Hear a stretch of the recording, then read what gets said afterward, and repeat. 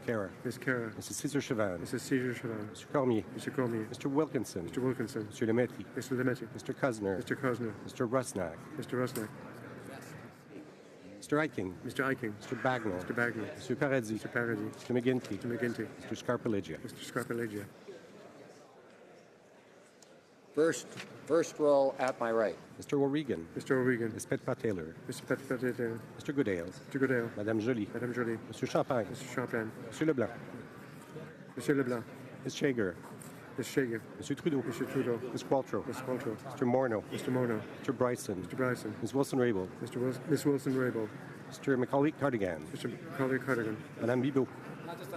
Madame Bibeau. Mr. Hussain. Mr. Hussain. Ms. McKenna. Ms. McKenna. Mr. Baines. Mr. Baines. Ms. Haidu. Ms. Haidu. Ms. Bennett. Ms. Bennett. Mrs. Philpott. Mrs. Philpott. Ms. Mahaichuk. Ms. Mahaichuk. Mr. Casey Cumberland Colchester. Mr. Casey Cumberland Colchester. Mr. Easter. Mr. Easter. Mr. McKay. Mr. McKay.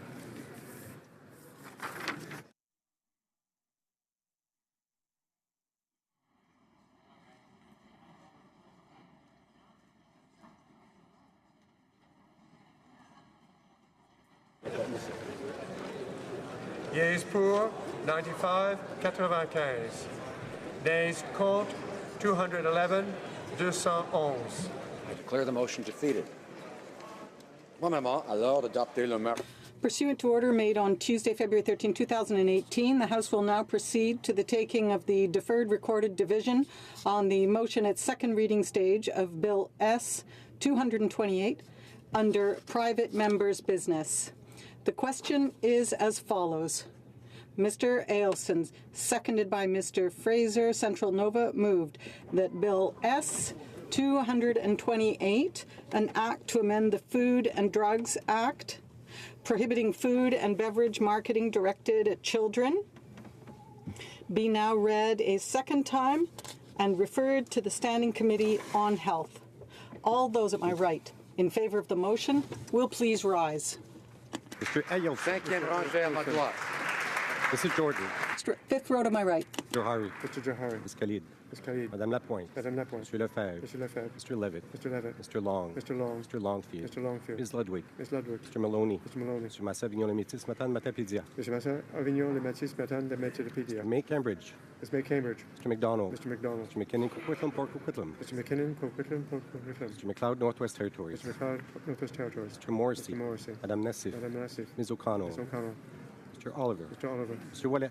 Mr. Willett. Mr. Peterson. Mr. Peterson. Mr. Picard. Mr. Picard. Mr. Robillard. Mr. Robillard. Mr. Rumi. Mr. Rumi. Ms. Sahota. Ms. Sahota. Mr. Saini. Mr. Saini. Mr. Sanga.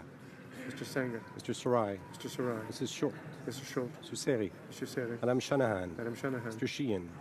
Mr. Sheehan. Mr. Sidhu Mishimasquee Fraser Canyon. Mr. Sidhu Mission, Ascree, Fraser Canyon. Ms. Sidhu Brampton South. Mr. Sidhu, Brampton South. Mr. Secan. Mr. Secan. Mr. Sorbera. Mr. Sorbera. Mr. Spangaman. Mr. Spangaman. Quatrième rangée à ma...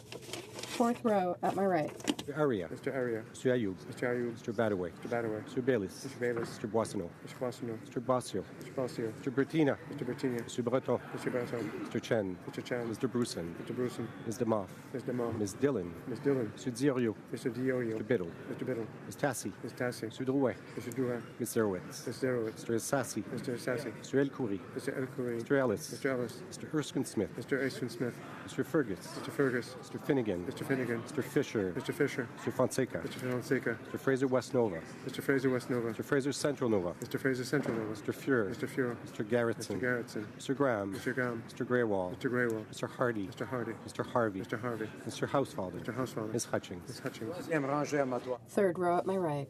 Ms. Ratanzi. Mr. Tanzi. Mr. Shifke. Mr. Shifke. Mr. Varani. Mr. Varani. Ms. Goldsmith-Jones. Mr. Goldsmith-Jones. Mr. Fillmore. Mr. Fillmore. Mr. Algabra. Mr. Algabra. Mr. DeCourcy. Mr. DeCourcy. Mr. Beach. Mr. Beach. Ms. Rudd. Ms. Rudd. Mr. Duguid. Mr. Dugan. Mr. Miller-Ville-Marie du Sud-Ouest et les Serres. Ms. Miller-Ville-Marie du Sud-Ouest, Ilesser. Mr. Lamoureux. Mr. Lamoureux. Mr. McKinnon-Gatineau. Mr. McKinnon-Gatineau. Mrs. McCrimmon. Mr. Crimmon. Mr. Lightbound. Mr. Lightbound. Mr. Vaughn. Mr. Vaughn. Mr. Mendocino. Mr. Mendocino. Mr. Poisson. Mr. Poisson. Mrs. Lockhart. Mrs. Lockhart. Ms. Young. Ms. Young. Mr. Jeffneski. Mr. Jesneski. Mr. Dhaliwal. Mr. Dhaliwal. Mr. Pesky-Salido. Mr. Pasquis-Scalito. Madame Mendez. Madame Mendez. Mr. Oliphant. Mr. Oliphant. Mr. Dubourg. Mr. Dubourg. Mr. Aldag. Mr. Aldridge. Ms. Alisley. Mr. Alisley. Mr. Amos. Mr. Amos. Mr. Ananda Sangri. Mr. Anand Sandagar. Deuxième rangée à ma droite. Second row at my right. Ms. Scrow. Mr. Lausanne-Argentin, la Petite Nation. Mr. Lauzon, Argentin, la Petite Nation. Mrs. Romanado. Mrs. Romanado. Mr. Rioux. Mr. Rio. Mr. Blair. Mr. Blair. Mr. Holland. Mr. Holland. Mr. Casey Charlottetown. Mr. Casey Charlottetown. Mr. Leslie. Mr. Leslie. Ms. Gould. Ms. Gould. Mr. Carr. Mr. Carr. Ms. Monsef. Ms. Monsef. Mr. Rodriguez. Mr. Rodriguez. Mr. Sohi. Mr. Sohi. Mr. Garneau. Mr. Garneau. Mr. Duclos. Monsieur Duclos. Ms. Murray. Ms. Murray. Ms. Cara. Ms. Cara. Mrs. Cesar Chavan. Mrs. Stephen Chavan. Mr. Cormier. Mr. Cormier. Mr. Wilkinson. Mr. Wilkinson. Mr. Lemaitre. Mr. Lemaitre. Mr. Kusner. Mr. Kusner. Mr. Rusnak. Mr. Rusnak. Mr. Eiking. Mr. Eiking. Mr. Bagnall. Mr. Bagnall. Mr. Paradis. Mr. Paradis. Mr. McGinty. Mr. McGinty. Mr. Scarpaleggia. Mr. Scarpaleggia. À ma droite. First row at my right. Mr. O'Regan. Ms. Pettipas-Taylor. Ms. Pettipas-Taylor. Mr. Goodale. Mr. Goodale. Madame Joly. Madame Joly. Mr. Champagne. Mr. Champagne. Mr. Leblanc. Mr. Leblanc. Ms. Chager. Ms. Chager. Mr. Trudeau. Mr. Trudeau. Ms. Qualtrough. Ms. Qualtrough. Mr. Morneau. Mr. Morneau. Mr. Bryson. Mr. Bryson. Ms. Wilson-Raybould. Ms. Wilson-Raybould. Mr. Macaulay-Cardigan. Mr. Cardigan. Madame Bibeau. Madame Bibeau. Mr. Hussain. Mr. Hussain. Ms. McKenna. Ms. McKenna. Mr. Baines. Mr. Baines. Ms. Haidu. Ms. Haidu. Ms. Bennett. Ms. Bennett. Mrs. Philpott. Mrs. Philpott. Ms. Mahaichuk. Ms. Mahaichuk. Mr. Casey Cumberland-Colchester. Mr. Casey Cumberland-Colchester. Mr. Easter. Mr. Easter. Mr. McKay. Mr. McKay. Que tous ceux All those at my left in favor of the motion will please rise. Fifth row. Mr. Rota. Mr. Rota. Mr. Hogue. Mr. Hogue. Mr. Rogers. Mr. Rogers.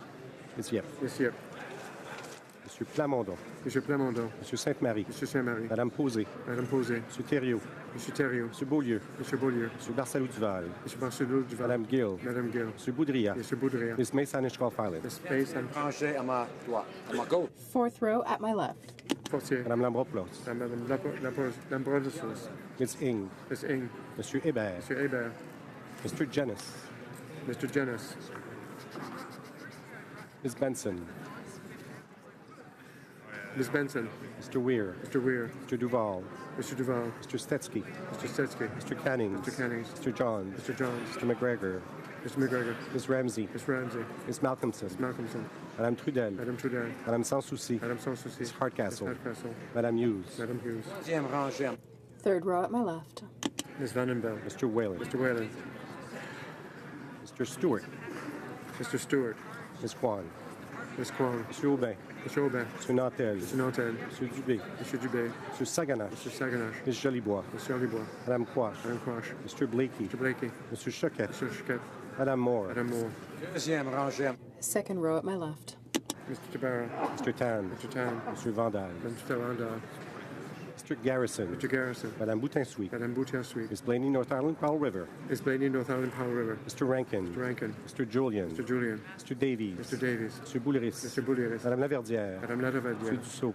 Mr. Dussault. Mr. Donnelly. Mr. Donnelly. Première rangée. First row at my left. Oh, Madame Brosseau. Madame Bosso. Ms. Duncan, Edmonton, Strathcona. Ms. Duncan, Edmonton, Strathcona. Mr. Cullen. Mr. Cullen. Mr. Angus. Mr. Angus. Mr. Christopherson. Mr. Christophe. Que tous ceux à ma All those at my right opposed to the motion will please rise. Fifth row.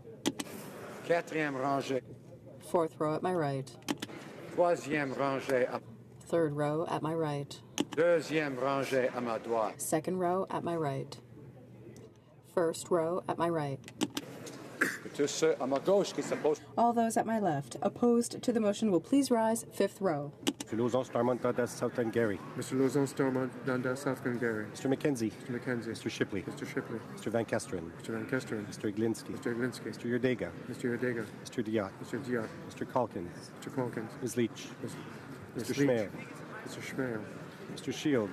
Mr. Shields. Mr. Vierson. Mr. Vierson. Mr. Waugh. Mr. Wall. Mr. Weber. Mr. Weber. Mr. Mott. Mr. Monks. Mr. Benson. Mr. Benson. Mrs. Cousy. Mrs. Cousy. Mr. Lloyd. Mr. Lloyd. Mrs. Falk, Battleford, Lloyd Minster. Mrs. Falk, Battleford, Lloyd Minster. À ma gauche. Mr. Falk, Provence. Fourth row at my left. Mr. Falk, Provencher. Mr. Généreux. Mr. General. Mr. Gould. Mr. Gould. Mr. Kimmich. Mr. Kimmich. Mr. Macaulay, Edmonton West. Mr. Macaulay, Edmonton West. Mr. Laub. Mr. Laub. Mr. Albrecht. Mr. Albrecht. Mr. Dreeshen. Mr. Dreeshen. Mr. Zimmer. Mr. Zimmer. Mr. Hobart. Mr. Hobart. Mr. McGuire. Mr. McGuire. Mr. Cooper. Mr. Cooper. Mr. Arnold. Mr. Arnold. Mr. Clark. Mr. Clark. Mr. Godek. Mr. Godet. Troisième rangée. Third row at my left. Mr. Warwa. Mr. Wawa. Mr. Sopa. Mr. Sopak. Mr. Sorensen. Mr. Sorensen. Mr. Miller, Bruce Gray, Owen Sound. Mr. Miller, Bruce Gray, Owen Sound. Mr. Brown. Mr. Brown. Mr. Reed. Mr. Reed. Mr. Carey. Mr. Carey. Mr. Lukiski. Mr. Lukiski. Mr. Nader. Mr. Nader. Mr. Broussard. Mr. Brassard. Mr. Sweet. Mr. Sweet. Mr. General. Mr. Jenner. Mr. Anderson. Mr. Anderson. Mrs. Wagenthal. Mrs. Wagenthal. Mr. Soroya. Mrs. Soroya. Madame Boucher. Madame Boucher. Deuxième rangée. Second row at my left. Mr. Neville. Mr. Albus. Mr. Albus. Mr. Pudus. Mr. Polis. Mr. Barlow. Mr. Barlow. Mr. Berthold. Mr. Berthold. Mr. Deltel. Mr. Deltel. Mr. Chung. Mr. Chung. Mr. Richards. Mr. Richards. Mr. Workington. Mr. Workington. Mr. Straw. Mr. Straw. Mrs. Stubbs. Mrs. Stubbs. Ms. Harder. Ms. Harder. Mrs. Vecchio. Mrs. Vecchio. Mrs. Wong. Mrs. Wong. Mr. Abultaif. Mr. Abutayev. Mr. Kelly. Mr. Kelly. Ms. Gladue. Mr. Gladue. Mr. McColeman. Mr. McColeman. First row at my left. Ms. Finley. Ms. Finley. Mr. Blini Bellechasse, les êtres humains Lévis. Mr. Brady Bellechasse, les Chimènes, Lévis. Mr. Allison. Mr. Allison. Mr. Bazan. Mr. Bazan. Ms. Rampel. Ms. Rampel. Mr. Kent. Mr. Kent. Mr. O'Toole. Mr. O'Toole. Mr. Reyes. Mr. Reyes. Ms. Bergen. Ms. Bergen. Mr. Poliev. Mr. Poliev. Mr. Fast. Mr. Fast. Mr. Bernier. Mr. Bernier. Mrs. Bloch. Mrs. Bloch. Mr. Clement. Mr. Clement. Mr. Van Loon. Mr. Van Loon.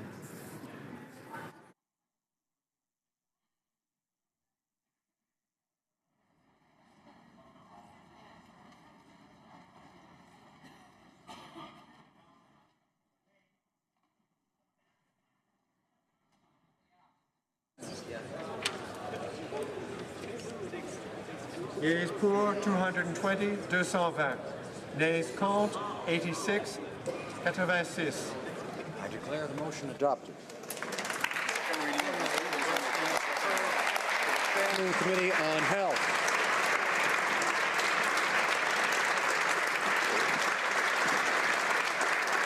Pursuant to order made on Tuesday, February 13, 2018, the House will now proceed to the taking of the deferred recorded division on the motion at second reading stage of Bill C-378 under private members' business.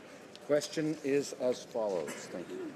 Mr. Brassard, seconded by Ms. Wagenthal, moved that Bill C-378, an act to amend the Department of Veterans Affairs Act, Fairness Principles, be now read a second time and referred to the Standing Committee on Veterans Affairs. All those at my left in favor of the motion will please rise. Fifth row at my left.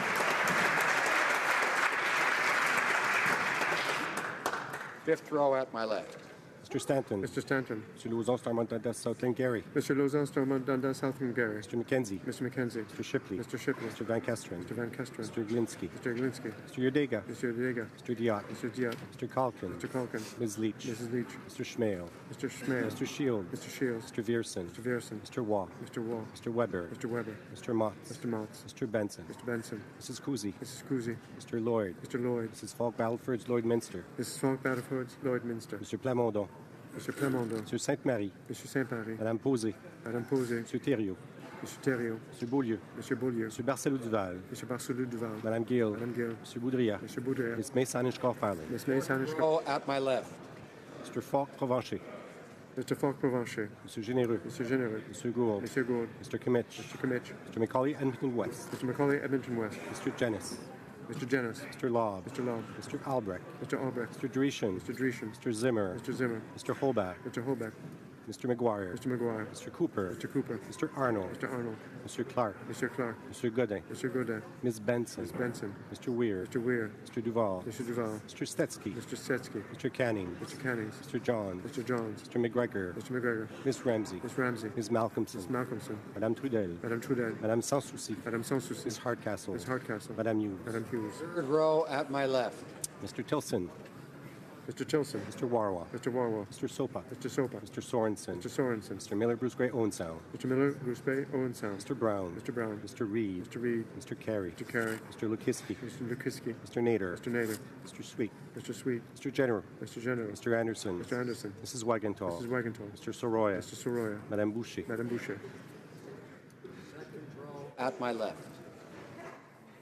Mr. Third row at my left. Mr. Stewart. Mr. Stewart. Ms. Kwan. Ms. Kwan. Mr. Aubin. Mr. Aubin. Mr. Nantel. Mr. Nantel. Mr. Dubé. Mr. Dubé. Mr. Saganache. Mr. Saganache. Ms. Jolibois. Ms. Jolibois. Madame Quash.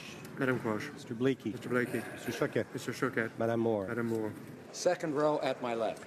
Mr. Nuttall. Mr. Nuttall. Mr. Albus. Mr. Albus. Mr. Paulus. Mr. Paulus. Mr. Barlow. Mr. Barlow. Mr. Berthold. Mr. Berthold. Mr. Deltel. Mr. Deltel. Mr. Chung. Mr. Chung. Mr. Richards. Mr. Richards. Mr. Workington. Mr. Workington. Mr. Straw. Mr. Straw. Mrs. Stubbs. Mrs. Stubbs. Ms. Harder. Ms. Harder. Mrs. Vecchio. Mrs. Vecchio. Mrs. Wong. Mrs. Wong. Mr. Abultaif. Mr. Abutayev. Mr. Kelly. Mr. Kelly. Ms. Ladoux. Ms. Gladue. Mr. McColeman. Mr. McCollum. Mr. Garrison. Mr. Garrison. Madame Boutin-Sweet. Madame Boutin-Sweet. Ms. Blaney, North Island, Powell River. Ms. Blaney, North Island, Powell River. Mr. Rankin. Mr. Rankin. Mr. Julian. Mr. Julian. Mr. Davies. Mr. Davies. Mr. Bouliris. Mr. Bouliris. Madame Laverdière. Madame Laverdière. Mr. Dussault. Mr. Dussault. Mr. Donnelly. Mr. Donnelly. First row at my left. Mr. Nicholson. Mr. Nicholson. Ms. Finley. Ms. Finley. Mr. Blaney Bellechasse de Chemin-Lévis. Mr. Blaney Bellechasse de Chemin-Lévis. Mr. Allison. Mr. Allison. Mr. Bazan. Mr. Bazan. Ms. Rampel. Ms. Rampel. Mr. Kent. Mr. Kent. Mr. O'Toole. Mr. O'Toole. Mr. Reyes. Mr. Reyes. Ms. Bergen. Ms. Bergen. Mr. Poiliev. Mr. Poiliev. Mr. Fass. Mr. Fass. Mr. Bernier. Mr. Bernier. Mrs. McLeod, Kamloops, Thompson, Caribou. Mrs. McLeod, Kamloops, Thompson, Caribou. Mrs. Block. Mrs. Block. Mr. Clement. Mr. Clement. Mr. Van Loan. Mr. Van Loan. Mr. Carroll. Mr. Carroll. Madame Rousseau. Madame Rousseau. Ms. Duncan, Edmonton, Strathcona. Duncan, Edmonton, Strathcona. Mr. Cullen. Mr. Cullen. Mr. Angus. Mr. Angus. Mr. Christopherson. Mr. Christopherson. All those at my right in favor of the motion will please rise. Fifth row. Fourth row at my right. Third row at my right. Second row at my right. First row at my right. All those at my left opposed to the motion will please rise. Fifth row. Mr. Rota. Mr. Rota. Mr. Hogue. Mr. Hogue. Mr. Rogers. Mr. Rogers. Ms. Yep. Ms. Yep. Fourth row at my left. Madame Fortier. Madame Fortier. Madame Lambropoulos. Madame Lambropoulos. Ms. Ing. Ms. Ing. Mr. Hébert. Mr. Hébert. Third row at my left. Ms. Vandenbelt. Ms. Vandenbelt. Mr. Whalen. Mr. Whalen. Second row at my left. Mr. Tabera. Mr. Tabera. Mr. Tan. Mr. Tan. Mr. Vandal. Mr. Vandal. First row at my left. All those at my right opposed to the motion will please rise. Fifth row. Mr. Jordan. Ms. Jordan. Mr. Johari. Mr. Johari. Ms. Khalid. Ms. Khalid. Madame Lapointe. Madame Lapointe. Mr. Lefebvre. Mr. Lefebvre. Mr. Levitt. Mr. Levitt. Mr. Long. Mr. Long. Mr. Longfield. Mr. Longfield. Ms. Ludwig. Ms. Ludwig. Mr. Maloney. Mr. Maloney. Mr. Massavignon Lamitis, Matan Matapédia. Mr. Mazé, Avignon, Le Métis, Matin, Matapédia. Mr. McCambridge. Mr. May Cambridge. Mr. McDonald. Mr. McDonald. Mr. McKinnon, Coquitlam, Port Coquitlam. Mr. McKinnon, Coquitlam. Mr. McLeod, Northwest Territories. Mr. McLeod, Northwest Territories. Mr. Morrissey. Mr. Morrissey. Madame Nassif. Madame Nassif. Ms. O'Connell. Ms. O'Connell. Mr. Oliver. Mr. Oliver. Mr. Ouellet. Mr. Ouellet. Mr. Peterson. Mr. Peterson. Mr. Picard. Mr. Picard. Mr. Robillard. Mr. Robillard. Mr. Rumi. Mr. Rumi. Ms. Sahota. Mr. Hota. Mr. Saini. Mr. Saini. Mr. Sanga. Mr. Sanga. Mr. Sarai. Mr. Sarai. Mrs. Schultz. Mr. Schultz. Mr. Seri. Mr. Seri. Madame Shanahan. Madame Shanahan. Mr. Sheehan. Mr. Sheehan. Mr. Sidhu Mission Mascrew Fraser Canyon. Mr. Sidhu Mission Mascrew, Fraser Canyon. Ms. Sidhu Brampton South. Ms. Sidhu Brampton South. Mr. Secan. Mr. Secan. Mr. Sorbera. Mr. Sorbera. Mr. Spangaman. Mr. Spangaman. Fourth row at my right. Mr. Arsenault. Mr. Arsenault. Mr. Area. Mr. Area. Mr. Ayoub. Mr. Ayoub. Mr. Badaway. Mr. Badaway. Mr. Baylis. Mr. Baylis. Mr. Boissonneau. Mr. Boissonneau. Mr. Bossio. Mr. Bossio. Mr. Bertina. Mr. Bertina. Mr. Breton. Mr. Breton. Mr. Chen. Mr. Chen. Mr. Bruson. Mr. Bruson. Mr. Moff. Mr. Moff. Ms. Dillon. Mr. Dillon. Mr. Diorio. Mr. Dorio. Mr. Biddle. Mr. Biddle. Ms. Tassi. Mr. Tassi. Mr. Drouin. Mr. Drouin. Ms. Zerwitz. Mr. Darrow. Mr. Assassi. Mr. Assassi. Mr. El Khoury. Mr. El Khoury. Mr. Ellis. Mr. Ellis. Mr. Erskine Smith. Mr. Erskine Smith. Mr. Elielson. Mr. Elielson. Mr. Fergus. Mr. Fergus. Mr. Finnegan. Mr. Finnegan. Mr. Fisher. Mr. Fisher. Mr. Fonseca. Mr. Fonseca. Mr. Fraser West Nova. Mr. Fraser West Nova. Mr. Fraser Central Nova. Mr. Fraser Central Nova. Mr. Fuhrer. Mr. Fuhrer. Mr. Garrettson. Mr. Garrettson. Mr. Graham. Mr. Graham. Mr. Greywall. Mr. Greywall. Mr. Hardy. Mr. Hardy. Mr. Harvey. Mr. Harvey. Mr. Housefather. Mr. Housefather. Ms. Hutchings. Ms. Hutchings. Third row at my right. Mr. Sims. Mr. Sims. Ms. Ratanzi. Ms. Ratanzi. Mr. Shifke. Mr. Shifte. Mr. Varani. Mr. Ferrani. Ms. Goldsmith-Jones. Ms. Goldsmith-Jones. Mr. Fillmore. Mr. Fillmore. Mr. Algabra. Mr. Algabra. Mr. DeCourcy. Mr. DeCourcy. Mr. Beach. Mr. Beach. Ms. Rudd. Ms. Rudd. Mr. Duguid. Mr. Dugan. Mr. Miller-Ville-Marie, le sud-ouest des Sœurs. Mr. Miller-Ville-Marie, le sud-est, l'ouest, des Sœurs. Mr. Lamour. Mr. Lamour. Mr. McKinnon-Gatineau. Mr. McKinnon-Gatineau. Mrs. McCrimmon. Mr. McCrimmon. Mr. Lightbound. Mr. Lightbound. Mr. Vaughn. Mr. Vaughn. Mr. Mendocino. Mr. Mendocino. Mr. Poisson. Mr. Poisson. Mrs. Lockhart. Mrs. Lockhart. Ms. Young. Ms. Young. Mr. Jesnevsky. Mr. Jesnevsky. Mr. Dhaliwal. Mr. Dhaliwal. Mr. Pesky-Salido. Mr. Pesky-Salido. Madame Mendez. Madame Mendez. Mr. Oliphant. Mr. Oliphant. Mr. Dubourg. Mr. Dubourg. Mr. Aldeg. Mr. Aldeg. Ms. Alislev. Mr. Alislev. Mr. Amos. Mr. Amos. Mr. Ananda Sangri. Mr. Ananda. Second row at my right. Ms. Grove. Ms. Grove. Mr. Lauzon, Argentin, la Petite Nation. Mr. Lauzon, Argentin, la Petite Nation. Mrs. Romanado. Mrs. Romanado. Mr. Rioux. Mr. Rioux. Mr. Blair. Mr. Blair. Mr. Holland. Mr. Holland. Mr. Casey Charlottetown. Casey Charlottetown. Mr. Leslie. Mr. Leslie. Ms. Gould. Gould. Mr. Carr. Mr. Carr. Ms. Monsef. Ms. Monsef. Mr. Rodriguez. Mr. Rodriguez. Mr. Sohi. Mr. Sohi. Mr. Garneau. Mr. Garneau. Mr. Duclos. Mr. Duclos. Ms. Murray. Ms. Murray. Ms. Cara. Ms. Cara. Mrs. Cesar Chavin. Mrs. Cesar Chavin. Mr. Cormier. Mr. Cormier. Mr. Wilkinson. Mr. Wilkinson. Mr. Lemaitre. Mr. Lemaitre. Mr. Kusner. Mr. Kusner. Mr. Rusnak. Mr. Rusnak. Mr. Eiking. Mr. Eiking. Mr. Bagnall. Mr. Bagnall. Mr. Paradis. Mr. Paradis. Mr. McGinty. Mr. McGinty. Mr. Scarpelligia. Mr. Scarpelligia. At my right. Mr. O'Regan. Ms. Petitpas-Taylor. Mr. Petitpas-Taylor. Mr. Goodale. Mr. Goodale. Madame Joly. Madame Joly. Mr. Champagne. Champagne. Mr. Leblanc. Mr. Leblanc. Ms. Chager. Ms. Chager. Mr. Trudeau. Mr. Trudeau. Ms. Qualtrough. Ms. Qualtrough. Mr. Morneau. Mr. Morneau. Mr. Bryson. Mr. Bryson. Ms. Wilson-Raybould. Mr. Wilson-Raybould. Mr. Macaulay-Cardigan. Mr. Colligan. Madame Bibeau. Madame Bibeau. Mr. Hussain. Mr. Hussain. Ms. McKenna. Ms. McKenna. Mr. Baines. Mr. Baines. Ms. Haidu. Ms. Haidu. Ms. Bennett. Ms. Bennett. Mrs. Philpott. Mrs. Philpott. Ms. Mahichuk. Ms. Mahichuk. Mr. Casey Cumberland Colchester. Mr. Casey Cumberland Colchester. Mr. Easter. Mr. Easter. Mr. McKay. Mr. McKay.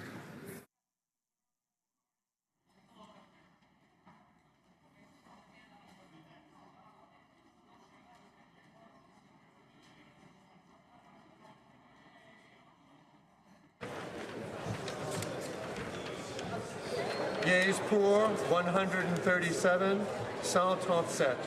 Nays contre 170, 170. I declare the motion defeated.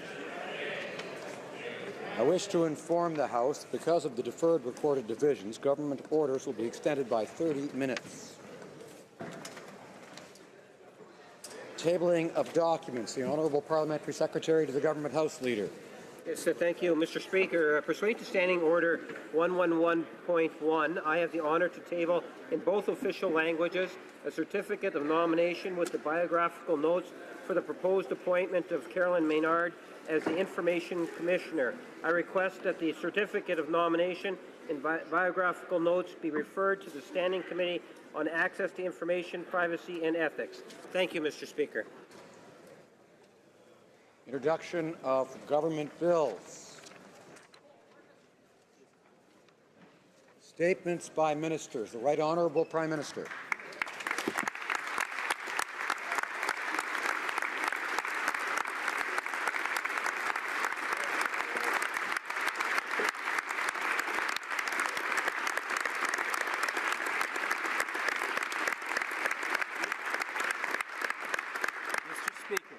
I would like to begin by recognizing that we are, as we are every day in this House, on the ancestral land of the Algonquin people. En septembre dernier, Last September, I spoke at the United Nations before delegations from all around the world.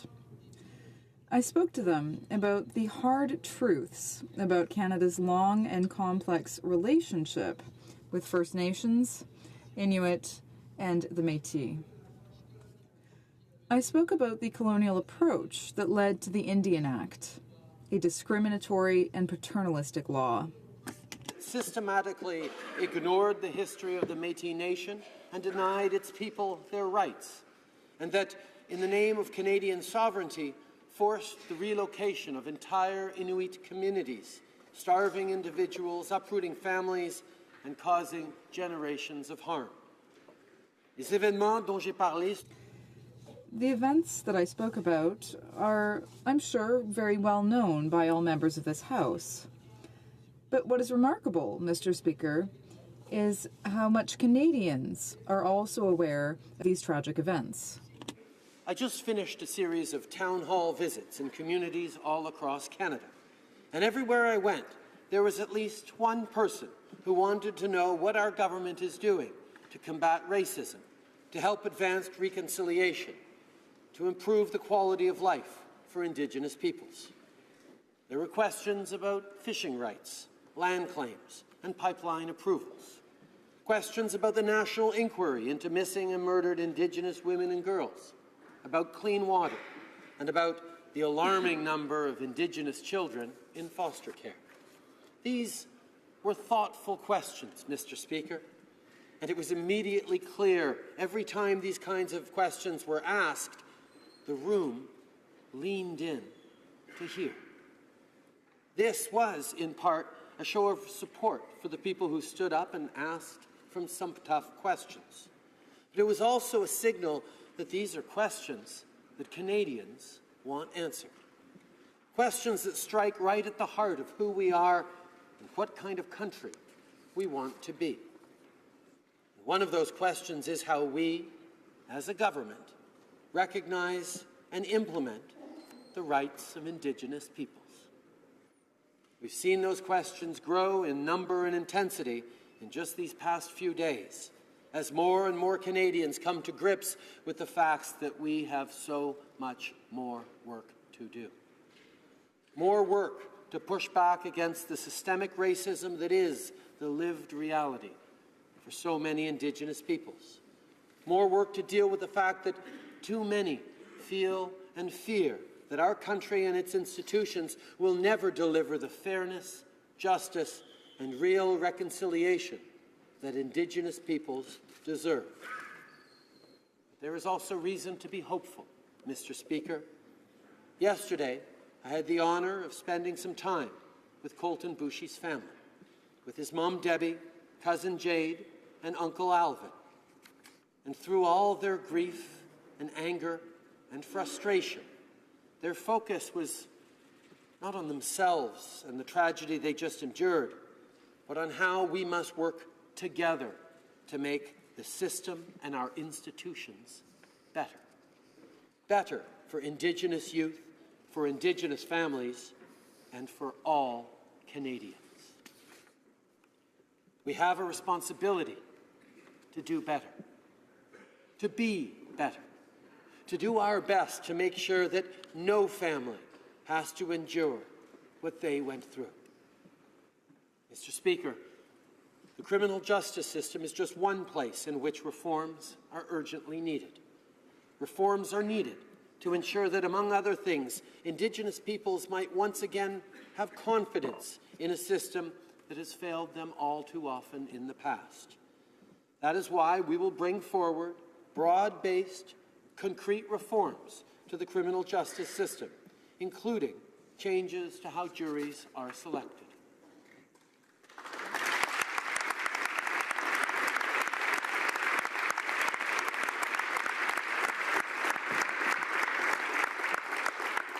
Il est évident, Monsieur le Président.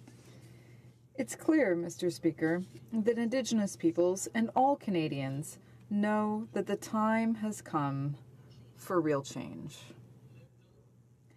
At the same time, some view our government's ambitious commitments with a certain amount of suspicion.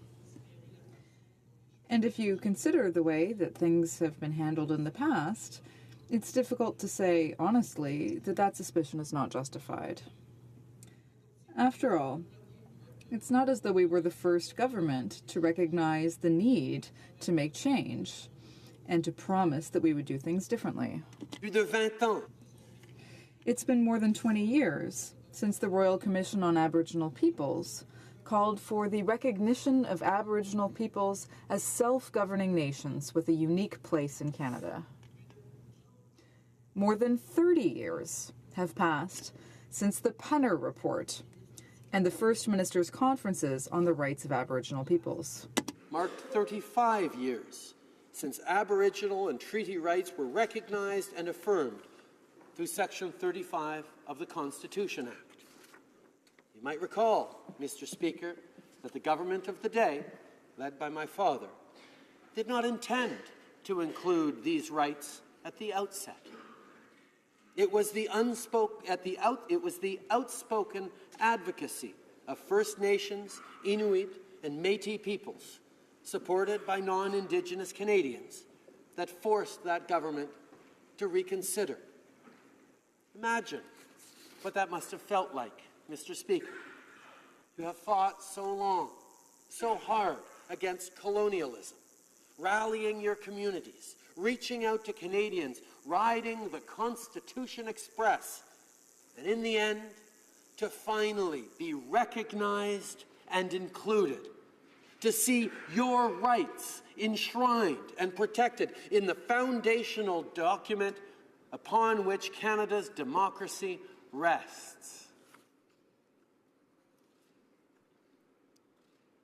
Now imagine the mounting disappointment the all too unsurprising and familiar heartache, and the rising tide of anger when governments that had promised so much did so little to keep their word.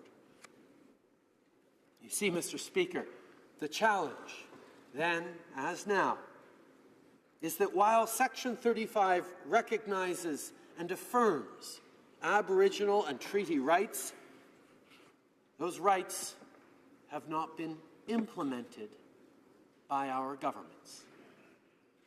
The work to give life to Section 35 was supposed to be done together with First Nations, Inuit, and Métis peoples. And while there has been some success, progress has not been sustained nor significant. And so, over time, it too often fell to the courts to pick up the pieces and fill in the gaps. More precisely, instead of outright recognizing and affirming Indigenous rights, as we promised we would, Indigenous peoples were forced to prove time and time again through costly and drawn-out court challenges that their rights existed, must be recognized and implemented. Les peuples autochtones, Indigenous peoples, like all Canadians, know that this needs to change. And we know it too. So that's why we have been working hard for 2 years to renew the relationship that we have with Indigenous peoples. A relationship founded on the recognition of rights, on respect, on cooperation, and on partnership. We are on the right track. the United Nations Declaration on the Rights of Indigenous Peoples without qualification and committed to its full implementation, including with government support for Bill C-262. We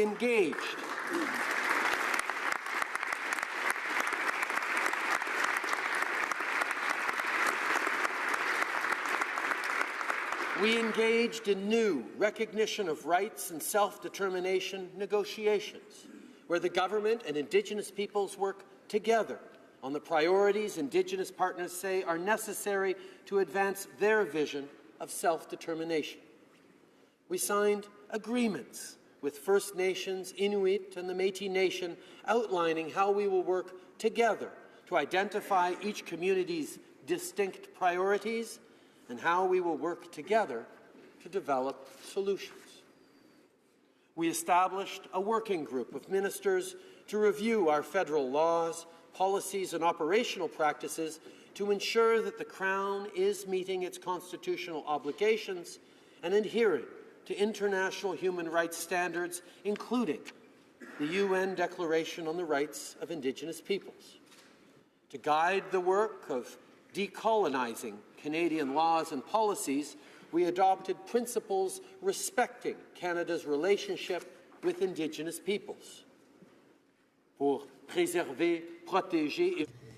preserve, protect, and revitalize Indigenous languages, we are working with Indigenous partners jointly to develop a First Nations, Inuit, and Métis Language Act. We've made changes to recognize Aboriginal rights and traditional knowledge, while making more space for Indigenous peoples when there are developments in their communities. Are an important start, Mr. Speaker, but they are just a start. To truly renew the relationship between Canada and Indigenous peoples, not just for today, but for the next 150 years and beyond, we need a comprehensive and far-reaching approach. We need a government-wide shift in how we do things. We need to both recognize and implement Indigenous rights, because the truth is, Mr. Speaker, until we get this part right, we won't have lasting success on the concrete outcomes that we know mean so much to everyone. Indigenous peoples in Canada should be able to drink the water that comes out of their taps. They should be able to go to sleep in homes that are safe and not overcrowded. Indigenous children should be able to stay with their families and communities where they are known and loved.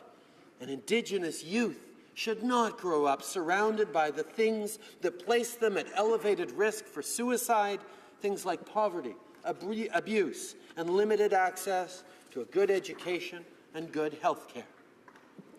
All of these things demand real, positive action, action that must include and be grounded in the full recognition and implementation of Indigenous rights.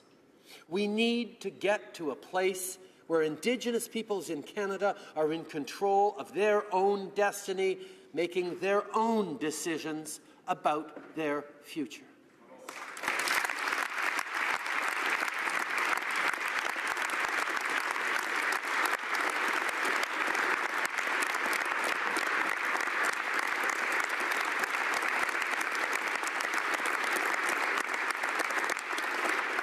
And so, today, I am pleased to announce that the government will develop, in full partnership with First Nations, Inuit, and Métis people, a new recognition and implementation of Indigenous rights framework that will include new ways to recognize and implement Indigenous rights.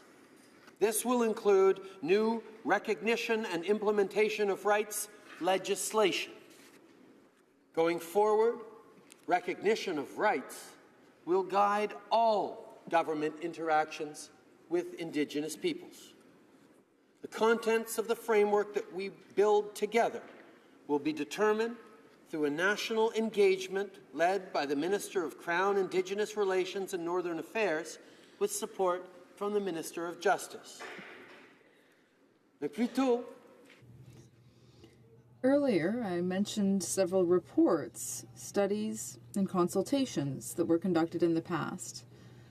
I know that some people will see any future consultation as just another step that will slow down and hinder the movement towards self-government for Indigenous peoples. But let me be clear, Mr. Speaker. Even if our solutions are responsible, well-intentioned, and well thought out, a solution that comes only from Ottawa simply won't be sufficient. We understand that Indigenous peoples are eager to undertake the significant work of rebuilding their nations and their institutions themselves. As a government, our job is to support, stand beside, and work in partnership with First Nations, Inuit, and Métis people in order to establish a framework and give them the tools that they need to trace their own path together with all Canadians.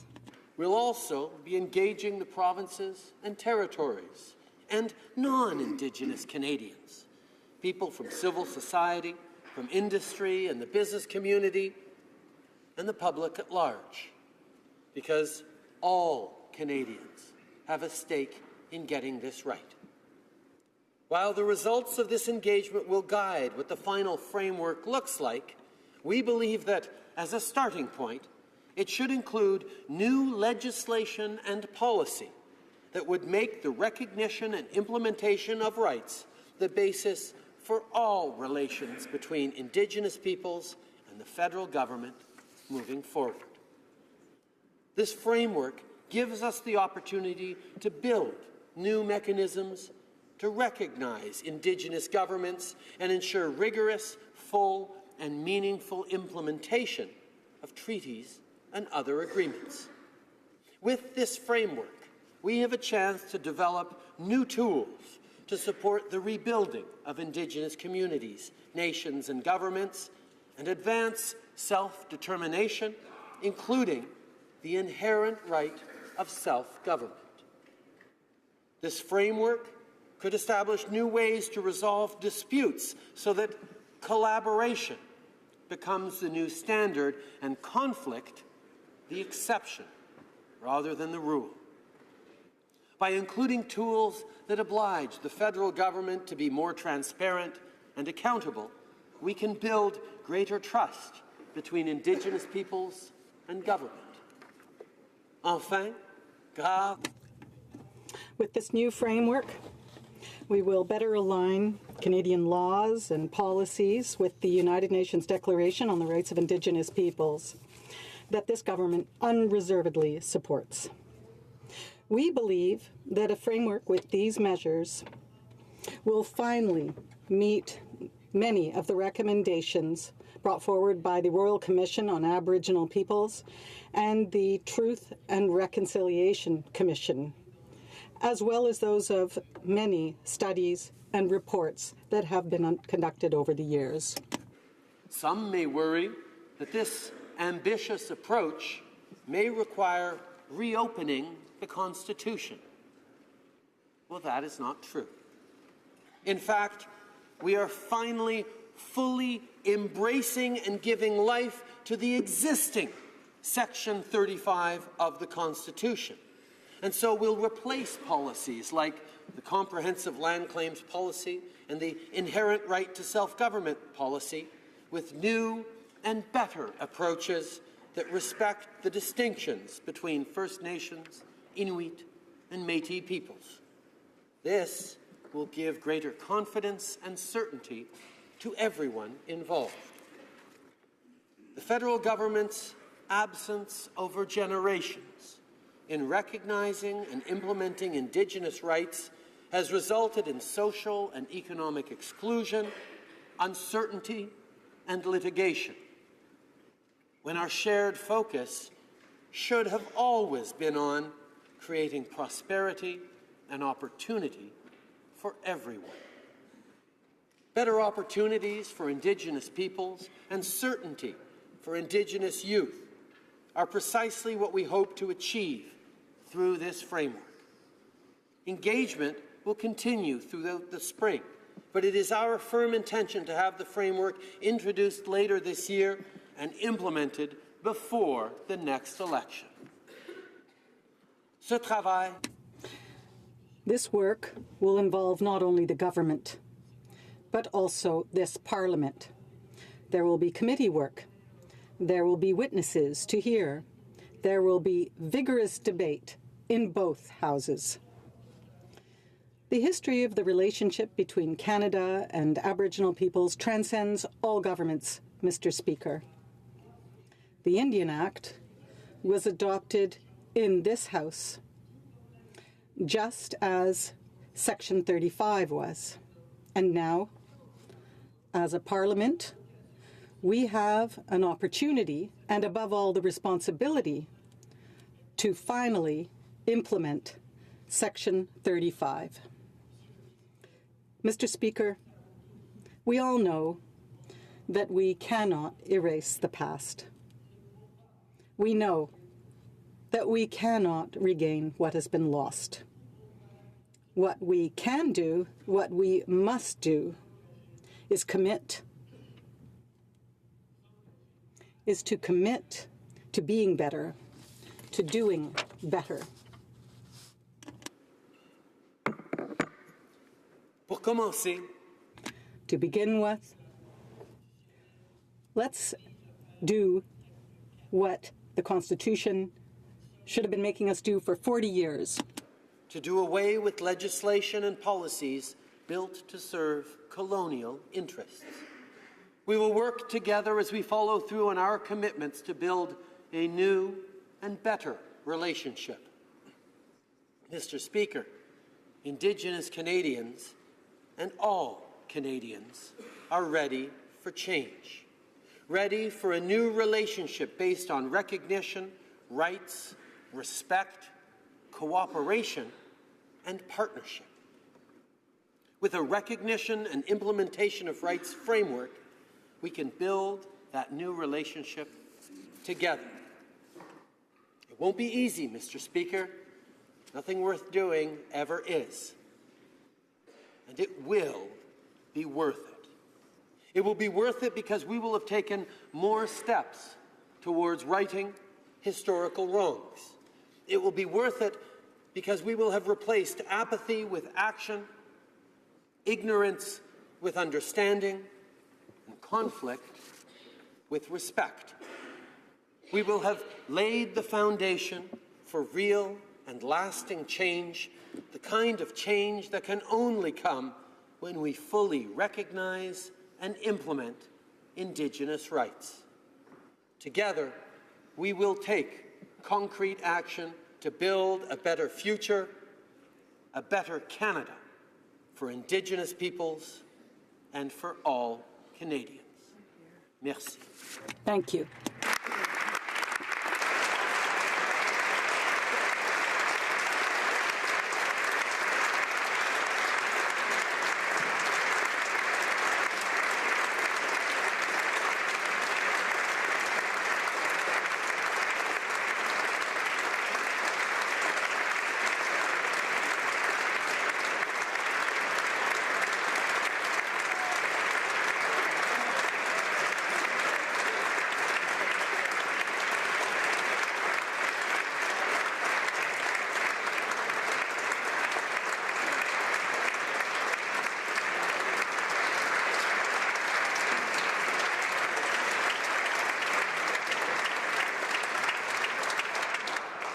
The honourable member for Kamloops, Thompson, Caribou.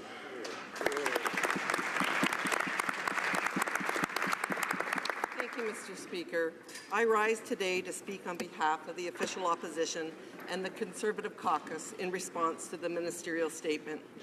The Prime Minister and his government have just informed this House that they intend to move forward with negotiations with a broad range of stakeholders, most specifically and crucially Canada's Indigenous communities and peoples, on the construction of a new framework for Indigenous rights in Canada and a relationship rooted in those rights. This, of course, is a noble and important goal. The rights of Indigenous peoples in Canada for far too long were ignored, maligned, or bent in the pursuit of other interests, and it is incumbent on all of us to continue moving forward in the spirit of reconciliation.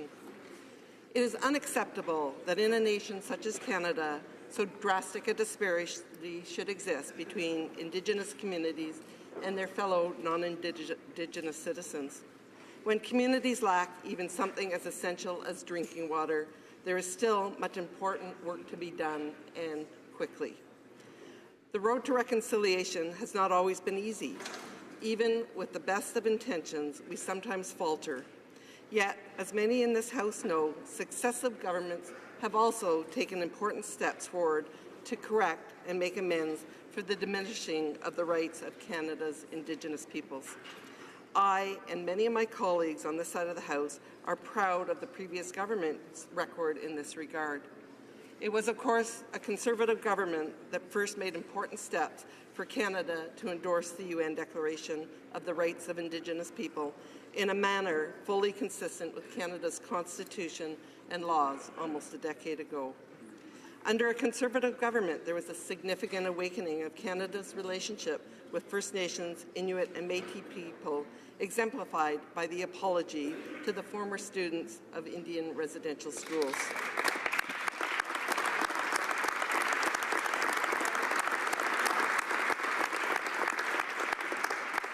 There was also the historic creation of the Truth and Reconciliation Commission, the apology for relocation of Inuit families to the High Arctic, and the honouring of all Métis veterans at Juno Beach, among other milestones. The contributions and challenges of Canada's Indigenous peoples were and must continue to be recognized and addressed. In particular, the recognition of the Declaration of Rights of Indigenous Peoples and the Truth and Reconciliation Commission combine to create the lens through which so much of our current work is now focused. They remain watershed moments for Canada's relationship with its Indigenous peoples. Together, all parties agreed to a new path for Canada, one wholly devoted to appreciating the depth of this country's diverse Aboriginal cultures. For nearly 10 years, it was a Conservative government that did take action to improve the lives of Indigenous peoples in Canada in partnership with their leaderships, communities, and industries. The challenges were significant, but we did make progress. Economic development, job readiness, housing, child and family services, education, access to safe drinking water, land claims, governance, and sharing benefits of natural resources development were core principles that provided a foundation for the new relationship. And Mr. Speaker, one of the more crucial elements to the plan was the extension of human rights protection and matrimonial real property rights to First Nations on reserve. Those were important steps to ensuring that Canada's Indigenous peoples saw themselves reflected in the same human rights protections afforded to any other Canadian citizen, with an emphasis particularly on women. No protections or initiatives are more important to any government than those having to do with recognizing the rights of every person who calls Canada home. Under the previous government, there was significant progress made towards fulfilling and protecting the rights of Aboriginal peoples, especially in filling existing gaps affecting the rights of Indigenous peoples living on reserve. Section 61, as we alluded to, of the Canada Human Rights Act was repealed to ensure that Indigenous people in Canada have full access to the protection of the Canadian Human Acts right while living on reserve. The Family Homes on Reserves and Matrimonial Interests of Rights Act was enacted, providing spouses on reserve with basic rights and protections that any Canadian would expect. In so many instances where the Act took effect, the primary beneficiaries were women and children. We also made great strides in the reconciliation and fulfillment of Aboriginal rights through the negotiation of modern treaties and the settlement of land claims. These initiatives were all crucial for real and lasting progress, and it is the hopes of everyone in this House a prosperous future for Indigenous peoples. It is a record, not just of goals achieved, but of goals designed to be achievable, to deliver results in the lifespan of a government elected over and over again because it could be trusted to get things done. So, Mr. Speaker, allow me to reiterate, much good work has been done in consultation and in partnership with Indigenous leaders to improve every aspect of Indigenous life in Canada. And not just to improve, but to promote, to champion, and to hold up to the world a Canadian example of how all sides can work together to make that future even brighter. Of course, it was always must be coupled with the recognition that we are far from perfect. It is heartening to hear the Prime Minister say that any steps forward this government takes in the creation of a new framework for Indigenous rights will be done in full consultation with Indigenous communities and leaders and others. If I were to point to any concerns with the Prime Minister's promises, it is that this government has too often fallen short of them, even in their brief time in office. There is always room for improvement when it comes to Canada's approach. That is true regardless of the government of the day. But this Liberal government in particular has had significant difficulty in delivering on the lofty commitments it makes. It has been unable to adhere to its own standard of openness and transparency, despite arguments to the contrary. Community members have been deprived of basic financial information by this government. They are unable to hold their leadership to account. That is not democracy.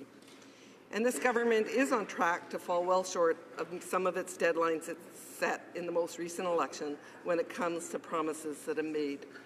We almost recognize that there can be no true and lasting reconciliation without considering economic reconciliation. Empowering Indigenous communities to share in the wealth of Canada that the wealth of Canada is so capable of creating for all of its citizens.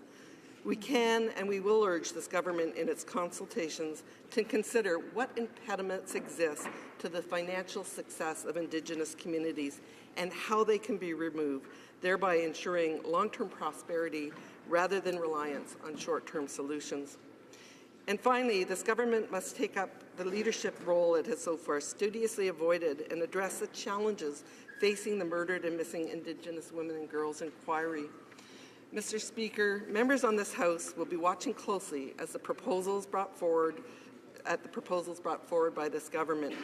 We will be testing them rigorously against standards of what is achievable in the medium, short, and long term.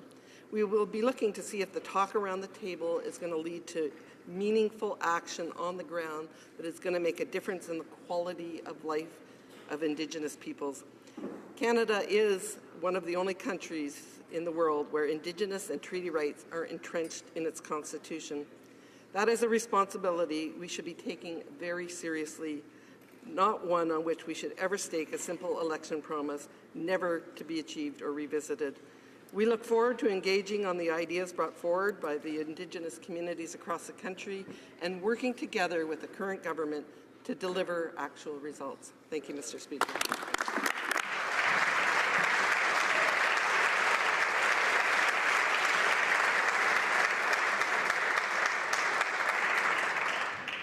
The Honourable Member for Abitibi Bay James Inuvik Inu.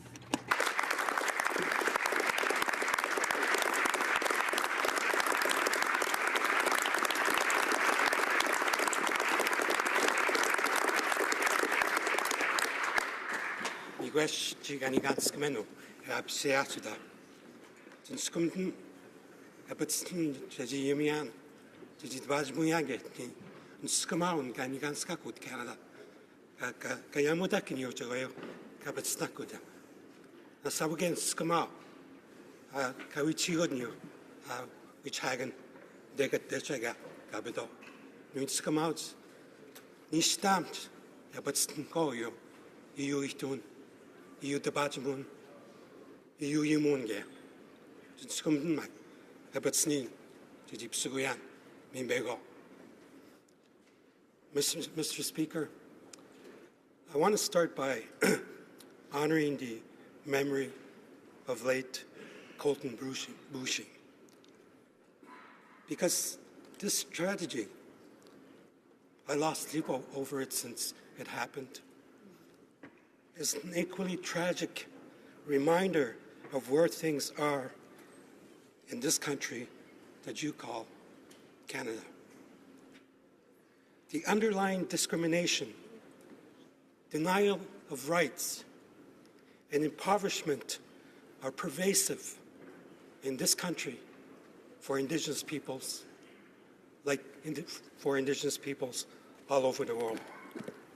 The discrimination and other human rights violations that Indigenous peoples face or encounter throughout Canada are at crisis levels. It's as simple as that. Indigenous peoples, families, youth, women, children, all are impacted with ongoing devastating effects.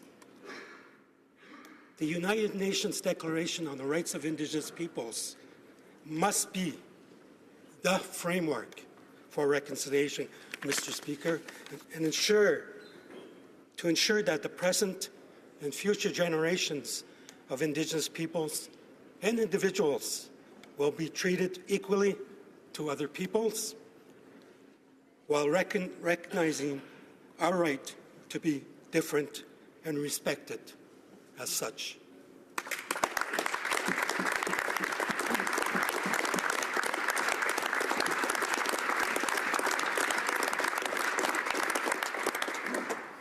Mr. Speaker, self-determination is not just a word.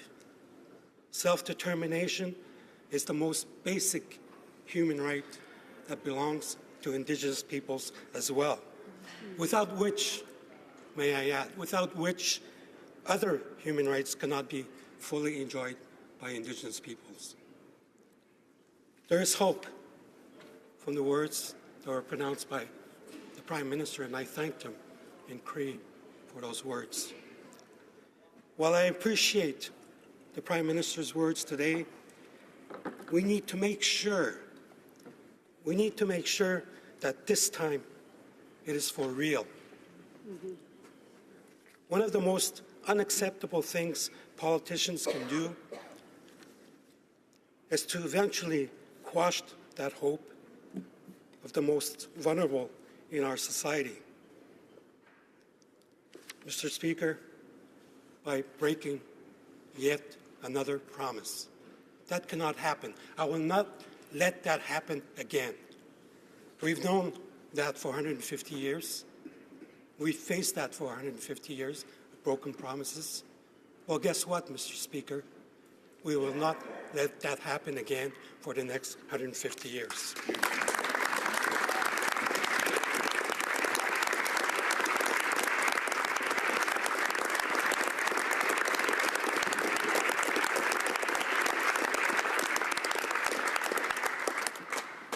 Mr. Speaker, everybody's friend, internationally Desmond Tutu, once said, "Hope is being able to see that there is light despite all the darkness." End of quote. Mr. Speaker, the rising tide of anger, I think, are the words of the Prime Minister.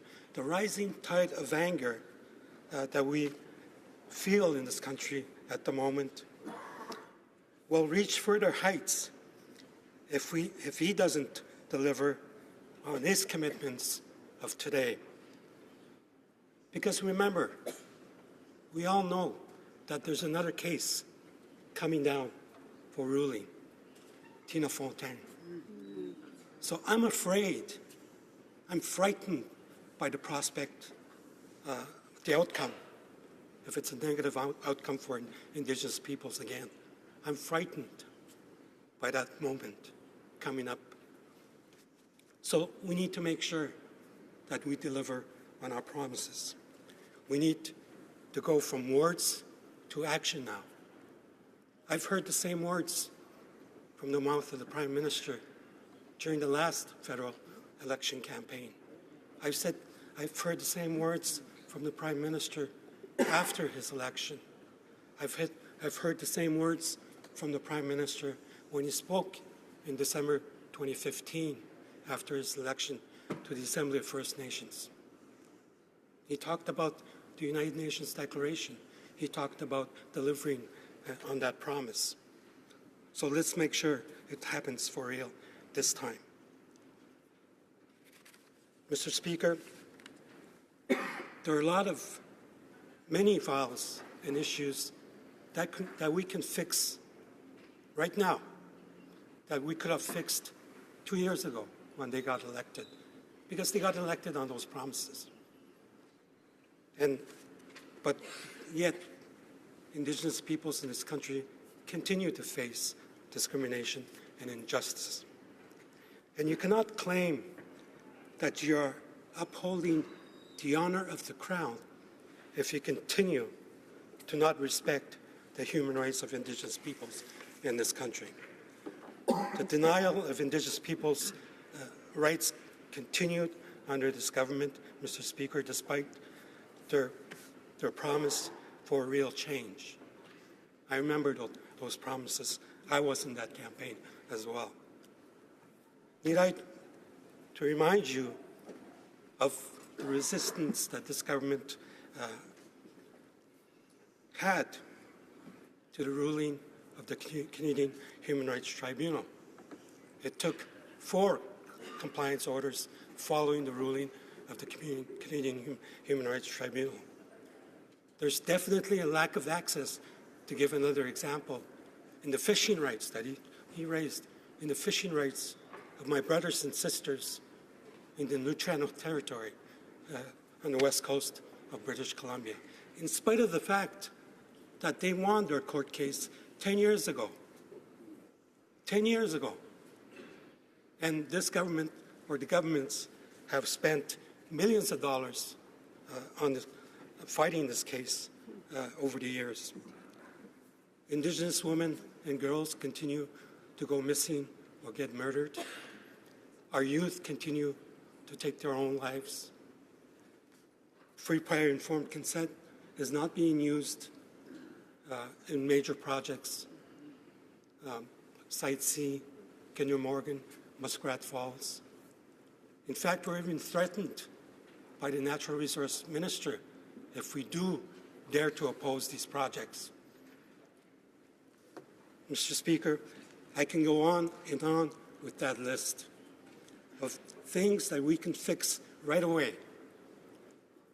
And it's possible. The frameworks are there. So let's start going beyond the MOUs and the framework agreements the engagement sessions, and all of these, the litany of expressions that they have been using. I've negotiated for 30 years with governments, third parties, Mr. Speaker, and in our jargon, we call that delay tactics. We call that a policy of, we'll do it, but eventually. Mr. Speaker, I believe in reconciliation. I believe in justice for Indigenous peoples. I think we all can agree to those concepts in this country now. And since the report of the Truth and Reconciliation Commission, and there are major recommendations contained in that report that we should all endorse right now.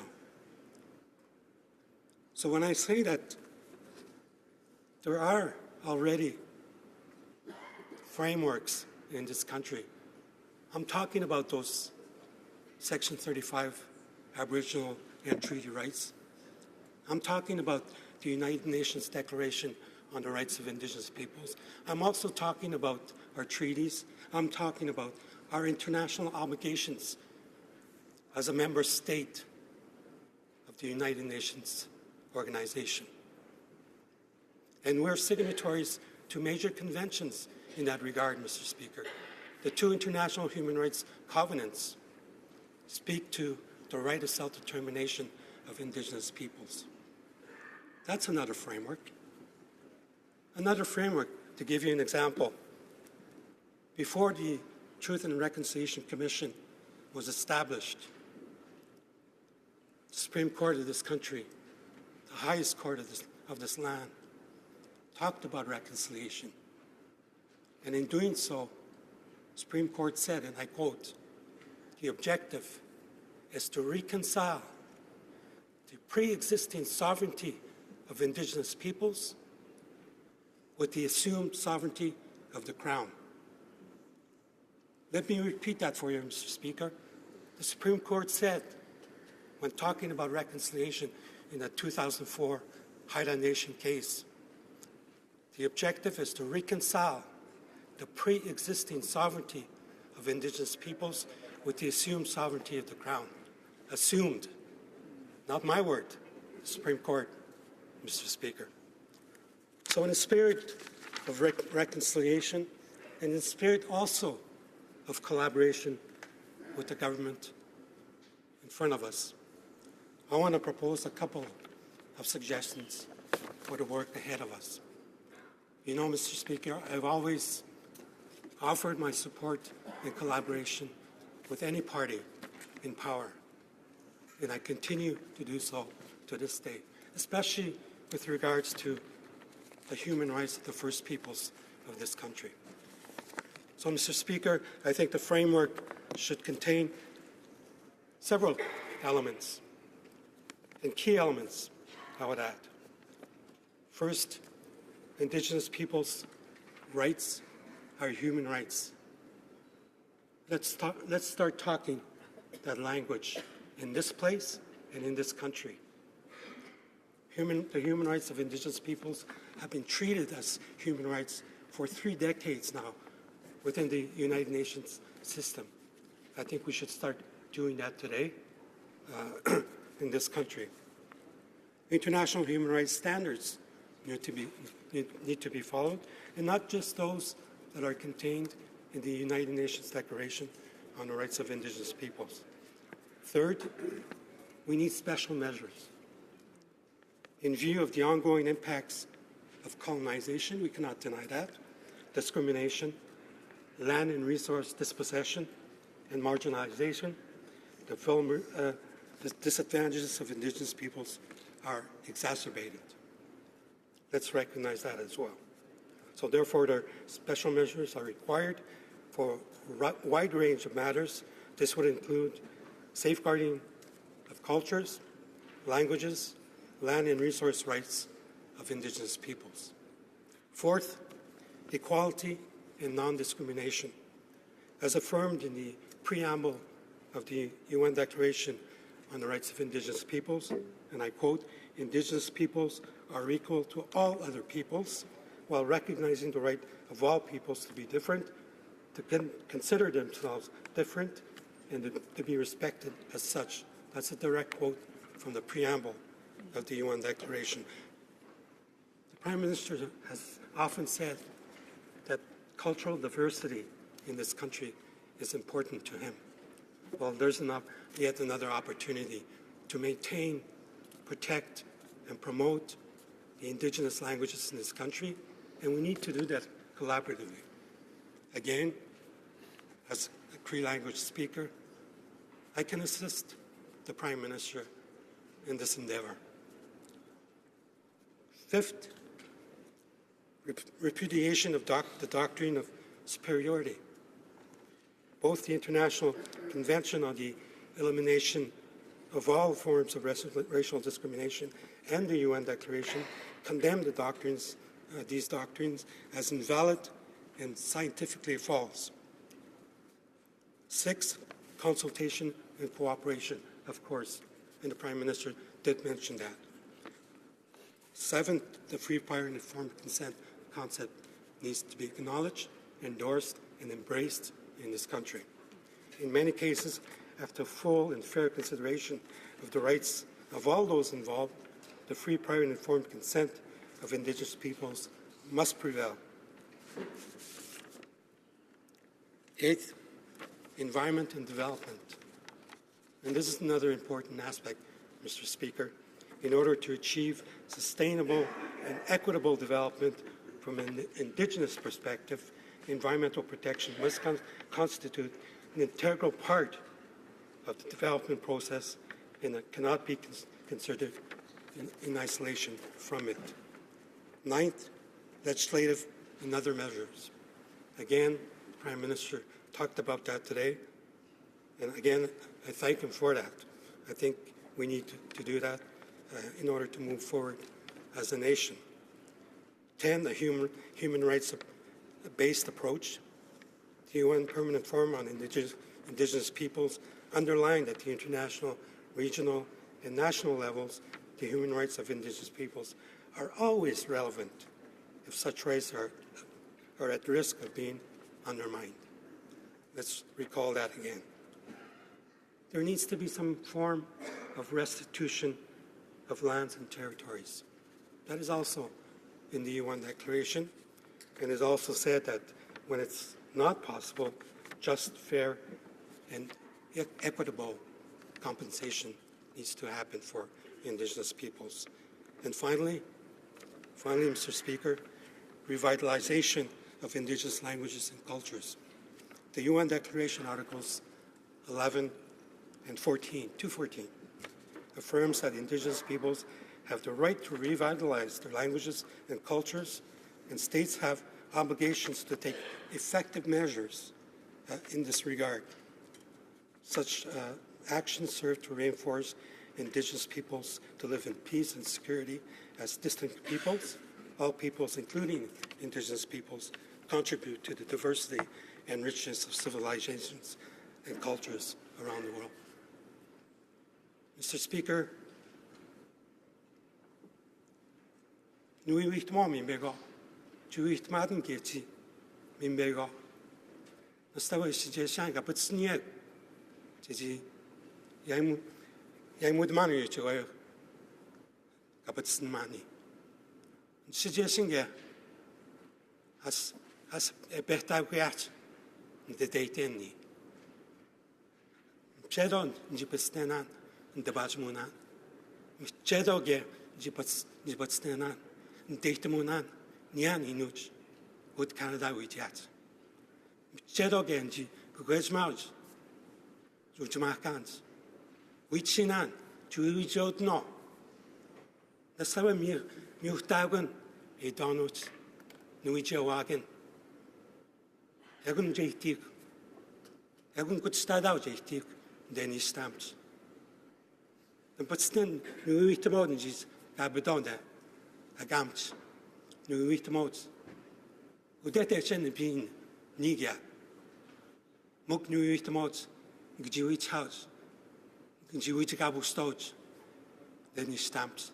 A good step which I zegt ik. Very briefly, Mr. Speaker, those concluding remarks were words of thanks and gratitude for me to be able to stand in this place as a person that was born literally on the land under a tent some 50 and more years ago, and now being able to speak to you in this House and to the Prime Minister. I'm very grateful for that.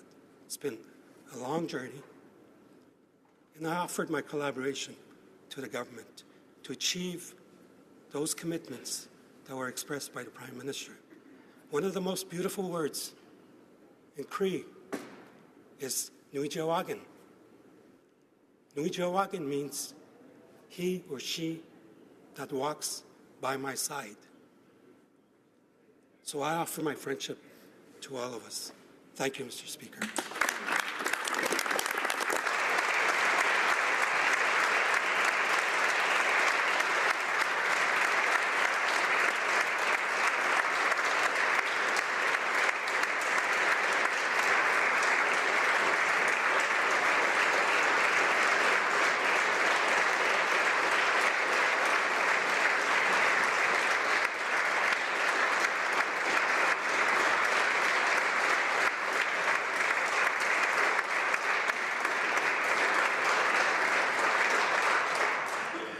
Est-ce qu'il y a le consentement unanime pour... Is there unanimous consent of the House for the member for Manicouagan to present his comments? Agreed. The Honourable Member for Manicouagan.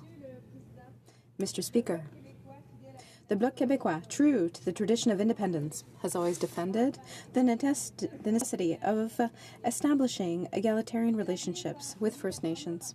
The future must be made through constructive nation-to-nation partnerships that respect everyone's legitimate interests.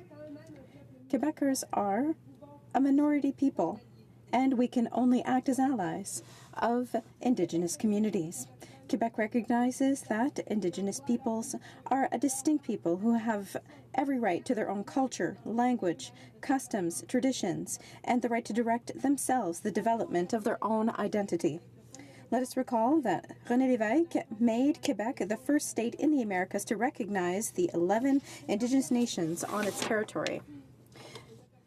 This follows along the same lines of agreements signed with the Indigenous peoples of Quebec, namely the James Bay and Northern Quebec Convention, as well as the Peace of the Braves. I would also indicate that at the invitation of the Cree, the Bloc Québécois was the first political group to participate in the United Nations work that led to the Declaration of the Rights of Indigenous Peoples. That is a great source of pride. If I mention these events from the last several decades, it is simply to say that this is far from the first time that Indigenous peoples have heard the speech that the Prime Minister has just made. What was in that statement the National Assembly passed in 1985. That is why when the Prime Minister says that Indigenous peoples know that the time has more than come for a change, you will not be surprised to learn that the Bloc Québécois is more than fully in agreement. We also agree that when the Prime Minister highlights the laxity of the federal government when it comes to Indigenous nations, we agree that it is important to highlight that, but we are also well aware that when it comes to establishing a nation-to-nation relationship, it takes time, and it takes, above all, a will that always seemed to be missing in Ottawa, regardless of which party was in power. There is so much left to do to transform the paternalist relationship between the government and Indigenous communities. There is still so much to do to make sure that they can take advantage of the public services that are tailored to their different realities. It is scandalous that education, the key to the future of any people, remains in the hands of a level of government that does not take into account different cultures and customs of Indigenous peoples. It is even worse that when it comes to investments, Indigenous children are worth half as much as other children when Ottawa is the one who is holding the purse strings. This, of course, leads to difficulties when it comes to employment and when it comes to professional development. There is still so much to be done for the First Peoples to be able to count on appropriate public services. How can we hope to solve social problems with police forces that the public doesn't trust? There is still so much to be done in matters of health for when people have to be uprooted to be cared for. And what to say about the problems of inadequate housing, running water, and more. Underfunding affects northern communities in a way that would never be tolerated in white villages in the south. There is still so much to be done for First Nations to be able to manage their lands in a way that allows them to truly rise, especially in business. There is still so much to be done for the Indigenous children in Indigenous communities to be able to have an equal chance to grow and to succeed. We are not here only to point fingers, however. We need to highlight that the government has committed several times to improving relationships with Indigenous communities. We will not be able to rebuild, or rather repair, generations of negligence and retreatments instantaneously. The challenges are many, because there is much to be rebuilt between Ottawa and First Nations. When it comes to principles, we entirely agree with the government's statement. And we expect to see the implementation of this before applauding it. Words must become real action, and there must be real successes on the ground. The government must involve all stakeholders and respect its constitutional limits. It needs to adapt to the needs of every nation. It will have to tailor its approach instead of adopting a one-size-fits-all approach. The Prime Minister's speech, we have all heard it before today. But while repeating his willingness to act and recommitting, the Prime Minister has clearly demonstrated today that we will have to judge the success of his mandate by the success of new agreements with Indigenous peoples. Mr. Speaker, the time for speeches is at an end.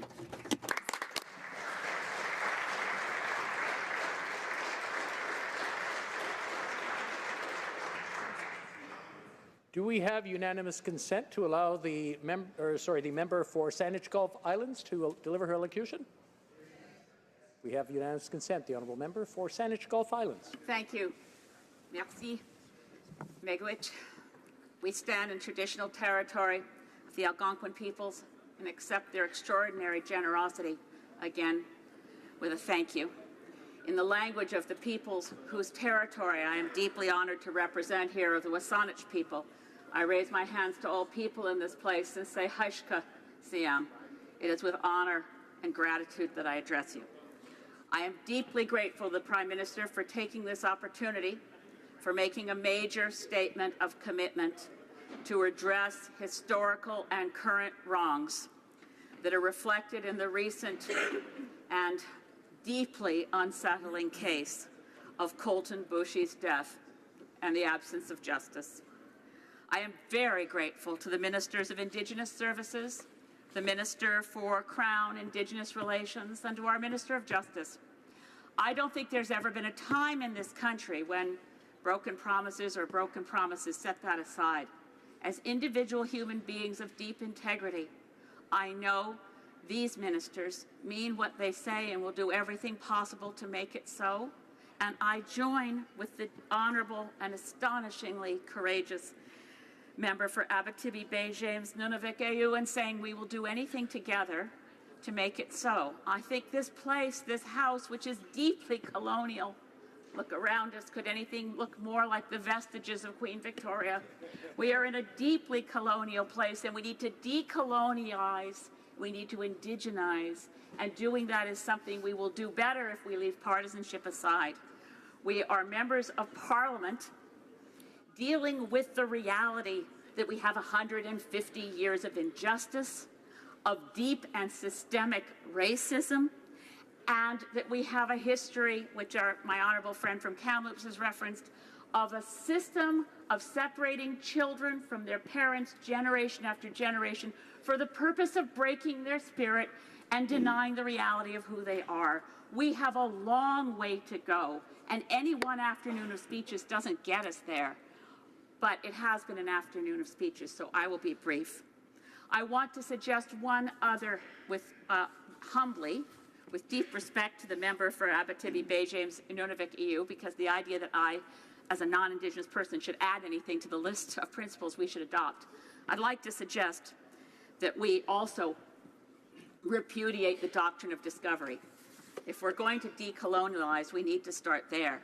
To recognize the sovereignty of the nations, of the Indigenous peoples who were here first, we really need to find a way to roll back 150 years.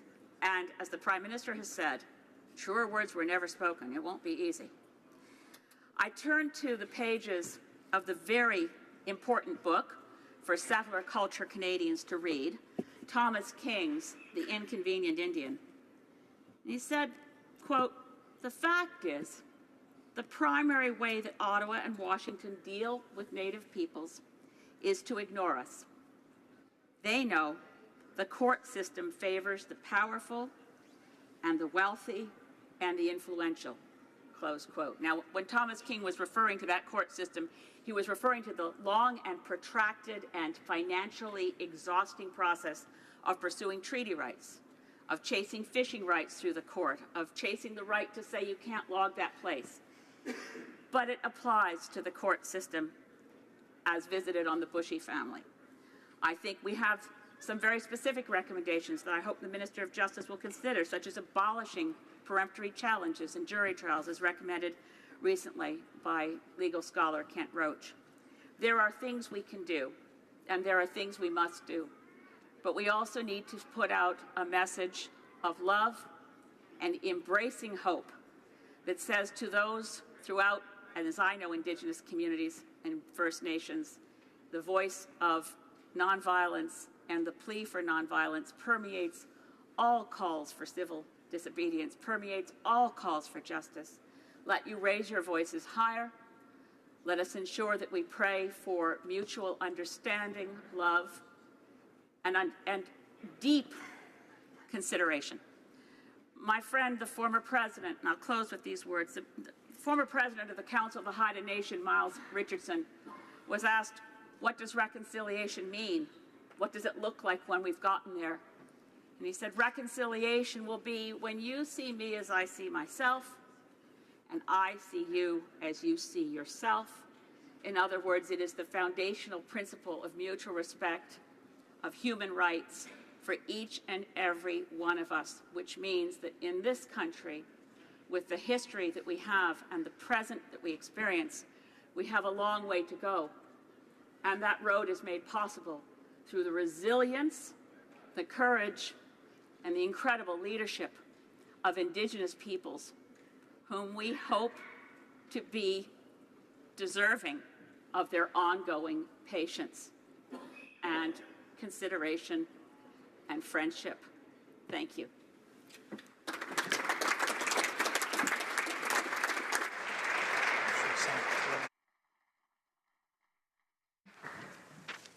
Je désire informer la Chambre quand I'd like to inform the House that due to the statements by ministers, government orders will be extended by 63 minutes. Rapport de délégation interparlementaire. Reports from interparliamentary delegations. Presenting reports from committees. Members' bills. First readings of Senate public bills. Motion. Motions. Présentation de pétitions. Presenting petitions. The Honourable Member for Dufferin? Toronto Danforth. Thank you, Mr. Speaker. I have the pleasure today to be presenting a petition on behalf of some of my constituents who have been doing work on the issue of predatory banking. They're very concerned about access to banking services and how we can ensure that people aren't subject to predatory banking. So I would like to thank Donna Borden for her leadership in arranging for this petition and getting these signatures. Thank you, Mr. Speaker. Presenting petitions, l'honorable député. The Honourable Member for Rosemont-la-Petite-Patrie. Thank you, Mr. Speaker. I'm pleased today to table a petition signed by nearly 1,000 citizens who, as part of the 100th anniversary of the Balfour Declaration, remind the Government of Canada that it has an obligation to respect the rights of the Palestinian people and also to respect its international engagements, notably resolutions from the UN Security Council and also the Geneva Convention No. 4, which Canada signed about the occupation of the Palestinian territory. Presenting petitions. For Edmonton Strathcona. Thank you, Mr. Speaker. I'm pleased to table a petition by 678 residents of Alberta calling on the Government of Canada to implement a guaranteed annual income of $1,500 a month or $18,000 a year for all Canadian citizens 18 years or older, and that the $18,000 a year is in addition to any personal income already earned. Presenting petitions, présentation de pétition, la députée de Sherbrooke. Honourable Member for Sherbrooke. Thank you, Mr. Speaker. I have two petitions to table today. The first is signed by people from across Canada who are calling for action on the persecution of Falun Gong. And they're calling for an end to organ trafficking, which is being carried out by the Chinese regime. They're also calling on the government, the Chinese government, rather, to stop persecuting people who practice Falun Gong. And then I also have a petition, an electronic one, if you'll allow me, signed by 986 people who are discussing the government's compensation package for dairy farmers as part of the CETA negotiations. They are denouncing the fact that dairy farmers have suffered great harm by being excluded from the government's compensation program because, well, these are non-cow dairy farmers, so they're asking the government to rectify that injustice and to create a compensation program so that goat milk farmers, for example, can benefit from that compensation. Thank you. Presenting petitions, the Honourable Member for Saanich, Gulf Islands. Speaker, it's an honour to rise and present petitions from constituents and some residents of Ottawa who are calling on the government to consider the growing costs of the climate crisis, that the costs of the climate crisis are rising to in the order of now between $1 and $8 billion a year and could rise to, by 2050, estimates of $20 to $43 billion a year. Therefore, they urge the government to accelerate efforts to prepare Canadians for adaptation, to assist in learning how to adapt across various sectors in Canada, and to pursue adaptation with the same vigor as mitigation. Thank you, Mr. Speaker. Presenting petitions, the Honourable Member for Algoma, Manitoulin, Kapuskasing. Thank you very much, Mr. Speaker, and I'm pleased to table a petition to the Government of Canada concerning a pan-Canadian strategy for eating disorders. Mr. Speaker, eating disorders such as anorexia and bulimia have the highest mortality rate of all mental illnesses. However, the sooner someone can receive treatment they need, the better the chance of recovery. Mr. Speaker, the first cause of death for people with eating disorders is cardiac arrest, and the second is suicide. And, Mr. Speaker, children as young as 7 years old are being diagnosed and hospitalized with eating disorders, and more than 1,000 Canadians suffer, 1 million Canadians suffers, and families also suffer, and they've been negatively affected by this. Mr. Speaker, Canadians with eating disorders suffer long wait lists for help, which is unacceptable, limited access to mental health services, and lack of trained professionals in hospitals and residential care. So, Mr. Speaker, they are calling upon the government to put in place this national pan-Canadian strategy for eating disorders by working together with provincial and territorial ministers responsible for health and all stakeholders to develop a comprehensive pan-Canadian strategy for eating disorders to include better prevention, diagnosis, treatment, support, and research. And they're also calling upon this government and the House to support Motion 117. Thank you, Mr. Speaker. Presenting petitions. Présentation de pétitions. Questions on the order paper. The Honourable Parliamentary Secretary to the Government House Leader. Yes. Monsieur le Président.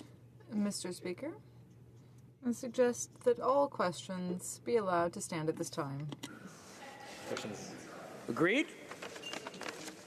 Agreed. Well, the Honourable Parliamentary Secretary to the Government House Leader. On notices of motions, I believe, at this time, production of papers, Mr. Speaker. I would ask that all notices of motions for the production of papers be allowed to stand at this time. Agreed? Agreed. Orders of the day. Government orders, Ways and Means, prise en considération d'une motion des voies et moyens en vue du Consideration of a Ways and Means motion concerning the government's implementation that would introduce an act to give effect to the agreement on Cree Nation governance between the Crees of Ayuichi and the Government of Canada. Anna for Ms. Bennett, seconded by Ms. Qualtrough, moves that the Ways and Means motion to introduce an act to give effect to the agreement on Cree Nation governance between the Crees of Ayuichi and the Government of Canada to amend the Cree Naskapi of Quebec Act and to make related and consequential amendments to other acts be concurred in. Plaît-il à la Chambre d'adopter la... Is it the pleasure of the House to adopt the motion? Tous ceux en faveur? All those in favor of the motion will please say yay. Tous ceux... All those opposed will please say nay. À mon avis, les oui. In my opinion, the ayes have it. Okay. C'est adopté.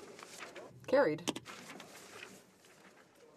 Ms. McKenna for Ms. Bennett, seconded by Ms. Qualtrough, moves for leave to introduce a bill entitled An Act to Give Effect to the Agreement on Cree Nation Governance between the Cree of Ayuichi and the Government of Canada to amend the Cree Naskapi of Quebec Act and to make related consequential amendments to other acts. This motion is deemed adopted.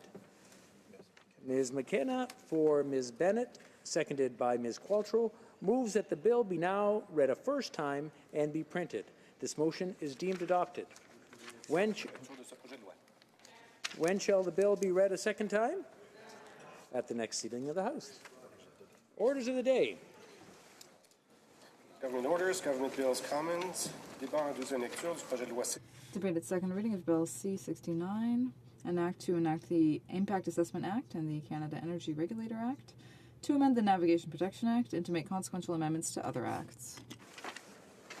Ms. McKenna, seconded by Ms. Qualtrough, moves that Bill C-69, an act to enact the Impact Assessment Act and the Canadian Energy Regulator Act, to amend the Navigation Protection Act, and to make consequential amendments to other acts, be now read a second time and referred to the Standing Committee on Environment and Sustainable Development.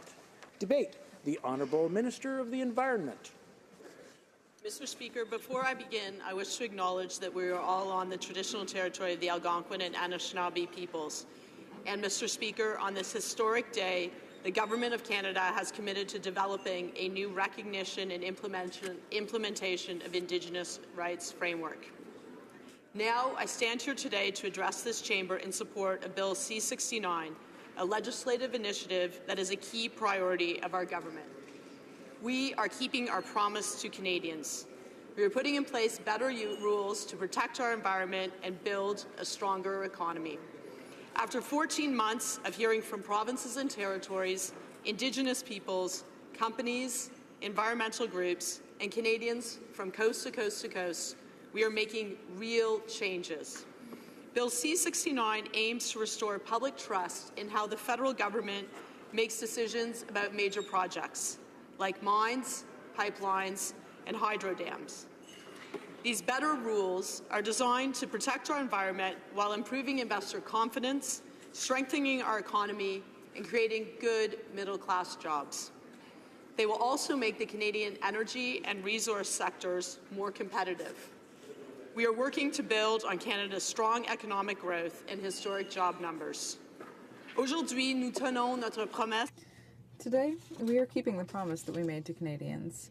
We are setting up better rules to protect our environment and strengthen our economy. We spent 14 months listening to the provinces, territories, Indigenous peoples, companies, environmental groups, and Canadians from coast to coast to coast. And now we are bringing real change. The bill that we're presenting today aims to restore public trust in the way the federal government makes decisions about big projects, such as mines, pipelines, and hydroelectric dams. These improved rules are designed to protect our environment while improving investor confidence, strengthening our economy, and creating good middle-class jobs. They will also make the energy sector and the resource sector more competitive. We are working on developing strong economic growth and a record number of jobs. Speaker, our government understands the importance of the resource sector to our economy. Over $500 billion in major resource projects are planned across Canada over the next decade. These projects would mean tens of thousands of well-paying jobs across the country, and they would provide an economic boost for nearby communities and our economy as a whole. But we can't get there without better rules to guide our decisions around resource development. Unfortunately, the Harper government gutted environmental protections and made changes to the environmental assessment process that eroded public trust in how decisions are made. Malheureusement, le gouvernement... Unfortunately, the Harper government gutted environmental protections and made changes to the environmental assessment process that eroded public trust in how decisions are made. Canadians became concerned that projects approvals were based on politics rather than robust science. They were concerns that changes were putting our fish, waterways, and communities at risk and were not taking into account the climate impacts of projects. They were also concerned that the views of communities and Indigenous peoples were not being heard. This lack of trust resulted in polarization and paralysis. Projects stalled and resource development became a lightning rod for public opposition and court challenges. Billions of dollars of investment was put in jeopardy, raising concerns for investors and shareholders. Ironically, the Harper government's changes made it a lot more challenging for good projects to get built. Weaker rules hurt both our environment and our economy. Since we formed government, we have worked very hard to restore public trust while providing certainty to business. In January 2016, we introduced interim principles to guide how our government would review proposed major projects until we could put better rules in place. We knew we couldn't keep approving projects under the Harper government's flawed rules, but we also knew that we couldn't put our economic development on hold for 2 years while we worked on the new rules. Our interim principles were the first part of delivering on one of our high priority platform commitments, to review and fix Canada's environmental assessment process and to restore confidence in how decisions about resource development are made.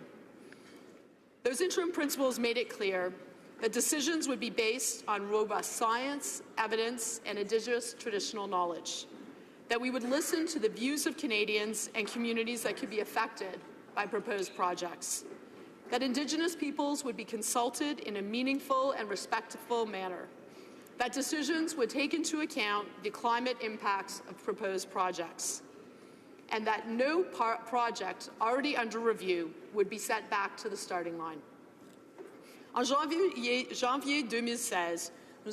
In January 2016, we introduced interim principles to guide how our government would review proposed major projects until we could put better rules in place. We knew we couldn't keep approving projects under the Harper government's flawed rules, but we also knew we couldn't put our economic development on hold for 2 years while we worked on the new rules. Our interim principles were the first part of delivering on one of our high priority platform commitments. That is to review and fix Canada's environmental assessment process and to restore confidence in how decisions about resource development are made. The interim principles. In November 2016, we also announced a $1.5 billion Oceans Protection Plan. Through that historic investment, we are creating a world-class marine safety system while protecting our coastlines and clean waters for generations to come. Then, in December 2016, after a year of negotiations with provinces, territories, and Indigenous leaders, we announced the first ever Made in Canada climate plan. Our national climate plan builds on the actions of provinces and territories and provides a clear roadmap as to how we will cut carbon pollution and move together towards a cleaner future. En utilisant les principes by using interim principles and by using our Oceans Protection Plan and our Climate Action Plan, we have approved new major projects worth billions of dollars for the Canadian economy and thousands of good jobs for the middle class throughout the country. These projects are clearly in the national interest. And thanks to the various steps we have gone through to date, we are confident that these projects will be built while at the same time protecting our environment and our communities. We are determined to have these built. Outlined in Bill C-69 build on improvements we've already made and on the feedback that we received from Canadians over the last 14 months. We heard loud and clear that Canadians want a modern environmental and regulatory system that protects the environment, supports reconciliation with Indigenous peoples, attracts investment, and ensures that good projects go ahead in a timely way to create new jobs and economic opportunities for the middle class. And we heard from investors and project proponents that they want a clear, predictable, and timely process. That is what our better rules provide. First, these better rules will rebuild trust. When it comes to resource development, you can't get very far if people don't trust the rules and the way governments make decisions. The same goes for companies. They need to know what's expected of them from the start and that the process will be predictable, timely, and evidence-based. That's why our top priority with the changes we're proposing is increasing transparency and rebuilding trust. To rebuild trust, we will increase public participation in project review so that Canadians have an opportunity to contribute to project design, comment on project plans, and assess scientific studies that these decisions are based on.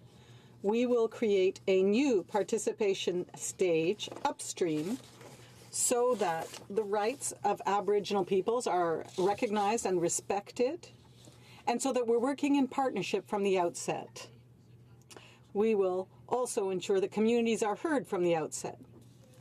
And we will create one agency, the Impact Assessment Agency of Canada, that will undertake all impact assessments for major projects in order to make sure that we have a consistent and effective approach. Agency of Canada will work with and draw expertise from other bodies like the Canadian Energy Regulator, currently the National Energy Board, the Canadian Nuclear Safety Commission, and offshore boards. But the final decision on major projects will rest with me or with the federal cabinet, because our government is ultimately accountable to Canadians for the decisions we make in the national interest. Second, decisions on projects will be transparent and guided by robust science, evidence, and Indigenous traditional knowledge. We will also increase Canadians' access to the science and evidence behind project proposals and make easy-to-understand summaries of decisions publicly available. Second, decisions on projects will be transparent and guided by robust science, evidence, and Indigenous traditional knowledge. We will also increase Canadians' access to the science and evidence behind project proposals and make easy-to-understand summaries of decisions publicly available. Third, we're expanding project reviews to assess what matters to Canadians. The new impact assessment will look at a project's potential impacts, not just on the environment, but also its health, social, gender, and economic impacts over the long term, as well as the impacts on Indigenous peoples. We will also evaluate projects against our environmental obligations and National Climate Plan. La nouvelle évaluation. The new impact assessment will look at a project's potential impacts, not just on our environment, but also its health, social, gender, and economic impacts over the long term, as well as the impacts on Indigenous peoples. We will also evaluate projects against our environmental obligations and national climate plan. Fourth, we will advance Canada's commitment to reconciliation and get to better project decisions by recognizing Indigenous rights and working in partnership from the start. We'll make it mandatory to consider Indigenous traditional knowledge alongside science and other evidence. Indigenous jurisdictions will have greater opportunities to exercise powers and duties under the new Impact Assessment Act. And we'll increase the funding available to support Indigenous participation in capacity development relating to assessing and monitoring the impacts of projects. We will advance Canada's commitment to reconciliation, and we will get to better project decisions by recognizing Indigenous rights and working in partnership from the start. Fifth, project reviews will be completed through a timely and predictable process.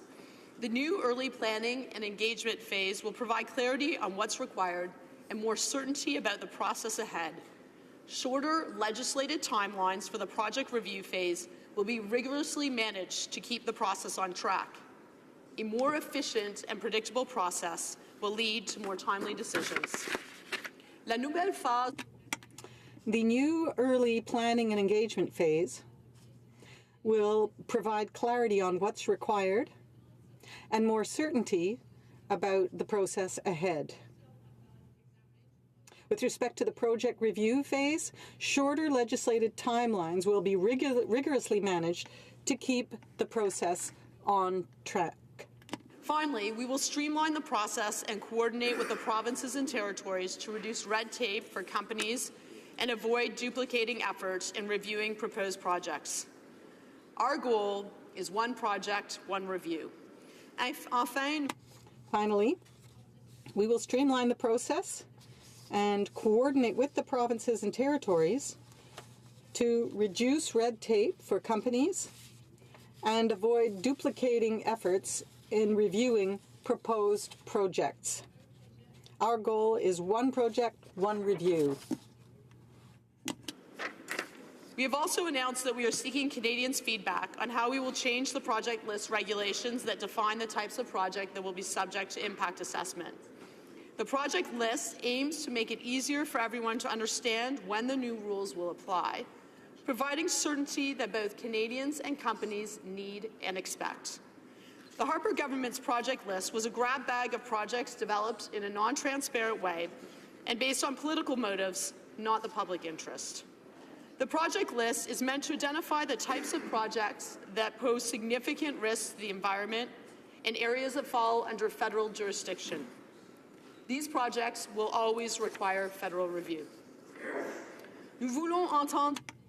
We want to hear from Canadians on the criteria to revise the project list to ensure that it is more robust and includes effective criteria such as environmental objectives and standards for clean air, water, and climate change. We want to hear from Canadians on the criteria to revise the project list to ensure that it is more robust and includes effective criteria such as environmental objectives and standards for clean air, water, and climate change. The new rules outlined in Bill C-69 must undergo a thorough review in this House and the Senate until they come into effect. Existing laws and interim principles for project reviews will continue to apply to projects under review.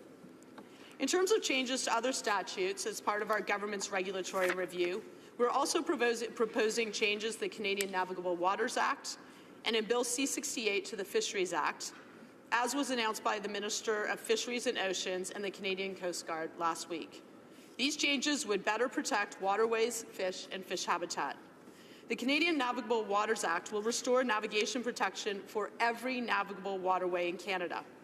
And changes to the Fisheries Act will add important new safeguards for our fisheries, including measures to rebuild damaged fish stocks and restore degraded habitat, ensuring that our fisheries and environment are protected for future generations. The Canadian Navigable Waters Act will restore navigation protection for every navigable waterway in Canada. And changes to the Fisheries Act will add important new safeguards for our fisheries. Of course, none of these proposed changes mean much without providing the extra capacity needed to deliver on our commitments. That's why we're investing up to $1 billion over 5 years to support the proposed changes to impact assessments and the Canadian Energy Regulator, increase scientific capacity in federal departments and agencies, changes required to protect water, fish, and navigation, and increase Indigenous and public participation. Je suis très fière aujourd'hui. I am extremely proud today that we are delivering on one of our major campaign promises, and I want to thank Canadians from coast to coast to coast for all of their valuable input, which will help ensure better rules to make our environment and grow our economies. We know that the changes outlined today will not satisfy everyone. People who tend to distrust business and want no project to go ahead will say we're doing too little to protect our environment. And those who want every project to go ahead, whatever the environmental cost, will say we're doing too little to support resource development. But the better rules that we are announcing today reflect what we have heard overwhelmingly and consistently from Canadians over the past year and a half. That we are delivering on one of our major campaign promises, and I want to thank Canadians from coast to coast to coast for all their valuable input, which will help ensure better rules to better our environment and grow our economies. We know that the changes outlined in Bill C-69 won't satisfy everyone. People who tend to distrust business and want no project to go ahead will say we're doing too little to protect our environment. And those who want every project to go ahead, whatever the environmental cost, will say we're doing too little to support resource development. But the better rules outlined in Bill C-69 reflect what we have heard overwhelmingly and consistently from Canadians over the past year and a half. Canadians want a modern environmental and regulatory system that protects the environment, supports reconciliation with Indigenous peoples, attracts investment, and ensures good projects can go ahead, which creates middle-class jobs and grows our economy. Mr. Speaker, Canadians understand that better rules will make us more competitive, not less. Canadians understand that the environment and the economy go together. Thank you. Merci. Questions and comments. The honourable member, l'honorable député de Rosemont. The honourable member for Rosemont, La Petite Patrie. Thank you very much, Mr. Speaker. And I'd like to thank the Minister of the Environment for her remarks and for also having tabled this bill, which attempts to make up for mistakes of the past that have existed for a long time. And there was deficient environmental legislation. It's true that people lost trust in the process. I'll have an opportunity to speak as well to uncertainty surrounding this bill and the weaknesses of the bill that we feel is incomplete. However, I do have a specific question now for the Minister.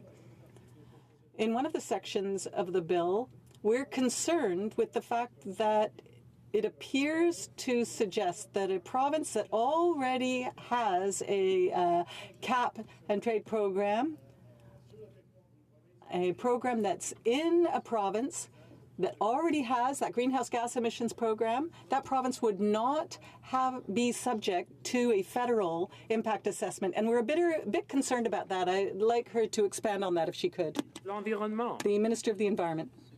Thank you, Mr. Speaker. And I'd like to thank my colleague for his question.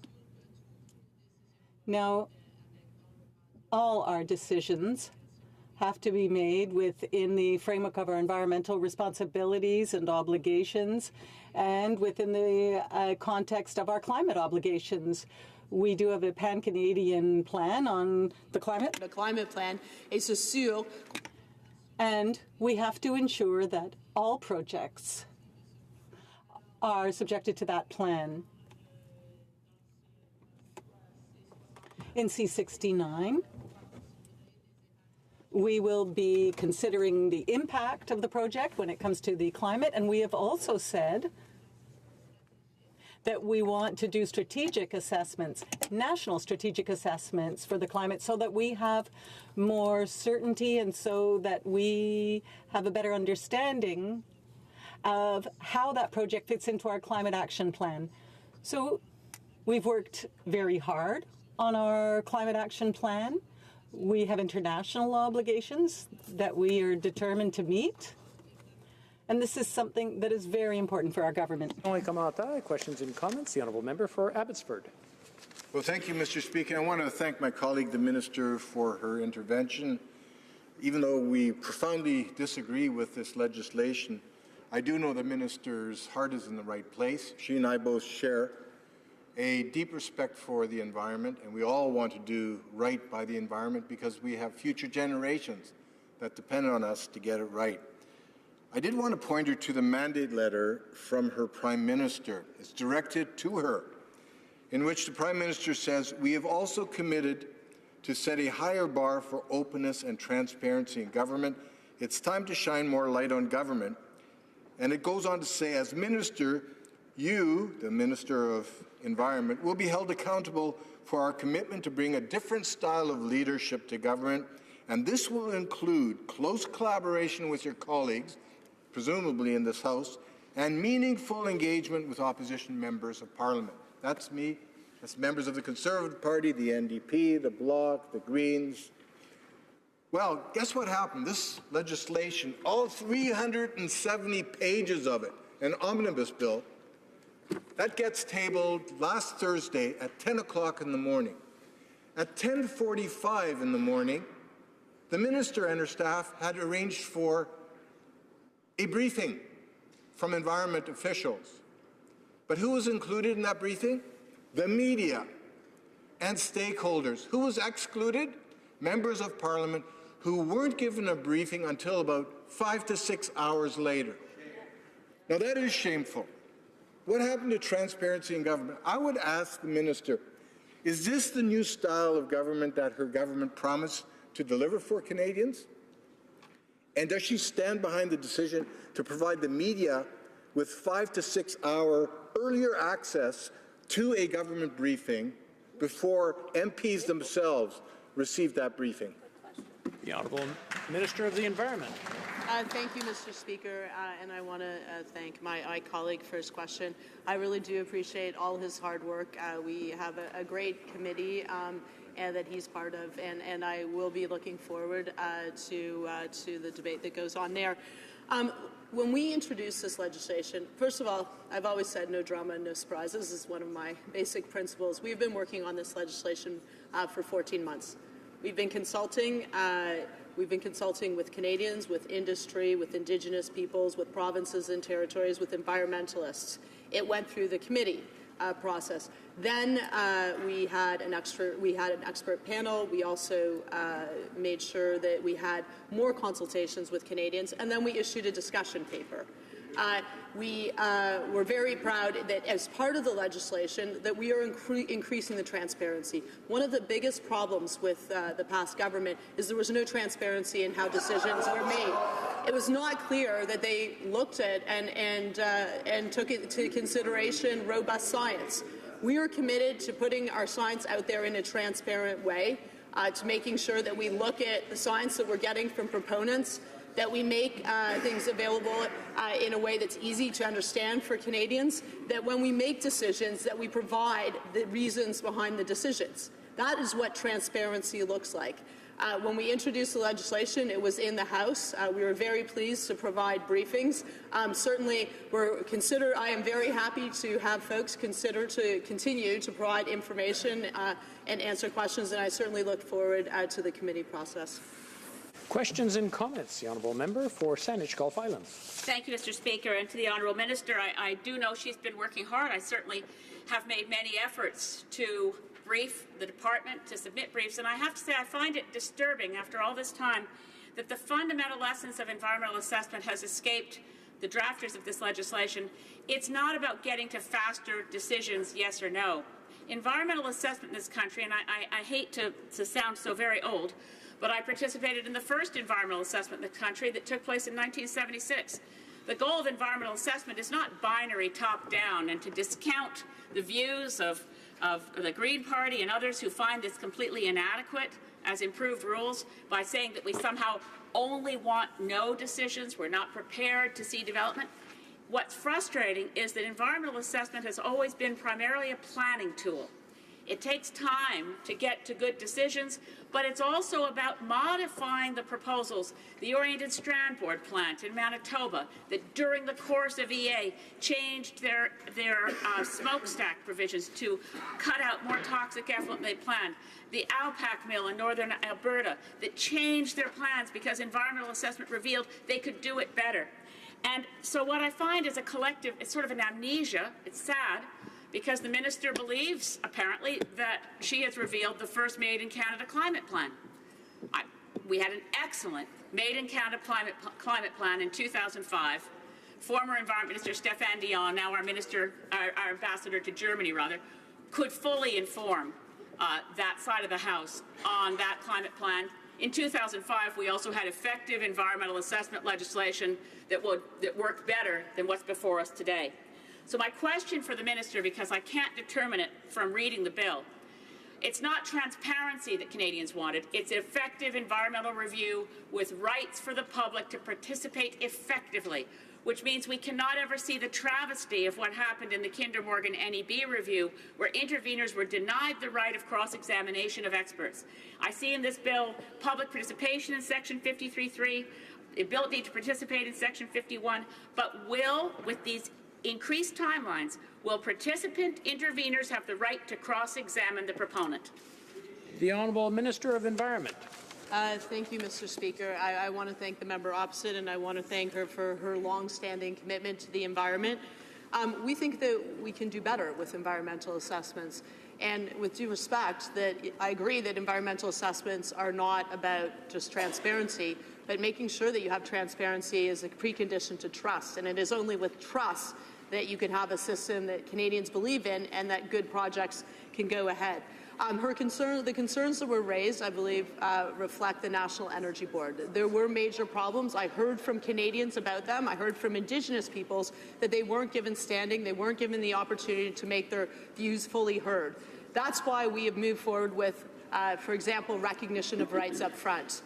And anyone has the ability to participate in these reviews through our early engagement process. We will be working with Indigenous peoples to have an engagement plan, because we believe that the more information you get early on, the better it is, and then you can come to more timely decisions in the end. And I think that that's really what this is all about. We understand the environment and the economy go together, and that's the system we've designed. Resuming debate, the Honourable Member for Abbotsford.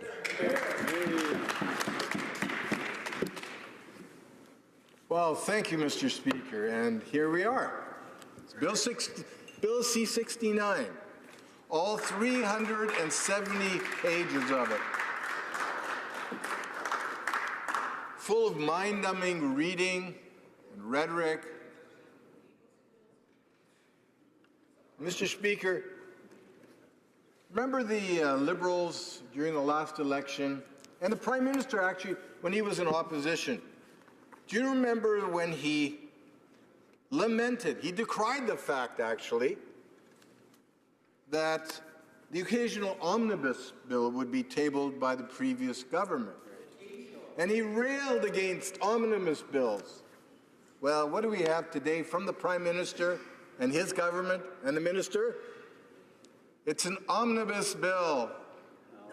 It covers an amendment to the Impact Assessment Act and the Canadian Energy Regulator Act and amendments to the Navigation Protection Act and consequential amendments to other acts. Talk about omnibus. In fact, we're calling it the ominous omnibus bill. And it's ominous because of what it means to our economy, what it means to our resource sector. This bill is toxic to Canada's future development. It is toxic to our efforts to take the resources that have been entrusted to us and to extract them in an environmentally sensitive way to make sure that future Canadians have a pristine environment and long-term prosperity. This bill, this omnibus bill, this ominous bill, doesn't do that. In fact, it does quite the opposite. It undermines our ability for long-term prosperity. So, Mr. Speaker, let me start off by talking about the bill itself. There's actually three main parts and a fourth one. The first three main parts in the bill effectively are a new environmental assessment process. Secondly, a new Canadian energy regulator and a new Navigable Waters Protection Act, which, by the way, it's not about the environment. The Navigable Waters Protection Act is about navigation. So those are the three parts that are covered in the bill itself. And earlier in the week, last week, we also saw tabled the Fisheries Act, which contains further amendments that are going to make it more difficult for Canadians to realize the full value of our economy, the full value of our resource sector. It puts more hurdles and obstacles in the way of extracting our natural resources and building critical infrastructure across the country that is so important to our national prosperity. So effectively what happens here is we have the National Energy Board. And the first thing that happens is that that board is stripped of its impact assessment functions, the ones that are used to review resource projects that come forward. I believe every Canadian and every member of this House understands how important it is to protect the environment for future generations. We do disagree on how we go about doing that. However, the impact assessment function addresses the review process that resource projects such as pipelines, such as mines, such as oil and gas projects have to go through to get an approval that proves that they are environmentally sustainable and not harmful long-term to our environment. The second part that's stripped out of the National Energy Board are its regulatory functions. You know, once projects are built, we want to make sure that they are carried on and managed sustainably. And effectively, the regulatory function ensures that through the life cycle of the project that we protect our environment. And the third part is, of course, the Navigable Waters Protection piece, which is all about ensuring that on waters that are used for navigation, we don't impose impediments to that navigation, that we don't undertake infrastructure projects that are going to impede navigation.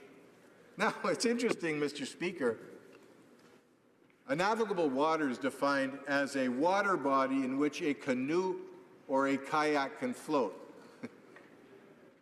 In fact, when our former Conservative government first undertook amendments to the Navigable Waters Protection Act, we did so because it had not been reformed for close to 150 years. Can you imagine a piece of legislation floating around that hasn't been really reviewed for 150 years, that has definitions like a navigable water is a body of water on which a canoe or a kayak can float.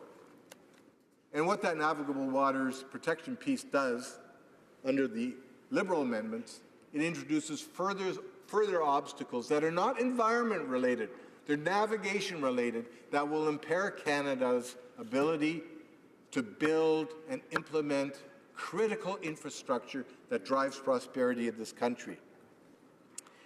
So let me focus my comments on the environmental review process, the impact assessment process. This legislation is creating a whole new body called the Impact Assessment Agency, which will oversee reviews of resource projects, such as pipelines and mines. And the promise we received from the minister, and she went public with this, she said this process that we have now introduced is one that shortens the timelines under which a project gets reviewed to provide better certainty for project proponents to make sure these projects, if they are environmentally sustainable, can get passed more quickly. So they reduced the timeline of the assessment piece by, say, 60, 70, 80 days. But what she didn't tell Canadians is that at the beginning of the whole process, there's a whole new process called the planning phase. And you know how long that process is? 180 days. So effectively, we're adding another 100 days onto the total process for getting any project reviewed in Canada. This is unconscionable, as investment in our resource sector is fleeing the country. And as we know, over the last 2 years, we have had incredible investment flight to places like the United States and elsewhere around the world where there's more predictability and a more inviting investment environment. And we're seeing this play out in front of our eyes, and the minister introduces a bill that lengthens the process even more. It's shameful. And here's a kicker, Mr. Speaker. Within that planning phase, that 180 days, when the proponent has to undertake all kinds of activities, many of them new activities, consultations with the public has a chance to share its opinions of a project that hasn't even gone through a science-based review. And at the end of the 180 days, if the minister feels like it, usually on political grounds, she can simply kill the project right there. Can you imagine a proponent coming forward with a $1 billion proposal to develop a resource in Canada and is told, you know what? We're going to have to go through a 180-day process where you're going to have to consult with all kinds of people. And by the way, Mr. Speaker, we're not opposed to consultations. What we are opposed to is consultations that unnecessarily extend the process beyond what Canadians would consider reasonable and common sense.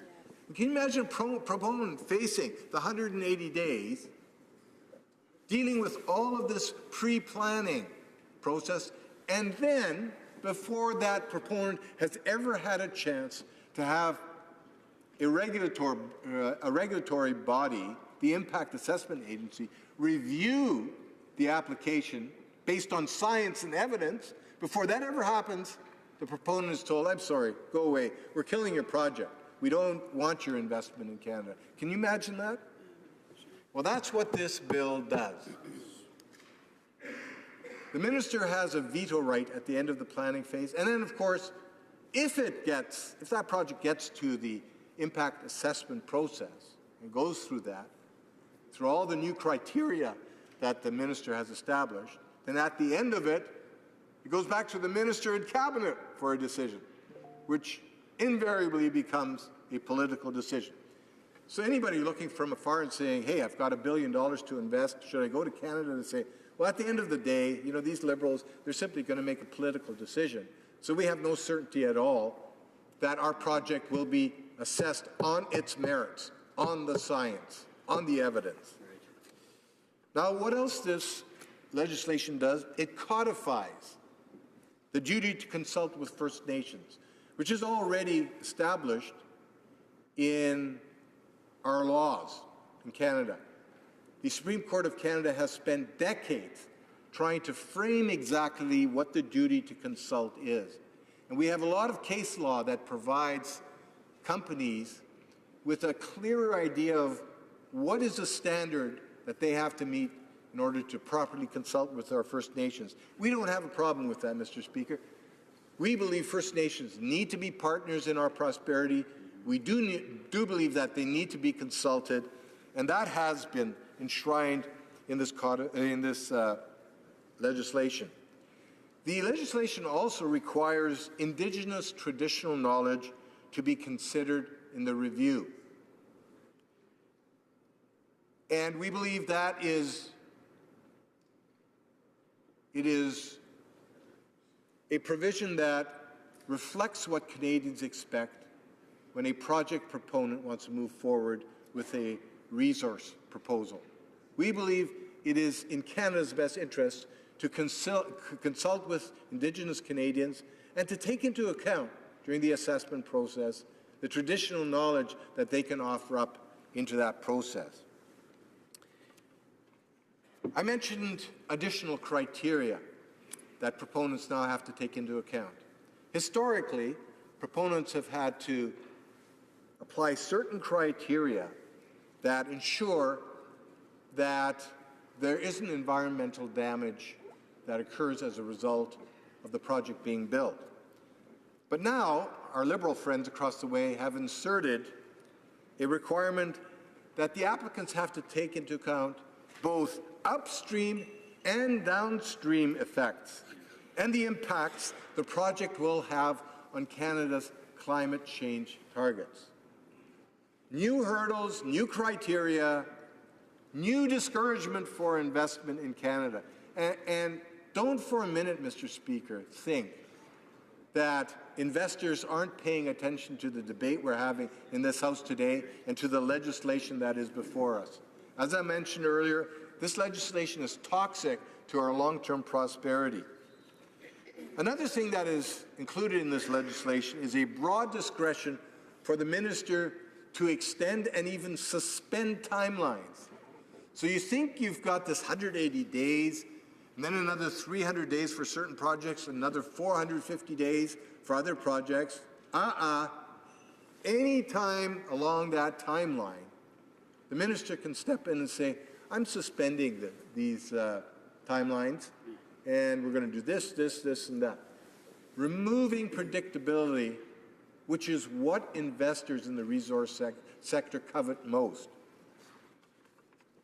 And the bottom line, Mr. Speaker, is that we have injected additional uncertainty into our investment environment. The resource sector in Canada is responsible for some 16% of our economy. Can you imagine 16%? 2 million jobs are either directly or indirectly related to our resource sector. 2 million Canadians that rely on us as legislators to get this right, to make sure that we balance the environment and the economy. Now, I know the minister often talks about the environment and the economy going hand in hand. The problem is she has no idea what that appropriate balance is. And more, this Liberal government is leaning to the left and is leaning towards the environment to the detriment of our economy and our long-term prosperity. Now, don't get me wrong, Mr. Speaker. The environment, as I mentioned at the beginning, is critically important because we are leaving a legacy for our children and grandchildren, future generations. We need to ensure that we have a pristine environment that we leave them. But quite frankly, Mr. Speaker, if we try to do that in the absence of prosperity, it's never going to happen. Why do I say that? Look around the world. Which countries have the highest environmental standards in the world? They are also the most prosperous countries in the world. Prosperity and the environment go together. And unfortunately, this Liberal government, the Prime Minister, the Minister of the Environment, their intentions may be good, but they've got it all wrong. They have not been listening to the concerns of those who make a living from our resource sector, those who know the millions of jobs that are generated by that sector. And so you should not be surprised, Mr. Speaker, that we completely disagree with this legislation. And some of my colleagues in the Conservative Party will continue to highlight that in future speeches. Now, the minister actually, just earlier today in this House, said her goal was to basically develop a policy and introduce legislation where there would be no surprises and no drama. Unfortunately, she missed one piece. No surprises, no drama, no development. Our prosperity is at risk here, Mr. Speaker, and I encourage my colleagues on the other side who are listening to this debate, please give your heads a shake. The more barriers we place in the way of extracting our resources in a sustainable way, the more we undermine the future prosperity of our children and grandchildren, future generations. So let me just close by saying this, Mr. Speaker. There is one bottom line, is that this legislation ensures more uncertainty, longer timelines, and less investment in our resource sector, which equals less prosperity for Canada. And that really is a shame, because we're cheating future generations out of the value that has been left to us as a legacy. Thank you, Mr. Speaker. Questions and comments? Qu'est-ce commentaire? The Honourable Parliamentary Secretary to the Government House Leader. Yes, thank you, Mr. Speaker. I'm somewhat disappointed in terms of the comments from across the way. Once again, the Government of Canada has produced, through the Minister, some solid legislation. Legislation that we suspect a good majority of Canadians would see as very progressive, and it's the right thing to do, Mr. Speaker. You see, for us, when we talk about economic development and developing some of these projects, Canadians will also suggest to you that there needs to be a process, a sound process. This government has demonstrated one only needs to look at the pipeline as a good example of how we were able to do something that the Conservatives couldn't do in respecting the environment. My question to the member across the way is, would he not recognize that if they were really to be more in touch with Canadians, that they would better understand that Canadians want us to be responsible stewards of the environment as we can continue to develop our economy. That's way Canadians, middle class, and everyone else benefits by that. Well, member for Abbotsford. Well, Mr. Speaker, the part that I can concur with my colleague is that, yes, we do need a safe and secure and sound environment, a pristine environment that we leave for future generations. However, the suggestion that a majority support this legislation, majority of Canadians, really, this was only tabled last Thursday, 370 pages of omnibus bill, and he's suggesting that Canadians have somehow read this and support it? Mr. Speaker, I can assure you, Canadians don't have a clue what's in here because the Liberal government has not communicated with Canadians what's really in the bill. They're hiding all kinds of stuff in here. I've highlighted some of it. My colleagues will highlight other pieces. But this legislation is toxic to our long-term prosperity. Questions and comments? The Honourable Member for Edmonton Strathcona. Mr. Speaker, it's a pleasure working on the committee with the Honourable Member, and we regularly disagree, but we still have a good time.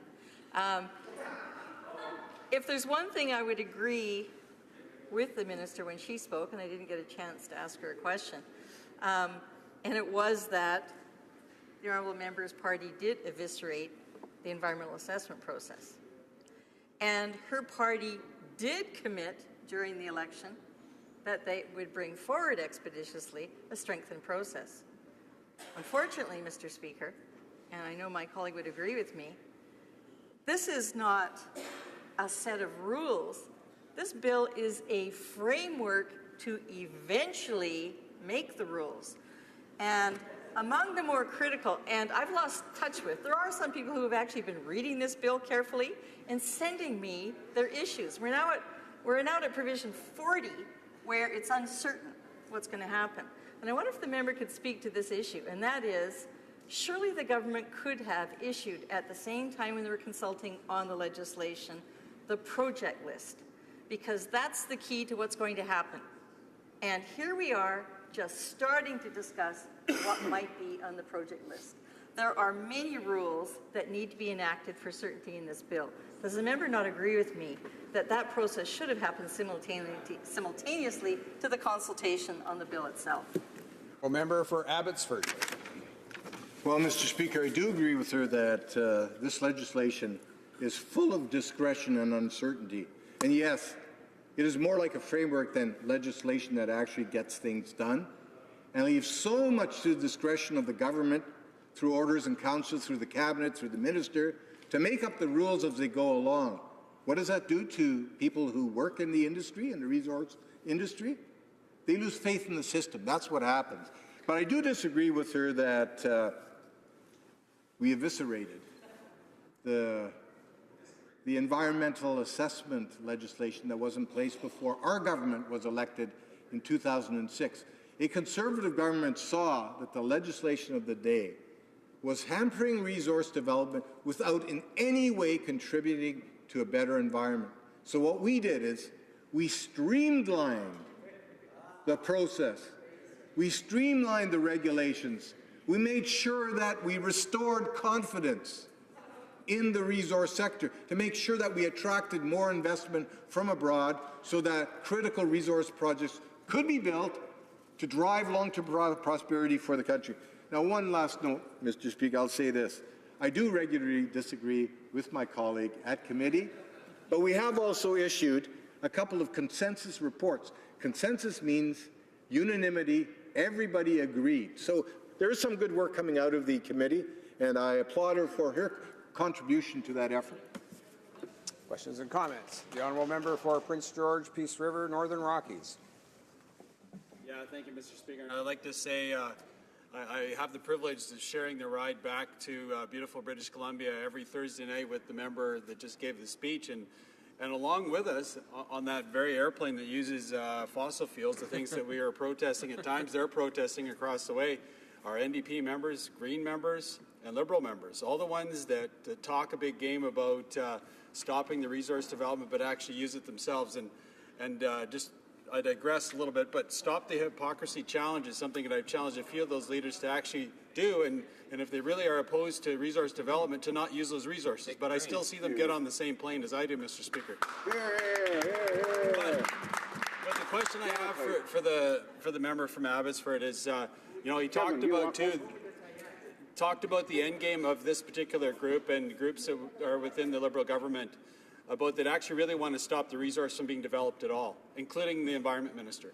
I'd just like him to speak a little bit and highlight the fact that death through regulation is really the end game for this particular government. Thank you. Honourable member for Abbotsford. Well, thank you, Mr. Speaker. And my friend from Peace River country has it right. There is a lot of hypocrisy in the environmental movement, and I think Canadians have taken a note of that. And the irony is not lost on me that we have on our polluting jets that flies between Ottawa and Vancouver and back, the very members in this House who rail against the fossil fuel sector, but gladly accept the taxpayer-supported flights to and from their towns. Now, Mr. Speaker, I'll say this. For some Canadians, the only process that they will accept is one that ends in no. Yes. We have people like that. We have people in this chamber that believe that. And that's an unacceptable way for Canada to move forward. There is no win in that, because we desperately need to maximize the value of our resources in the ground, get the maximum dollar for them, and that will drive prosperity for future generations. Questions and comments. The honourable member for Saanich Gulf Islands. Thank you, Mr. Speaker. I would ask my honourable colleague from Abbotsford to withdraw the accusation of hypocrisy. Everyone in this place knows that it's a requirement of our job to travel to our ridings to do our work and to be here in this place. And I find it offensive, Mr. Speaker. But my question to the honourable member for Abbotsford is, how can he have such a short memory? Bill C-38 in spring of 2012 was the omnibus bill to end all omnibus bills. It was more than 400 pages long, and it changed 70 different bills. It repealed the Kyoto Implementation Act, it repealed the National Roundtables Act, it repealed the Canadian Environmental Assessment Act, repealed it and replaced it with an entirely inadequate piece of garbage, which this bill is a bit better than that. I have to say, it's better than what was left in 2012. It's not adequate, but it's much better than what we were left with. And in the words of former Conservative fisheries ministers, it gutted the Fisheries Act. Bill C-38 was never attached to a single technical briefing, period. I sat at this desk and read all 430 pages, and by the time I was done, I saw that decades worth of environmental laws were pledged to be destroyed by the previous government. And does the honourable member recall a single technical briefing on that omnibus bill? The honourable member for Abbotsford. Well, Mr. Speaker, I think I'm going to have to ask her to withdraw a comment. The 2012 legislation, as I mentioned, was focused exclusively on streamlining the process without in any way undermining the environmental rigor of our system. And yet those very legislators who supported it and all the people that fed into the process, she calls the end of that process garbage. Can you imagine? We have a member of Parliament calling our work in this House garbage. That is offensive to Canadians, and she needs to apologize. Reprise de débat. Resuming debate. The honourable member for Rosemont-la-Petite-Patrie. Merci. Merci. Thank you very much, Mr. Speaker. And if you'll allow me, rather than rehearsing or rehashing the debate from 2012, I'm going to talk about what's happening now in 2018 with Bill C-69. Although it is always interesting to revisit history, I'm sure we could do that on and on in this place. Now, this is not just any bill that the Liberal government tabled last week. It's a bill that aims to renew and review the environmental assessment process, and it's crucial for our future.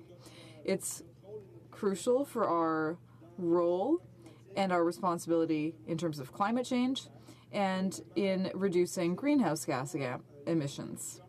It's also critical for many communities, Indigenous communities, and also other communities all across Canada.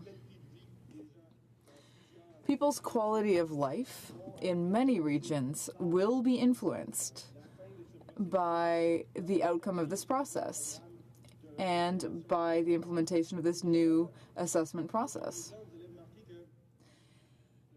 Mr. Speaker, the Liberal government and the Minister of the Environment are very talented at using buzzwords.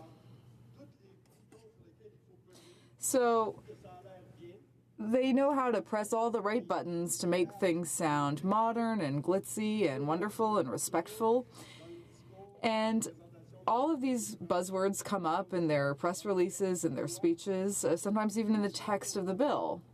But more often than not, even if they say consultation, even if they say respect, biodiversity, climate change, when you really look at what is in the bill and what it would implement, well, things are not so clear. And I want people to be aware of that. So if you look beyond the surface, there are serious doubts. And we are not the only ones to have doubt about the consequences of implementing this new environmental assessment process.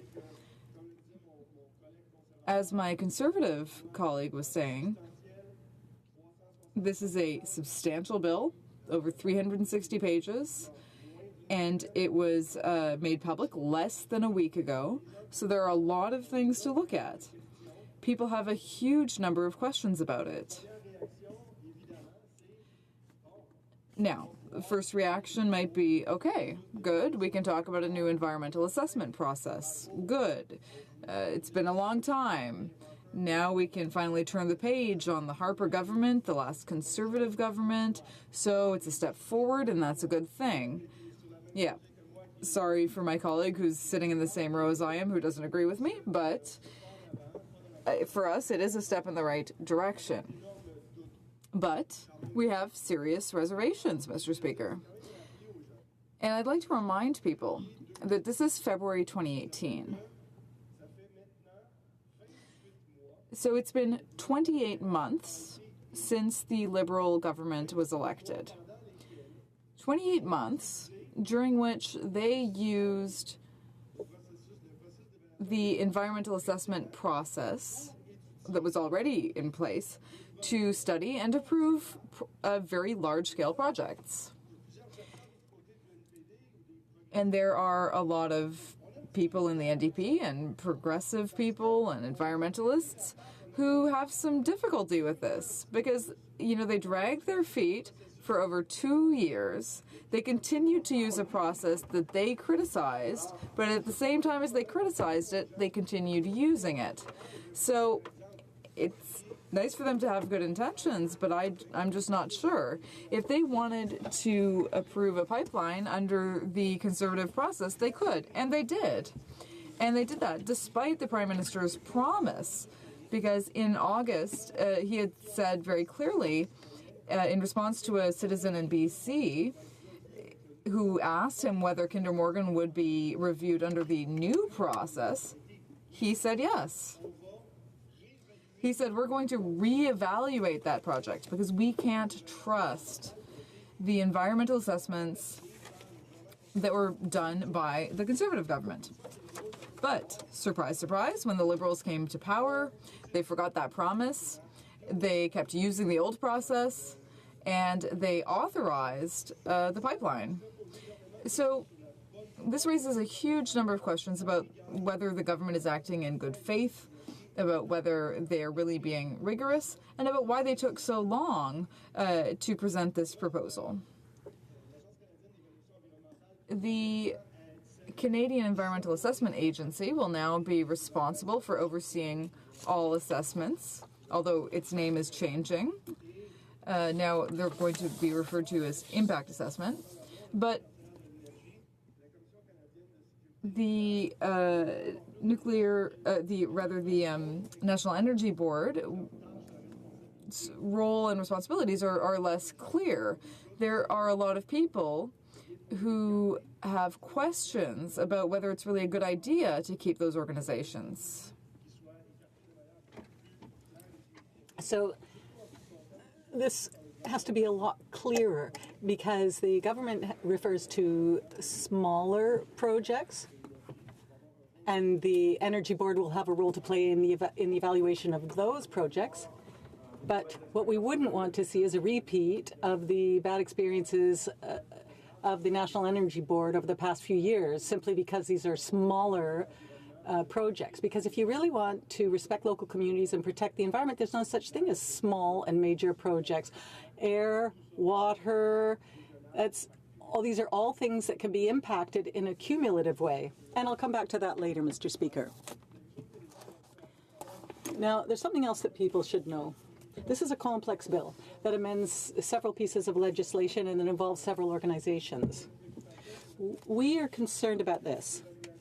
The assessment panels for inshore hydrofuels and assessment process by these energy offices will continue. So in these sectors, in the oil sector, in ocean petroleum, will continue. The Canadian Impact Assessment Agency will not be the one undertaking assessments for these offshore petroleum. Now, if there's a clear mandate for impact assessment, then what you need to be aware of is the fact that in the mandate of these boards, the oil sector has to be fostered in a way. The offshore petroleum has to be fostered. And so what's being done by including these smaller boards is that, in fact, there won't be proper assessments of offshore petroleum. That will not fall under the mandate of the new Impact Assessment Agency. And that is something, Mr. Speaker, that we're quite concerned about. Now, the question again is, which projects will be subject to the new environmental impact assessment process? Because it's not clear. There isn't a new list of projects, and so for the time being, the previous list drawn up by the Conservative government is still the only list that exists. So there has been no change to the projects that will fall under the environmental assessment process. What we've been told is that there's going to be a consultation process on the criteria that will apply to the new list of projects. However, that sounds like it will take so much time that we'll end up in 2019 and none of this will have been clarified. And the new Impact Assessment Agency won't have even begun its work because we'll still be wondering which projects will be assessed by the new Impact Assessment Agency. It's all very well to have a good assessment process. It's all very good to have a good agency, a skilled agency with plenty of expertise, but if it's not assessing any projects, then really it has no influence on the outcome and on the protection of the environment and of our communities, nor on the reduction of greenhouse gas emissions. So if we have an impact assessment agency that does no studies, that doesn't assess anything, that doesn't review anything because they don't know which projects they're supposed to be assessing, well, then we just have an empty shell of an agency. It will be entirely useless. It will not help protect the environment, and it will not contribute to reducing greenhouse gas emissions. So we think that there must be criteria right from the outset in Bill C-69 on what triggers an impact study. So what exactly triggers an environmental impact study? Is it when there's federal money that is invested in a project? Is it when federal legislation is involved?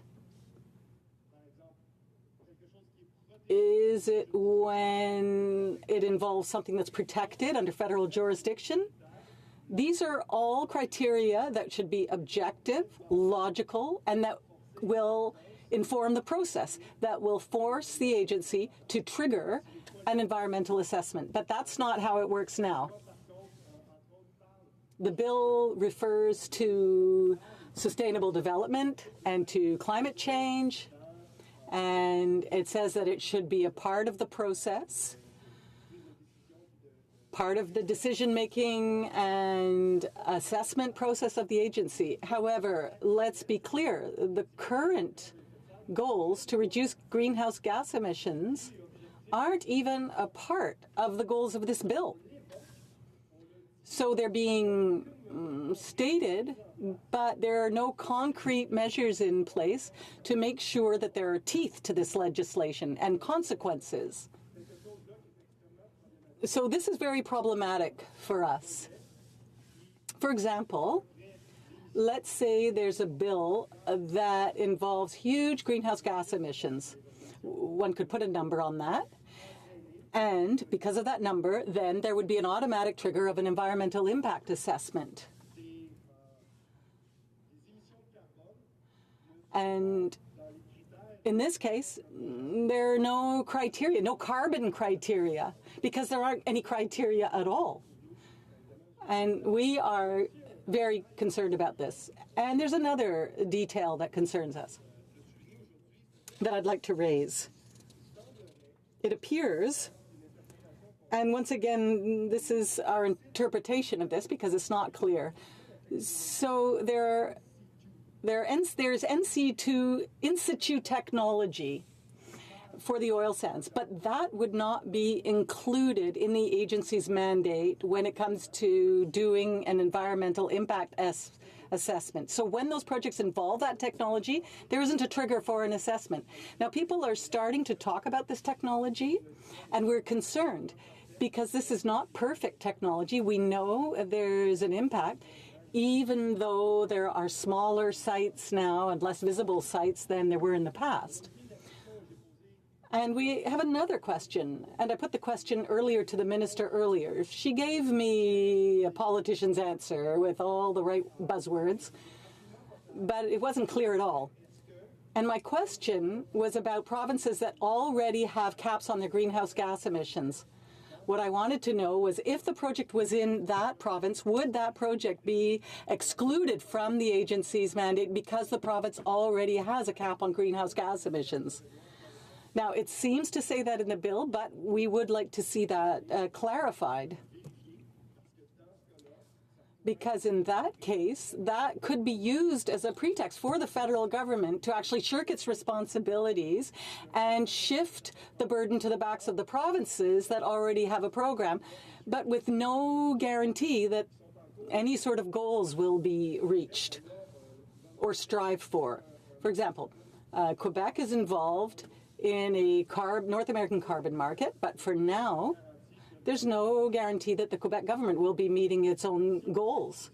So, if that can be used then as a pretext to avoid an environmental assessment, because let's say the Quebec government already has steps in place, well, then that would be the federal government shirking its responsibilities, because that the federal government would at least need to check that the objectives were being met. So we're very concerned about this as well. Now, I'd like to come back to the consultations later with respect to who can be included or not. When the Conservatives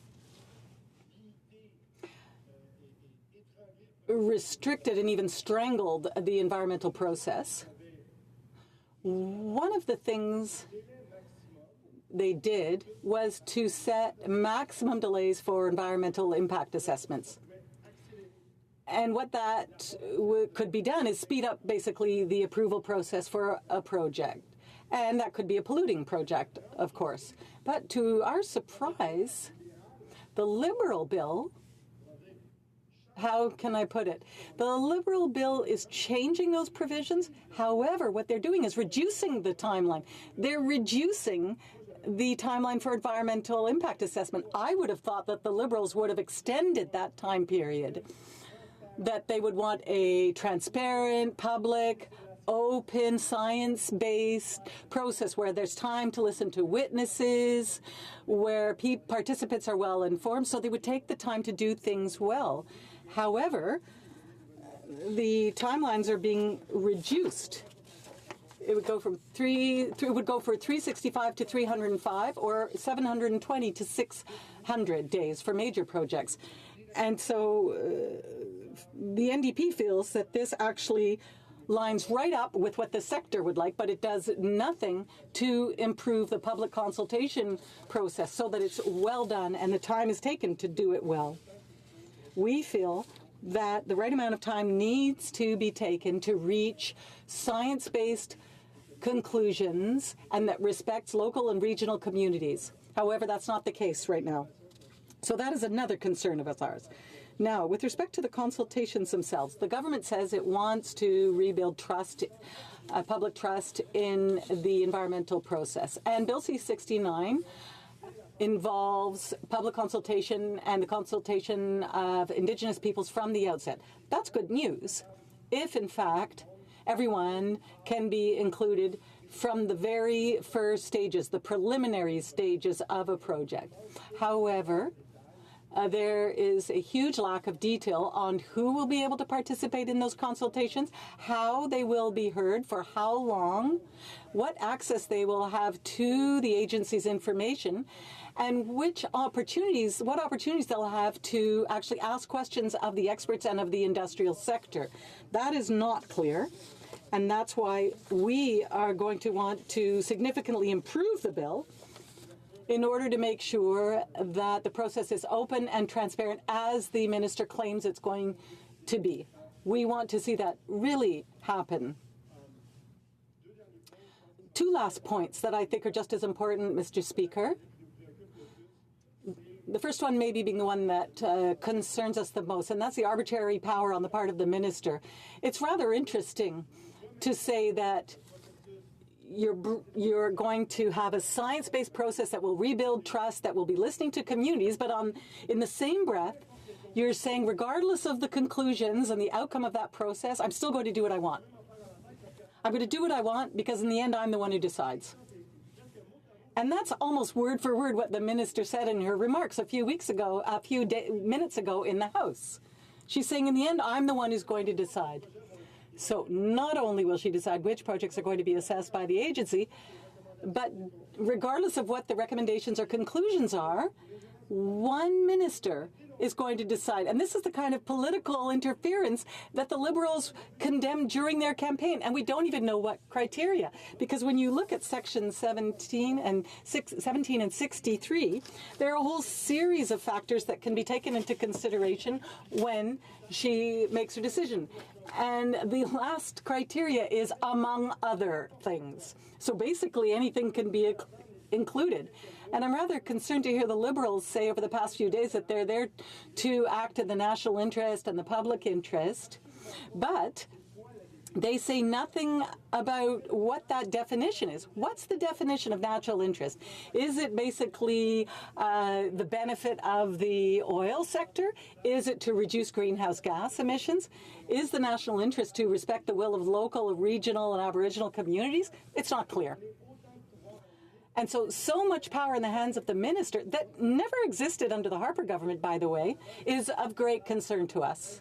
We want that power to be restricted.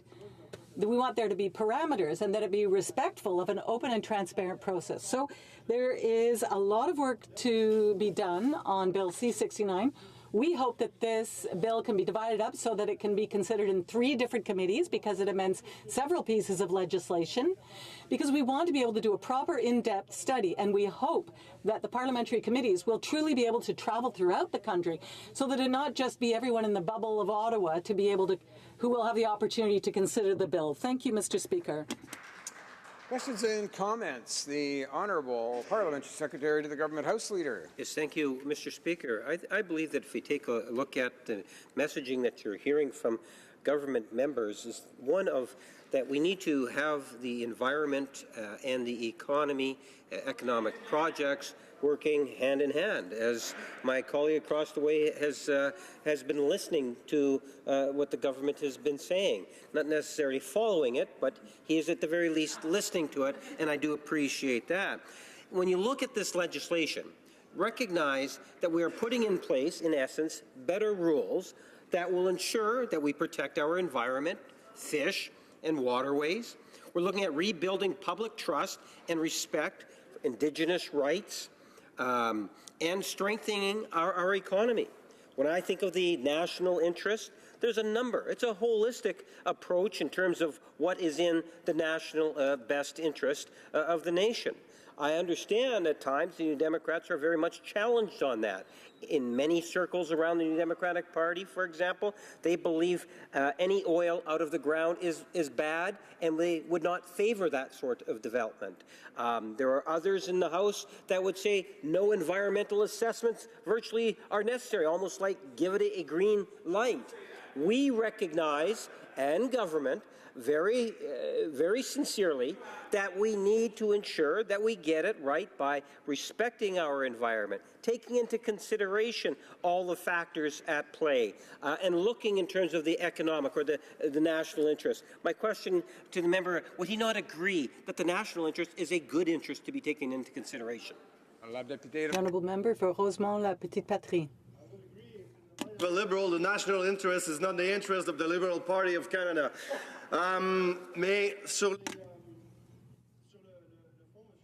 Now, on the substance of the question, Mr. Speaker, we have a significant amount of concern about how people will be able to be involved in the consultation. Because when you look at the bill section by section, you don't really find that. And what we want to see is that there be public consultation that be enshrined in the legislation, that be part of the mandate of the Impact Assessment Agency, so that we know that people will be truly heard. There are many things that aren't in the bill or that aren't strong enough. For example, strategic and regional impact strategies. And the cumulative effects, because, you know, it's all very well to have small projects, but sometimes those small projects can add up, and it ends up having a huge impact. But there's no reference to cumulative effects in this bill in its current form. And generally speaking, I would say that if people have been listening to the debate between the Liberal government and the Conservatives, they must be thinking they both want to be the fastest to approve pipelines. Comments. The Honourable Member for Lakeland. Mr. Speaker, given the member's comments on cumulative effects and his willingness to attach the impacts of in situ exploration and production, which is regulated by provinces, and downstream effects like emissions out of tailpipes and jets and airplanes as a condition to the building of critical infrastructure like pipelines, I wonder if, first of all, he's alarmed by a recent testimony at the National Natural Resources Committee that there is a complete lack of cumulative effect studies in Canada on the development of renewable and alternative technologies.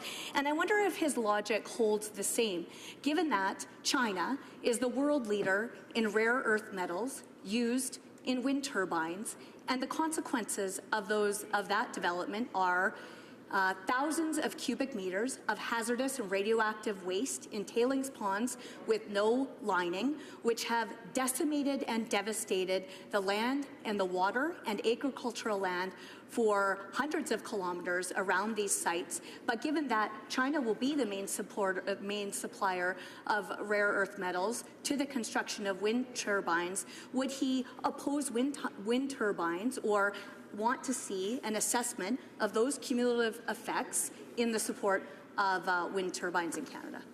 Honourable for Rosemont, La Petite Patrie. Thank you, Mr. Speaker. I'm a little confused about what my colleague was saying. I don't really see the connection with Bill C-69, actually. However, I understand that she's referring to weaknesses of other types of energy production. I think that fossil fuels are the most polluting currently. They're the ones that are responsible for the greatest emission of greenhouse gases. We need to act responsibly.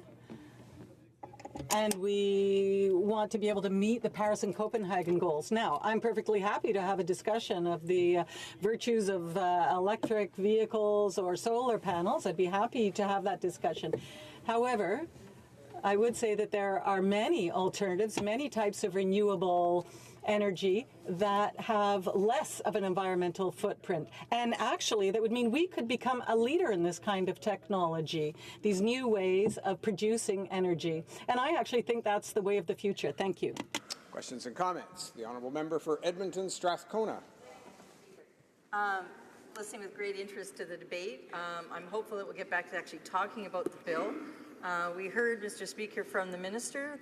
She has said several times over that she will be open to amendments. I've been talking to many people who have been pouring through this bill. We now have a list of probably 30 to 40 discretionary provisions where we don't know how this process is going to be applied. My question, Mr. Speaker, to my honourable colleague is this.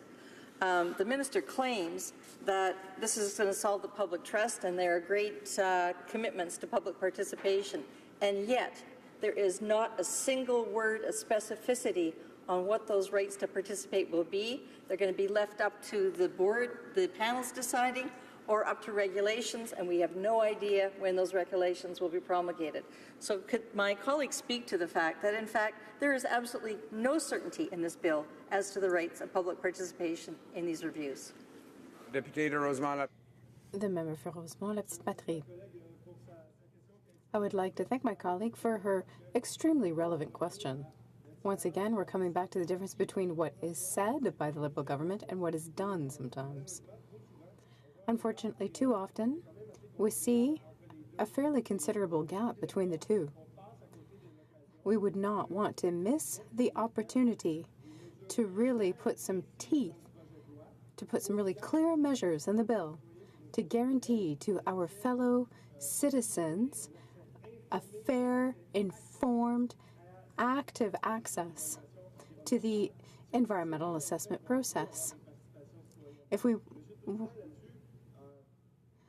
Regarding that, Mr. Speaker, sometimes the province of Quebec doesn't make the right decisions, but I want to give you the example of the BAP, the province's environmental assessment agency. It is required to inform the public of the consequences of development projects, and I think that we could take note of this process, which is outward turned.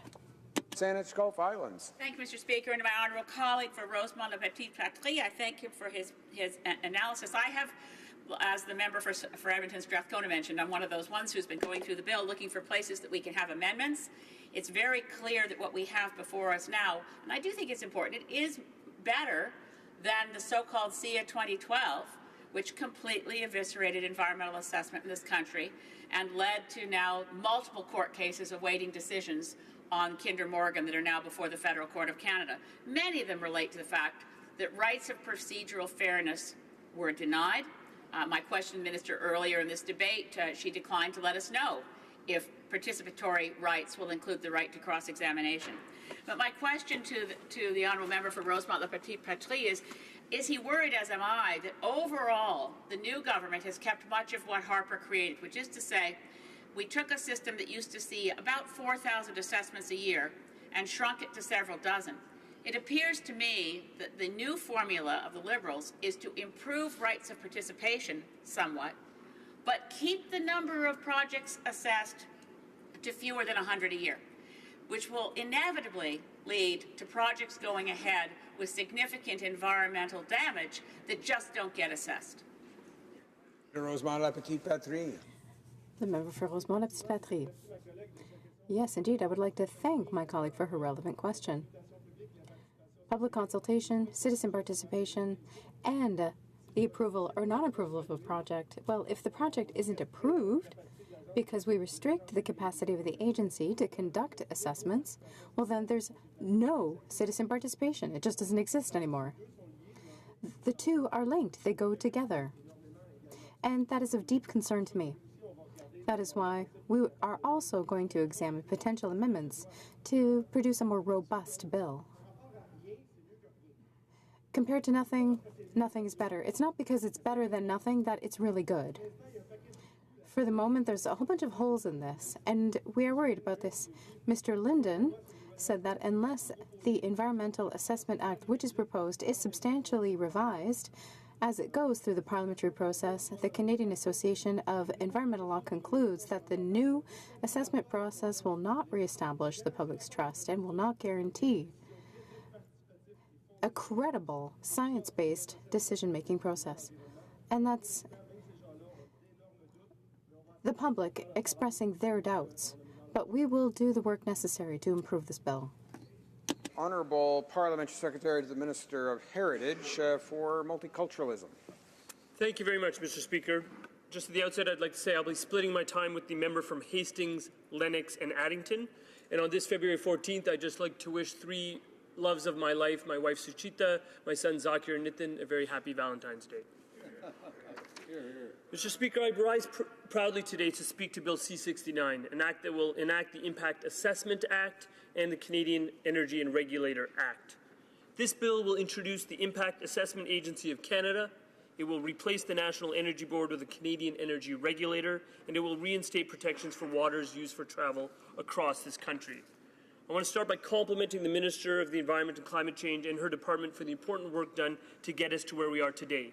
As stated in her speech earlier this evening, this legislation is the product of 14 months of extensive consultation with provinces and territories, Indigenous persons, companies, environmental groups, and communities right across Canada. We went through that consultation period, Mr. Speaker, because we want to make sure that we got this assessment package right. We are introducing today an impact assessment system, a reinvigorated energy regulator, and restoring protections for navigable waters. These will restore public trust in the government's ability to review major energy projects. This trust is critical, Mr. Speaker. It was lost with the patchwork of harmful changes that had been introduced by the previous Conservative government in this House.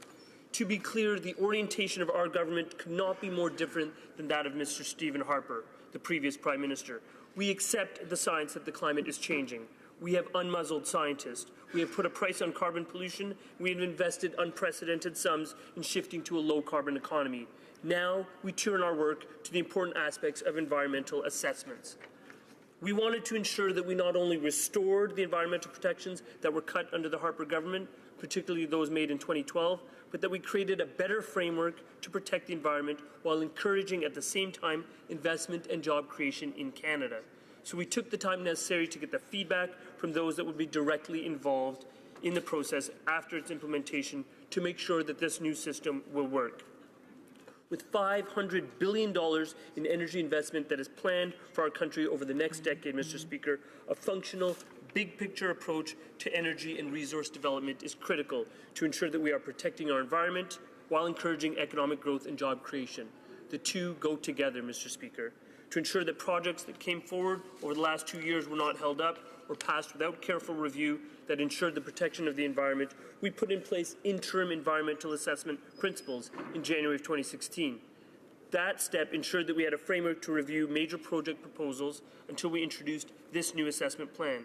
This avoided leaving environmental assessment to the uneven and unbalanced system put in place by the previous government, which favored industry to the detriment of environmental protection.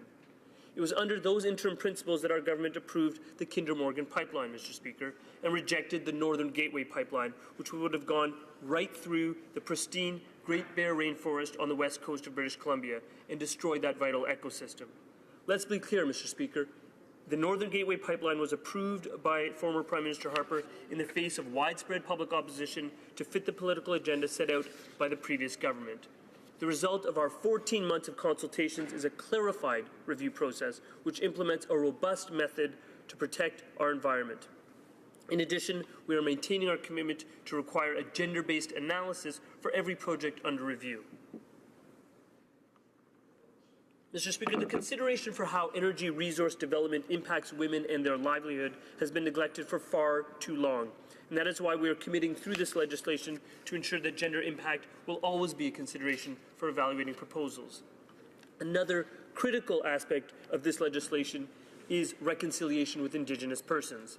Built into the new rules under Bill C-69, Mr. Speaker, is a requirement to consider the impacts of development on Indigenous rights and culture in the decision-making process, recognized and affirmed by Section 35 of the Constitution.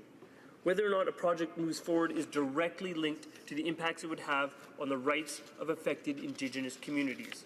Our goal across government, Mr. Speaker, is to renew the relationship with Indigenous persons, founded on the recognition of rights, respect, cooperation, and partnership. Mr. Speaker, this was the theme of the Prime Minister's address in this very chamber earlier today. This is no longer a negotiable position, Mr. Speaker. It is no longer the suggestion that it used to be under the previous government's regulations. It is now a mandatory factor to consider Indigenous impact in assessing and developing energy projects in this country. As well as making decisions based on science and evidence, we will require the incorporation of traditional Indigenous knowledge and community knowledge right alongside it. We are committed to protecting Indigenous traditional knowledge and using that very knowledge before making decisions on resource development. Mr. Speaker, in my riding of Parkdale High Park, I've heard from my constituents on these very issues. At a recent town hall that I hosted on Indigenous reconciliation, residents of my community voiced loudly and clearly that the rights and needs of Indigenous people in this country must be taken into account when developing our energy and resource sector. A focal point of the concern expressed to me by the residents of Parkdale High Park was that our First Peoples were not involved in these processes when it came to projects such as mining, hydro, or oil and gas development, and that Indigenous persons need to be partners in the assessments of projects. Mr. Speaker, I've heard these concerns of my constituents. I've relayed those concerns to our government, and our government has responded with this bill. Under the new rules in Bill C-69, Indigenous people will be engaged from the outset to the end of the process with the aim of securing free, prior, and informed consent, implementing the principles of UNDRIP into resource development. This means a requirement will now be built into the assessment system to engage with and consult with Indigenous people throughout the assessment process, including monitoring and follow-up engagement, Mr. Speaker. For example, we are investing a total of $1 billion over the next 5 years to ensure that we have the capacity to support essential Indigenous participation and capacity development for assessing and monitoring impact, as well as expanding public participation and the scientific capacity of federal departments and government agencies. Mr. Speaker, the residents of my riding of Parkdale High Park have spoken to me repeatedly about the importance of Indigenous reconciliation as a means of achieving another fundamental priority, that is protecting our environment. During meetings at my constituency office, during gatherings right here in Ottawa, at town hall discussions, I have heard repeatedly from strong advocates for my riding, like Green 13, Green 14, the Citizens Climate Lobby, and Earth Day Canada, that protecting the environment is the most pressing issue of our generation. that combating climate change and reducing greenhouse gas emissions must be at the heart of any actions we take as a government. Mr. Speaker, again, those concerns were expressed to me, I've heard them, and so too has our government. In response to these kinds of concerns and the voices of Canadians, not just in my riding, but right around the country, we are, through this bill, overhauling the assessment process so that it prioritizes the environment, so that it compels the involvement of Indigenous persons, and so that it considers the impact of project development on women. These factors are all critical to ensuring that economic growth proceeds in a manner that has the confidence of all Canadians. Mr. Speaker, with Bill C-69, we are also attentive to the needs of proponents of projects for a streamlined, transparent, and more efficient process, better rules, and quicker decision-making. La mise en œuvre d'un processus prévisible. The implementation of a predictable process will be promising if we invest in clean innovation and maintain high standards for sustainability and responsibility of businesses. This means that we are sending a message that we can do better. Our government encourages investment in projects that create jobs. We want to make sure that they are implemented within the context of a low-carbon economy. We want to favor innovation.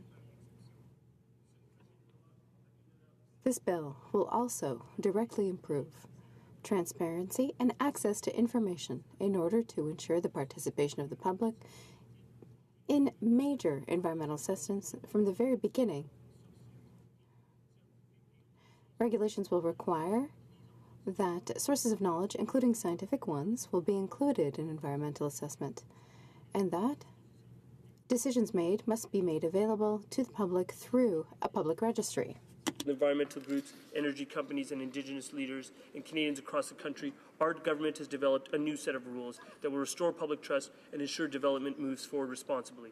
This bill amends the patchwork of environmental laws and processes brought forward by the previous government, creating an impossible system that eroded trust, disregarded science, and put our communities at risk, under which not a single major energy project was built.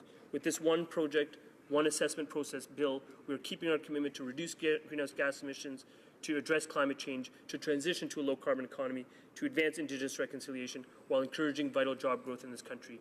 I wholeheartedly support this bill, Mr. Speaker. I urge my colleagues to do the same. Merci beaucoup.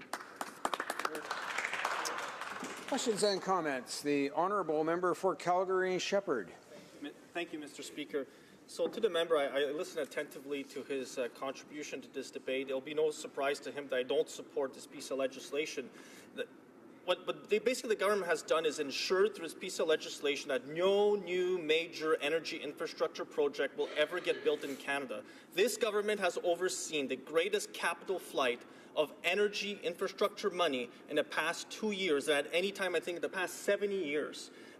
What was so wrong with the previous process? The process that they defend, because of the project TMX was approved under the previous process, they're adamantly saying with flowery words they will somehow make it happen and then produce no actual action. So what was so wrong with our previous process that got the Alita to Cromer oil pipeline approved, the TMX Anchor oil pipeline approved, Cochin oil pipeline approved, the Keystone, Alberta Clipper, Backend, Line 9B, Edmonton to Hardisty's oil pipeline. It got the Brunswick natural gas pipeline approved, the Deep Panuke offshore natural gas pipeline.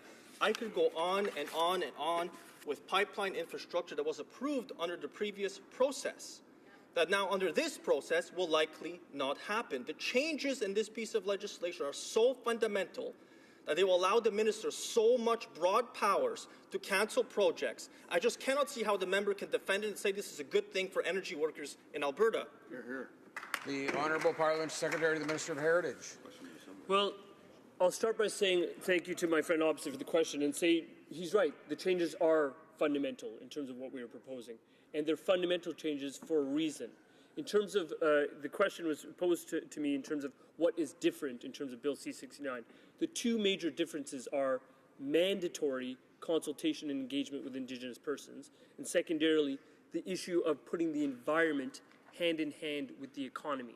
That is not what was achieved under the previous process. The previous process was tilted to one side and not the other. What we believe in firmly is that the two go hand in hand. You can achieve pipeline approvals, you can achieve energy projects by considering the environmental impacts and ensuring a green project that goes forward. And in terms of things getting built, what I would stand behind is our record of job creation in this country. In terms of the unemployment rate being the lowest it's been in 41 years, in terms of 700,000 jobs being created since October of 2015. That's a record of increased job creation. We believe in promoting the economy, but you can do so while also promoting the environment. Merci. Questions and comments? The honourable member for Sherwood Park, Fort Saskatchewan. Thank you, Mr. Speaker. I wanted to probe one aspect of the member's remarks. He talked about taking into consideration the impact of development on Indigenous communities, which I think is obviously important. But it's also important to take into consideration and to seek feedback from Indigenous communities about the impact of a failure to develop. Because I certainly hear in Alberta, and we certainly hear in British Columbia as well, about the negative impact on Indigenous communities that comes from the government imposing all kinds of measures that make development impossible. And I'm frustrated, frankly, by the fact that in the public narrative around this, we hear primarily, it seems, from a minority of voices within Indigenous communities, because many Indigenous people support these developments. So I wonder if the member could clarify if he thinks that the negative impacts associated with continuously blocking development in and around Indigenous communities should be considered as well. Here, here. Honourable Parliamentary Secretary to the Minister of Canadian Heritage. So I thank the member obviously for his contribution both today and on many other days, almost every other day in this chamber, in terms of his level of engagement and debate here. And I will be candid and say that it's absolutely correct. When you engage in consultation and when you solicit input, you don't get to cherry pick what you're about to hear.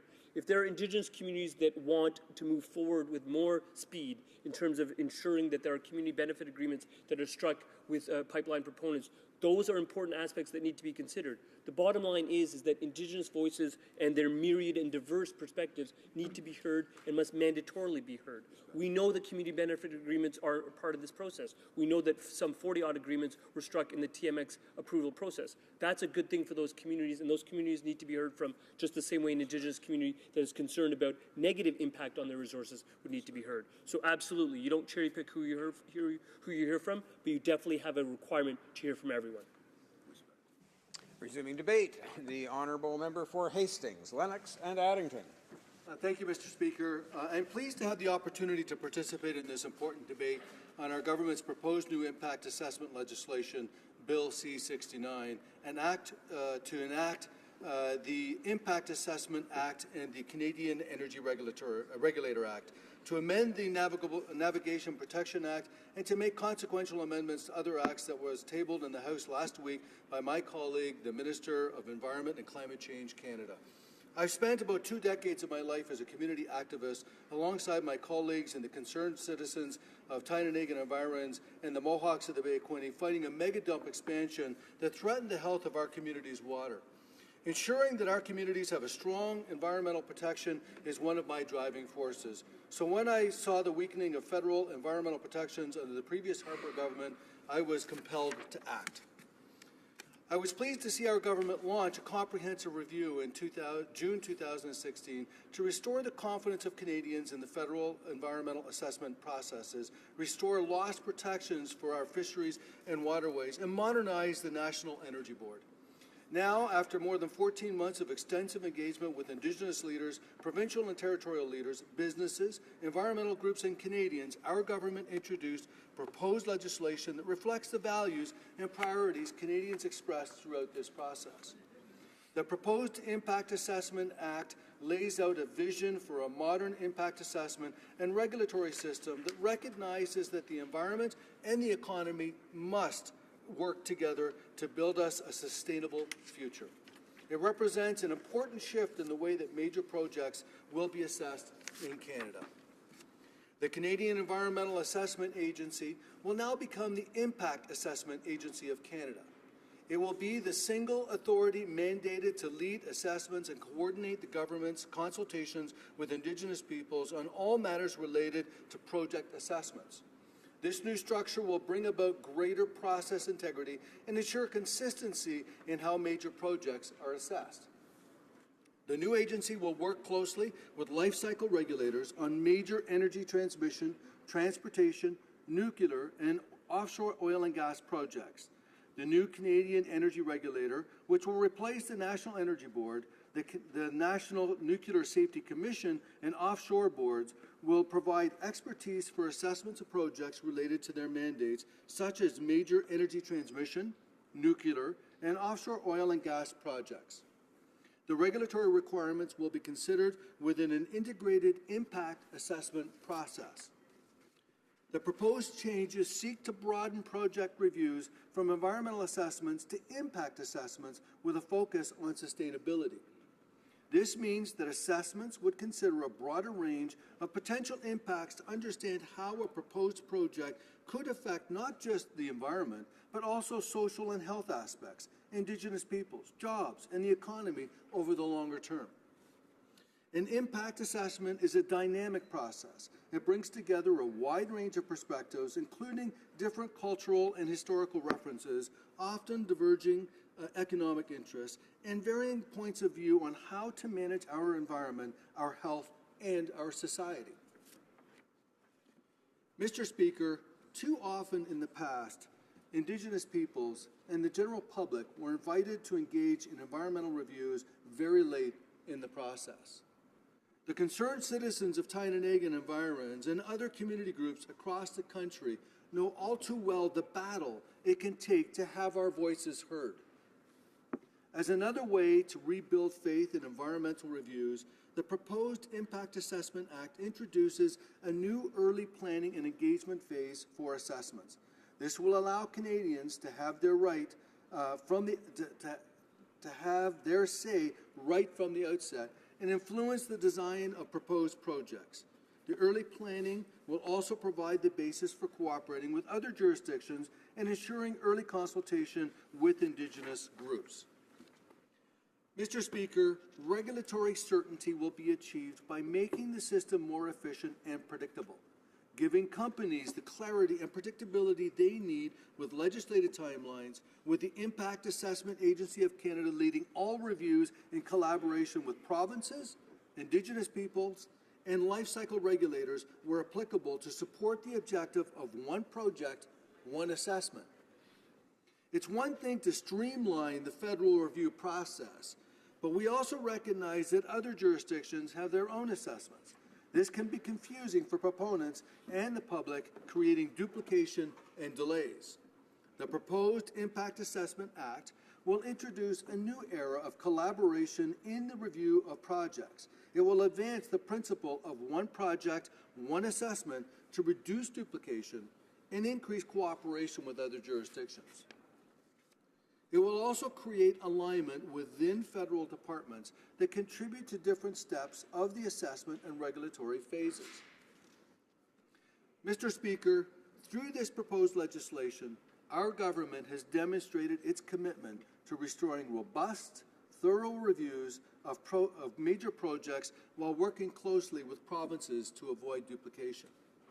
Another element of the proposed legislation, reconciliation with Indigenous peoples, is one of the main elements of the design of the new system. The proposed changes seek to build new partnerships based on recognition of Indigenous rights up front. This includes early engagement and participation at every stage. The legislation would create new space for Indigenous jurisdictions to enter into agreements with the federal government to exercise powers under the Act, including the potential to conduct assessments. Going forward, it would be mandatory to consider and protect Indigenous traditional knowledge alongside science and other evidence. Mr. Speaker, the proposed Impact Assessment Act provides a practical plan that will rebuild trust, drive innovation, encourage the use of cleaner technologies, and promote a healthy and clean environment. With these significant improvements to our assessment system, Canadians will be confident that good projects can move forward in a way that protects our environment and supports reconciliation with Indigenous peoples while creating jobs and strengthening our economy. I believe strongly that the proposed Impact Assessment Act achieves a unique balance. We are making sure that good projects can be built sustainably while creating jobs and economic opportunities for Canadians. Mr. Speaker, I have reached out to conservation groups in my riding about this bill, and I've heard from organizations like Quinte Conservation and Lower Trent Conservation that the proposed changes are a positive step in the environmental assessment process. This proposed legislation represents a significant milestone that we still have a lot of work to do to advance this bill and to develop supporting policies. We will do so by continuing to engage Canadians as we have done to date. The result will be an impact assessment process that demonstrates we can bring resources to market while considering our environment, our health, and our society, and that we can do it in a sustainable way. Mr. Speaker, I've been very fortunate to be part of both the Environment Committee and the Indigenous Committee, and I have to say that this bill is very much informed by both areas, the importance of both areas, and to ensure that we get it right, that the economy and the environment can go hand in hand, but so can Indigenous rights. And it's so important to recognize the rights of Indigenous the principles of Indigenous rights throughout all of the bills that we bring forward in this House, to ensure that our Indigenous peoples are recognized, that they can move forward towards self-determination, and that can only be accomplished by ensuring that they participate in every aspect of our environmental and our economic development. And I'm very proud to be part of a government that recognizes the importance of including Indigenous peoples in every aspect of legislation moving forward, whether it's environmental or otherwise.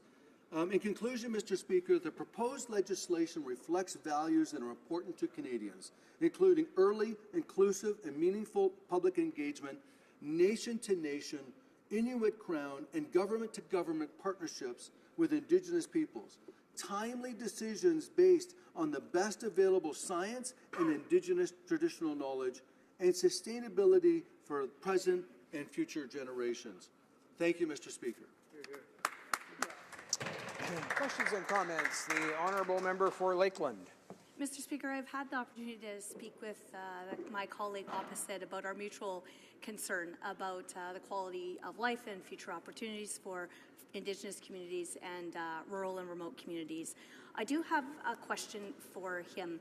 While this bill codifies the duty to consult and the rights of consultation for Indigenous people for energy projects, it doesn't actually radically, fundamentally change the principle and probably won't radically change the practice. Indigenous leaders said that the Liberals' unilateral veto of the Northern Gateway Pipeline, which killed 31 Indigenous equity partnerships, was a huge blow. Métis Premier Bob McLeod of the Northwest Territories says the Liberals' late 2016 ban on drilling in the Arctic without consultation negates important benefits of the 2014 devolution agreement. He says the ban is offensive, patronizing, colonial, and the result is, quote, everything we have built is in jeopardy. And as for the taker ban, which kills the Eagle Spirit Energy East pipeline, which would have been one of the most significant infrastructure capital investments in Canadian history, the 35 First Nations there who were not consulted, and those bands, every one of them that support them all along the pipeline, the Lax Kw'alaam says that unilateral tanker ban is, quote, an infringement of Indigenous land. It cuts our community off at the knees from any economic development related to the export of oil. So I wonder if he would be urging the government to reconsider those decisions in light of his comments today. The Honourable Member for Hastings, Lennox and Addington. Yes, thank you, Mr. Speaker. I'd like to thank honourable colleague for the question and for her advocacy, constant advocacy for rural issues. So we both do see eye to eye on many, many rural issues, especially around Indigenous concerns. And I have to re-emphasize once again the importance that exists in the new planning phase that will exist for all projects going forward.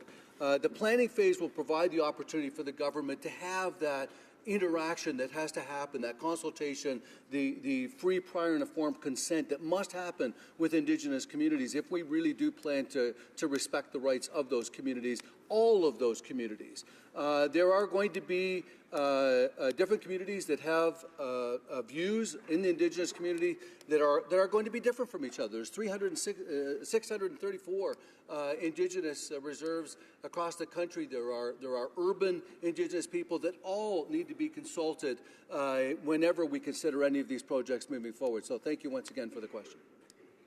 Questions and comments. The honourable member for Saanich Gulf Islands. Mr. Speaker, and I thank my friend from Hastings, Lennox Addington. I hope I think I've misplaced some of the riding name. Sorry, but I wanted to pursue something in this debate on C-69, which is an omnibus bill changing 3 bills. I should stress that Bill C-68 on the Fisheries Act gets it exactly right and keeps the promise to restore lost protections. C-69 does not. And what we keep hearing from the government side is that there was listening. There was a great deal of consultation. Well, there was a great deal of consultation, but there wasn't much listening. We had 2 high-powered expert panels convened by the Liberal government, one on environmental assessment and one on the National Energy Board. Both expert panels gave detailed advice for what should take place. There was no formal response ever to those high-powered and I imagine high-priced efforts that had cross-country hearings. Their recommendations were not heeded at all in what we have here, and I could detail the many ways that they were not, but perhaps the honourable member could explain to me why the government commissioned 2 expert panels to tour the country and provide advice if they intended to give it no weight whatsoever in drafting new legislation. Member for Hastings, Lennox and Addington. I'd like to thank my honourable member for Saanich Gulf Islands, and yes, you did get the riding correct, so good on you. Not many do. And I am thankful for her question and her advocacy, of course, on all issues environmental. I look to her as a mentor on many of these issues, and I thank her for taking the time to actually share her thoughts with me on occasion. Our government consulted with industry, with Indigenous groups, with the provinces, territories. We had advisory panels that went out. Thousands of Canadians participated in this process. In different aspects that came to us from those different organizations are represented in this legislation. It's trying to find the balance between the competing interests that exist between the environment and the economy going hand in hand together. And I think that our government really did in this bill find that balance of being able to bring them together combined with respecting Indigenous rights. So no, I would disagree with the member on that count, that yes, I think that all of those views are represented within this bill through the balance that we've been able to achieve. So thank you for the question. Before we go to resuming debate and the honourable member for Lakeland, I'll let her know that there are only about 8 minutes remaining in the time for government orders for today. Of course, she'll have her remaining time in her 20-minute period that's allowed for her speech when the House next resumes debate on the question. The honourable member for Lakeland. Thank you, Mr. Speaker. I'm pleased to speak to second reading of C-69, and I'll focus my comments on Part 2, the Canadian Energy Regulator Act. This bill is about so much more than exactly how pipelines and other major energy projects are reviewed and approved. It's about what role Canada will play internationally on resource development and energy production. It's about whether Canada will continue to be a leader in producing the most environmentally and socially responsible energy under the highest standards in the world. It's about whether the federal government will fulfill its moral obligation and economic imperative to enable Canada to supply the ever-growing global demand of Canadian oil and gas. Canada must remain open for business. The world needs and wants more Canada. The world needs and wants more Canadian oil.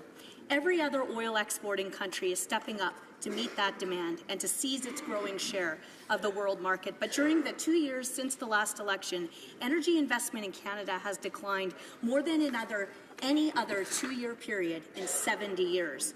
The dollar value is the equivalent of losing 75% of auto manufacturing and 100% of aerospace investment in Canada.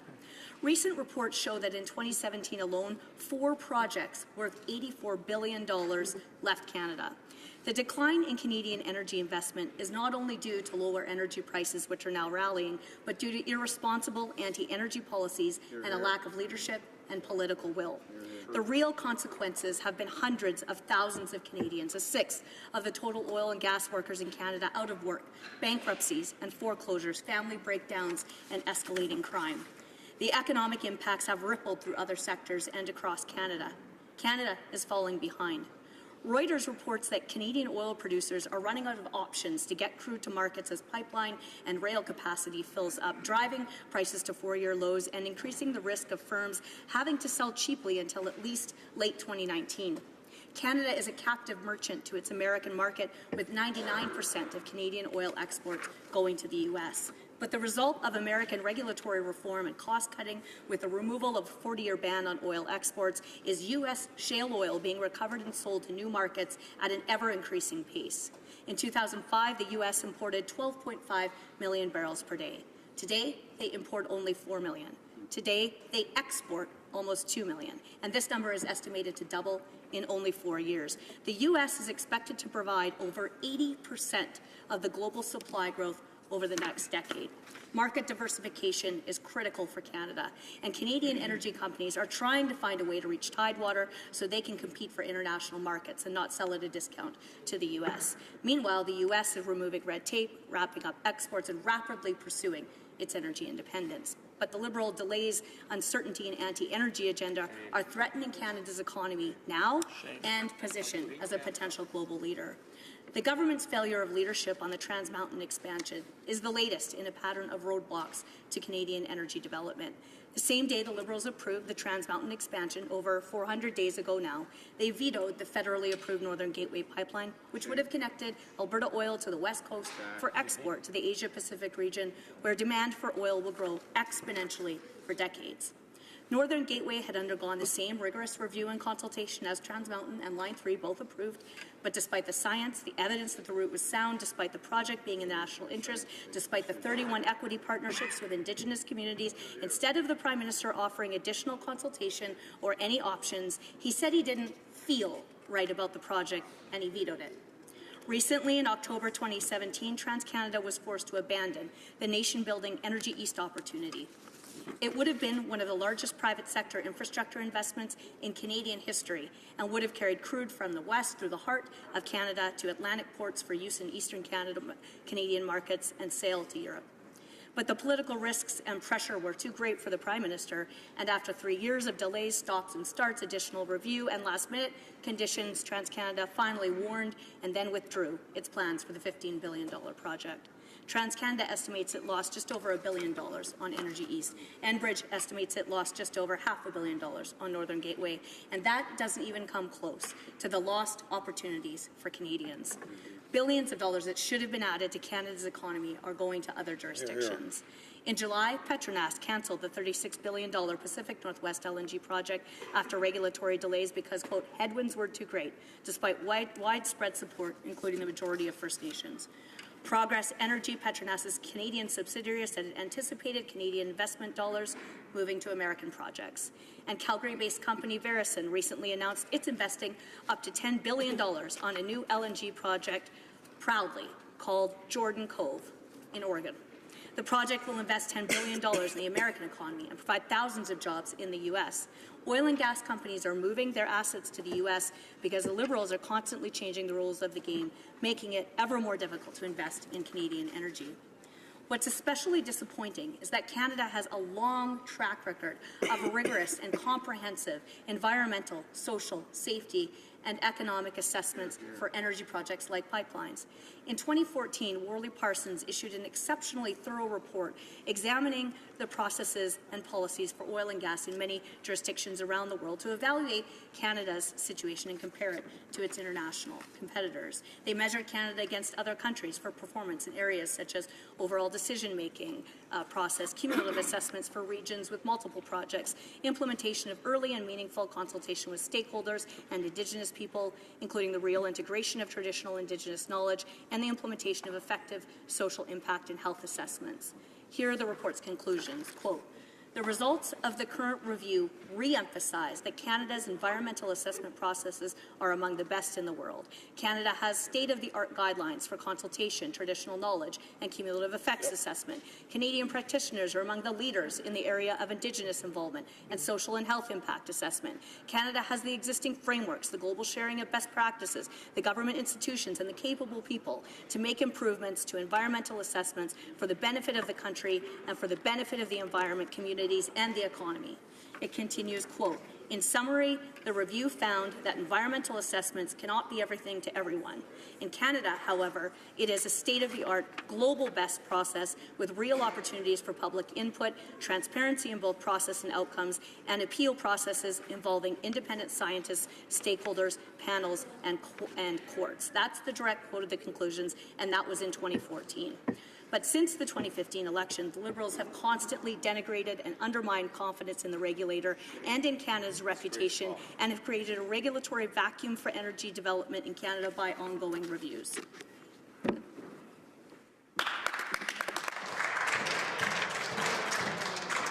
The honourable member for Lakeland will have 8.5 minutes remaining in the time for her remarks when the House next returns to debate on the question. Did I get that right? Yeah. Oh, I'm sorry. I was just going in reverse there. 12.5 minutes left. 12.5 minutes left for her remarks when the House next resumes debate on the question. I wish to inform the House that because of the delay, there will be no private members' business hour today. Accordingly, the order will be rescheduled for another sitting. Et maintenant, conformément à...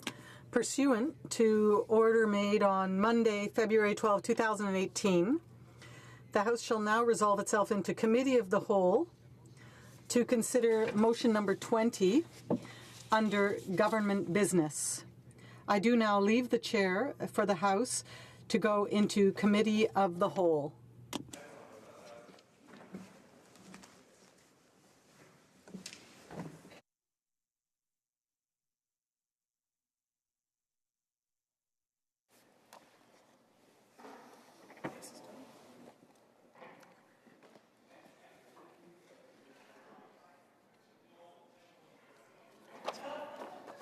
Order.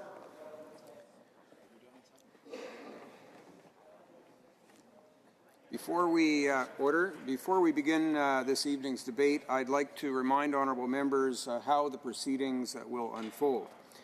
Each member speaking will be allotted 10 minutes for debate, followed by 10 minutes for questions and comments. The debate will end after 4 hours or when no member rises to speak.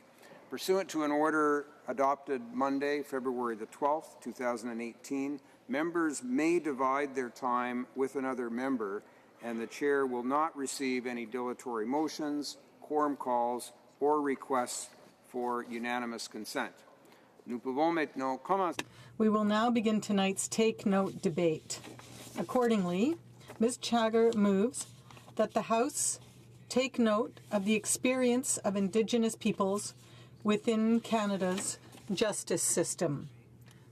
Debate. The Honourable Minister of Justice. Here. Thank you, Mr. Speaker, for the opportunity to rise on this very important issue. But before I start, I would like to say and acknowledge the tragic events that have occurred in Florida and extend my thoughts and the thoughts of everybody in this chamber to the people of Florida. So on this important issue, Canada can and must do better when it comes to Indigenous peoples, especially with respect to the criminal justice system. The events of the past week have occurred not in a vacuum, but in the context of a strained relationship over generations between Indigenous people and the justice system, a system that has often been used to control and even deny the basic rights of Indigenous peoples. For Indigenous peoples in Canada, the numbers tell a disturbing story. Indigenous people are overrepresented in Canada's criminal justice system as both victims and offenders, while simultaneously being underrepresented as actors within that system. The rate of violent victimization of Indigenous people is more than double that of non-Indigenous peoples, and is particularly concerning when it comes to Indigenous females. Shockingly, Indigenous people are 7 times more likely to be murdered than non-Indigenous people. The causes are many, rooted in the colonial legacy. This includes intergenerational effects of violence and sexual abuse at residential schools, which has resulted in poverty, isolation, and social exclusion. Inquiry on Murdered and Missing Indigenous Women and Girls continues its work in seeking out the underlying causes that contribute to the violence and sexual abuse that Indigenous women and girls are experiencing. No doubt their recommendations will be very helpful. In the meantime, however, we must look at all available options to address the disproportionate victimization and incarceration of Indigenous people if we truly can achieve and will achieve reconciliation. The figures of Indigenous overrepresentation as accused and in our prisons are just alarming. Indigenous adults account for 27% of admissions to custody, while only 4.1% of the adult population. The numbers are even worse for Indigenous females. Indigenous youth account for 35% of admissions to correctional institutions, while constituting 7.5% of the Canadian youth population. Please consider those figures, Mr. Speaker, and what they mean for the future of Indigenous people if we do not act. Indigenous people constitute a third of our prison population. In some provinces, the numbers are significantly higher.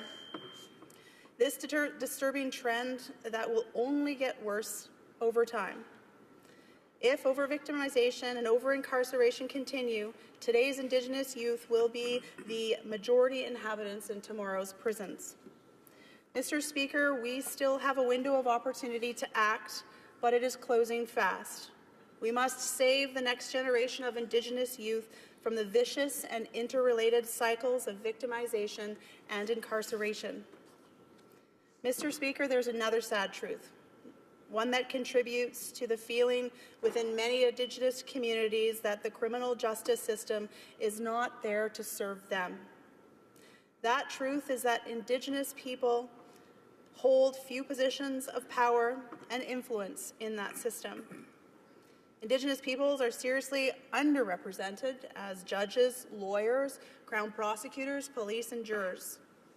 This is no mere trifle, Mr. Speaker. We have seen how persistent underrepresentation can taint the justice system, leading to Indigenous peoples who feel that it does not represent them or serve them. While Indigenous peoples have a unique history and constitutional relationship within Canada, they are not alone in this feeling of exclusion. Earlier this week, I sat down with representatives of the Federation of Black Canadians. They described to me how people of African descent in Canada face the similar crisis of overrepresentation as accused and underrepresentation as people of influence in the system. Similar concerns have been raised about the overrepresentation as accused in the criminal justice system of those with mental illness, FASD, and addictions. I hear those concerns too.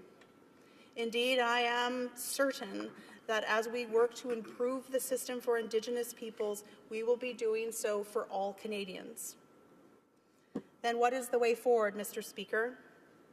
First, we must change the face of the system to make it one that is truly reflective of the diversity of Canadian society.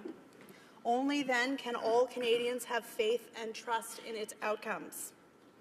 Our government has made important strides on this front. Since the beginning of my mandate, I have appointed Indigenous jurists to the bench, along with other visible minorities, persons with disabilities, and members of the LGBTQ2 community. These numbers will continue to grow with time and as the legal profession becomes more diverse. Our justice system will certainly be the richer for it. In addition, many have suggested that peremptory challenges contribute to the underrepresentation of Indigenous people on juries. This is also likely true for Black Canadians and other marginalized populations. In this respect, I wish to underscore what the Prime Minister said earlier today. We will bring forward broad-based, concrete reforms to the criminal justice system, including changes to how juries are selected. These are but two concrete steps that we can take to address the underrepresentation of Indigenous people as jurors, judges, and professionals. I look forward to the debate today, as I'm sure others will have helpful and innovative solutions to propose. I also look forward in the near future to introducing reforms to the criminal justice system that will address not only delays, but overrepresentation of marginalized communities. We have worked closely with the provinces and territories on this front. All agreed that urgent action, bold action is needed. There was support among my colleagues and I for improving the bail system to address its disproportionate impact on vulnerable people. Ministers also identified preliminary inquiries, offence reclassification, reform of mandatory minimum penalties, and case management as areas ripe for reform. Rest assured, Mr. Speaker, we will be proposing reforms that strike an appropriate balance between the needs of victims, Indigenous and otherwise, and the need for off-ramps from the criminal justice system. Victims and their families have repeatedly expressed how they feel lost, excluded, and often re-victimized by the criminal justice system. We are working to change this. Meanwhile, the system cannot see the needs of victims and tackle serious crime because it dedicates too much of its time and resources to prosecuting vulnerable and marginalized offenders. These offenders need appropriate off-ramps from the criminal justice system, not another ticket back in. Mr. Speaker, the criminal justice reform is not easy, but current events have highlighted the need for action. We need to work together to adopt evidence-based approaches to criminal justice reform that truly work to make us safer and a more just society. And Mr. Speaker, before I end, I'd like to say this. Reforms to the criminal justice system and the justice system writ large are indeed an integral and necessary step towards reconciliation with Indigenous peoples in this country. But those reforms will only achieve true success if coupled with a new relationship with Indigenous peoples. Today we heard the Prime Minister, in his historic Indigenous policy statement, confirm that all our relations with Indigenous peoples must be based on the recognition and implementation of rights, including self-determination and the inherent right of self-government. New legislation and policy will be developed in the near future and will formalize this approach. One of the implications of this is that Indigenous governments and nations, as they undertake the work of rebuilding their political, social, and economic structures, will be playing an increasing role in reshaping elements of Canada's justice system. The role of Indigenous laws, legal orders, and courts will expand as we continue to evolve Canada's tradition of legal pluralism. The importance of this cannot be understated. Our justice system has never been static. It changes and it evolves. The next frontier in that evolution will see Indigenous peoples continuing to craft their own solutions to the crisis in confidence we certainly will recognize and face. Perhaps more than any one set of reforms, it is the forging of this new nation-to-nation relationship with Indigenous peoples, creating a climate of trust with them and a climate of trust in our justice system that will truly set us on a path of reconciliation. Mr. Speaker.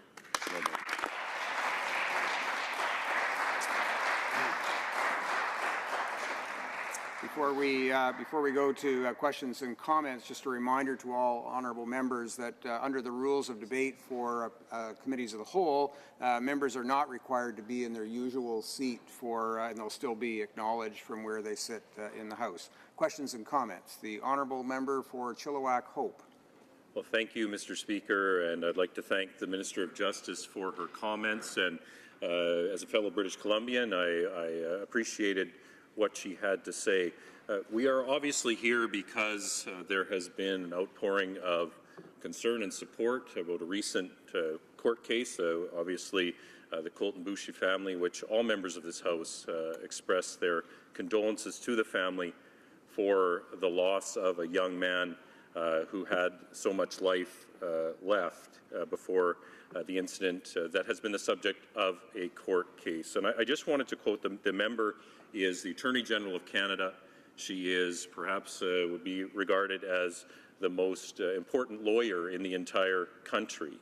And the Canadian Bar Association felt compelled to issue a statement after the Prime Minister and several ministers of the Crown issued statements on the weekend. And they said, quote, "The Canadian Bar Association is not commenting on a case that may be subject to an appeal. We have concerns with politicians calling verdicts into question. When parties in a case believe there's been an error, the appropriate avenue is through the appeal process. The integrity of the justice system must be respected." So, as a lawyer, as the Attorney General of Canada, I wonder if the Minister can comment on that statement by the Canadian Bar Association and tell us whether she thinks members of the Ministers of the Crown actually did comment on a specific case and perhaps bring that case violate their duty as members of the bar by doing so. The Honourable Minister of Justice. Well, thank you, Mr. Speaker, and I'm happy to respond. I'm assuming the member opposite is referring to some social media tweets that myself, the Prime Minister, and other ministers of the Crown put out. I will say, with respect to what has transpired over the last week, I sent out a tweet after the Prime Minister recognizing and acknowledging the anguish that I saw on the faces of the Boucher family, on the faces of Canadians across the country. As the Attorney General of this country, to turn a blind eye and not acknowledge that anguish of people marching in the streets. I feel I would have done a disservice not to acknowledge the tragic events, not commenting specifically on a verdict, but commenting generally on the criminal justice system and how that system has been unjust for Indigenous peoples, for Black Canadians, for other marginalized individuals within it. My comments were on the criminal justice system and how we can and must do better. And as the Attorney General and the Minister of Justice, I am incredibly proud to stand up here every day to fight for fairness and equality for all Canadians. Questions and comments. The Honourable Member for Timmins, James Bay. Thank you, Mr. Speaker. I want to thank the Minister for being here tonight, and that this institution can be used to tackle an issue that has shocked our nation, that we have heard from people, urban and rural, Indigenous and non-Indigenous, who feel that our system failed Colton Boucher's family. And I thank the Minister for her comments, because when the system fails an individual, there is recourse through appeals, there's legal precedents. But we're talking about a system that has failed a people, and this is a moment of reckoning. But what I didn't hear from the Minister's talk, and I want to get to specifics, because great vision ideas I would love to think will change the world, but I've come to think that it's changed on the ground, is that one of the issues that came out in the Boucher trial was the treatment of the Boucher family by the RCMP, the way it was investigated, the way that from the beginning the seeming criminal was the boy who was dead on the ground, and that his family were considered criminal and his friends were considered criminal, and that every step of the way, in the way the RCMP handled it, set a tone that we see across social media now, with some really ugly racist trolls who are misrepresenting what happened. And what the family has asked for is some form of ability to have oversight and investigation of the RCMP's actions in the Boucher killing, but also the need to have an oversight process in Saskatchewan, where the RCMP are not subject to outside independent review, as exists in other jurisdictions. And I want to ask the Minister if she will talk to the Minister of Safety and commit to this House and to Indigenous people in Saskatchewan that out of this there will be a process, that independent review of police actions will be a priority, and whether it's in Thunder Bay or Val-d'Or or any place else where these actions happen, that we have that Indigenous lens to make sure that justice is done and done fairly by the police. The Honourable Minister of Justice. Well, thank you, Mr. Speaker, and I appreciate the comments of my honourable colleague across the way. Important comments about a moment of reckoning. I couldn't agree more that we are in a time right now where things have to change. We have to turn words into actions, and I am committed to doing that. I, as well, had the opportunity, along with the Minister of Public Safety, to sit down and meet with the Boucher family a couple of days ago. And what they had imparted to both of us was the need to ensure that we continue to build relationships, that we continue to find solutions to the systemic challenges that exist within our criminal justice system. I will say this: racism, discrimination, and bias have no place in that system, and we have to do everything we can to eradicate that, to ensure fairness and equality. At that meeting, also, to the member's point, we also spoke, they raised the issue of the RCM police. The Minister of Public Safety is working with, and his office working with, the Boucher family, connecting them with the appropriate people and assisting them in that regard. As the member has asked me, of course I will talk to the Minister of Public Safety, and we continue to talk on a regular basis to follow up, not only with respect to the requests of the Boucher family, but to ensure that we continue to work collaboratively, he and I, to address all issues from the time somebody enters the criminal justice system to the point where they are incarcerated. We can do better. We have time for one more question and comment. The Honourable Minister of Indigenous Services. Thank you, Mr. Speaker. I want to reassure the Minister of Justice that, like other members in this House, I'm delighted that she is putting such a priority on criminal justice reform, and we will all support her in that. I believe the Minister knows that one of the issues that I have been concerned with is the severe overrepresentation of Indigenous children in the foster care systems across the country. And when you follow what happens after that, you see that among missing and murdered Indigenous women and girls, that many of them were once in foster care in very, very large numbers. And when you look at the number of Indigenous peoples that are in the criminal justice system in prisons, that in fact huge numbers of them were once children in foster care.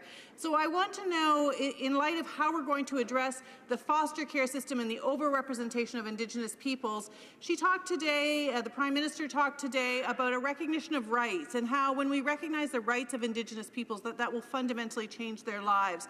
I want to know how she thinks this recognition of rights framework will support our work to address the severe overrepresentation of Indigenous children in care and how it might help us to be able to keep those children with their families. Honourable Minister of Justice. Well, thank you, Mr. Speaker, and certainly thank my colleague for the incredibly important question. There are many reasons, many negative reasons why individuals, Indigenous individuals, other marginalized communities find themselves in the criminal justice system.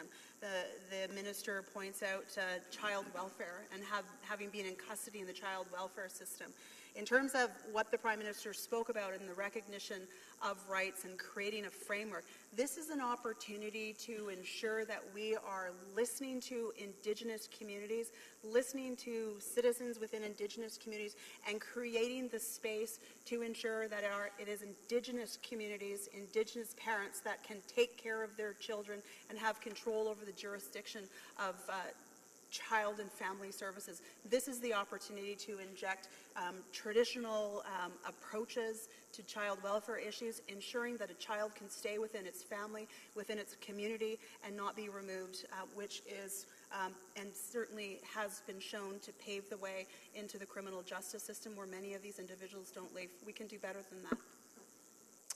Before we go to resuming debate, just a reminder to all honourable members, a second one, that while we're in Committee of the Whole, and agreeably the format invites a less formal exchange across the aisle, I remind honourable members to keep an eye just on the chair so that I can give some cues as to remaining time.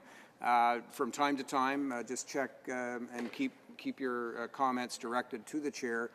We're at slightly less of a disadvantage. I have a height disadvantage to begin with, but when I'm seated in this big chair, it's even that much more accentuated. So we're not able to stand and their mics get cut off. So I'll give, and other chair occupants will give a time signal when you're getting close so that we can make sure members aren't taking more time than might be available perhaps to other honourable members. Resuming debate, the Honourable Member for Kamloops, Thompson Carrickford. Thank you, Mr. Speaker, and I will try to keep a watchful eye on your time signals. So tonight, the House of Commons is stepping back from our usual business and taking a few hours to discuss the experience of Indigenous people in Canada's justice system. For the past week, Canadians have been engaged in an intense, emotional discussion about the outcome of the trial concerning the death of Colton Boushie. There have been protests across Canada and passionate debate among many concerned with justice. This sad situation has touched a nerve with all Canadians. The outcome of this trial does not change the fundamental facts of the situation. A young man's life has ended, tearing him away from his family and his closest friends. I think every member of this House can agree that this was a tragic situation, and first and foremost, our thoughts and prayers and condolences are with Colton's family and friends. Mr. Speaker, I lived in a community where we were side by side. There was an Indigenous and a non-Indigenous community, and we did have some challenges over the years. But what I did learn from those challenges is that the jobs of our leadership is to try and calm and to create a sense of unity rather than a sense of division. So, I think that certainly is incumbent on all of us to help these communities heal in Saskatchewan. We have to continue to have difficult conversations that unite rather than divide, and do so with respect and recognition that we are all working to build a better Canada. So we should always, when we have difficult situations like this, we should always be open to ensure that more Canadians have trust in a justice system that has been built. Of course, I think we also need to acknowledge that we have a system that has been built and improved over decades of careful work. Our Conservatives have always been ready to listen to voices seeking change in our justice system, especially for the benefit of victims and families. In office, our previous Conservative government passed over 30 pieces of legislation to keep Canadians safe while putting the rights of victims ahead of the privileges of offenders. We also created the Federal Victims Strategy and the Office of the Federal Ombudsman for Victims of Crime. We provided significant resources to the Aboriginal Justice Strategy and the Indigenous Court Workers Program, which enables Indigenous communities to take a greater role in the administration of justice in Canada. We introduced Bill C-2, the Fair and Efficient Trials Act, which made important reforms to jury selection laws to allow for a larger jury if the judge thought it was necessary, and the same bill helped to protect the identity of jurors. We authorized the Victims' Bill of Rights, the first law to entrench the rights of victims of crime into a single piece of legislation. And as the former Attorney General Peter MacKay said, when the legislation was introduced, quote, "Every victim deserves to have an effective voice and to be heard." And I remember when we were developing that particular piece of legislation, there was a very tragic case right near the riding that I represent where an 18-year-old girl had been brutally murdered. The court process was continuing, but the family were able to participate in the Mr. MacKay's process so that they could share their experiences and hopefully help to make that particular piece of legislation busier or better. And, certainly today, I acknowledge that trial many years later is still going on. I mean, it was 2011 when their daughter was killed. They said they also, there was an automatic presumption that they were going to be that they were suspects because they were family, and also experienced some very difficult moments. I remember at the round table them talking about not being able to go to say goodbye to their daughter because they were in the RCMP office, and it was profoundly impactful to hear them talk about not only the very difficult loss of their daughter, the murder of their daughter, but also the fact that the RCMP immediately has, I guess there's some process, I can't talk to the process, but it was an awful experience for them, and it informed the Victims' Bill of Rights. So, I think we'd like to sort of contrast. We had 30 pieces of legislation. Mr. Speaker, we know that the current government has not actually passed a lot of legislation. There was a number of articles that were out a while ago in terms of comparing their record of actually getting legislation through the House compared to our record. And to be quite frank, in 2.5 years, they failed to table any legislation to improve Canada's justice system. So, we're hearing that they have to do something. They're 2.5 years in. Yeah. They haven't got anything on the table yet for us to look at. So you have to wonder if this is actually even a priority for the government. There's scant mention of justice issues in past remarks or in the mandate letter, and nothing in the Prime Minister's speech to the UN. I think recently, since this tragic case, they've talked about and referenced the 2013 report by former Supreme Court Justice Frank Iacobucci. But until this week, it was never acknowledged, and it was never heard, it was never put out there as something that they were going to look at. So, we've all heard media reports that some form of legislation will be coming in the near future. And it almost has the appearance that they're scrambling to, tack on some changes to jury selection, and it almost seems like it's an afterthought. And all of a sudden they're, quoting a report that they haven't talked about in their time in office. So, I talked about the number of measures that we have brought forward over 10 years, and I want to talk about the ones they voted against. Ending house arrest for serious offenses like sexual assault and kidnapping. Tougher penalties for those who produce, traffic, and import date rape drugs and those who sell drugs near schools. Ensuring state sponsors of terrorism are held accountable for their crime. Ensure public safety comes first when dealing with individuals found not criminally responsible. And I could go on. The protection of Indigenous women under the threat of domestic justice. So, this is things that we're focused on, protecting the victims, and this government has a history of voting against them. We worked hard to ensure justice is served swiftly and the rights of the victims were put first.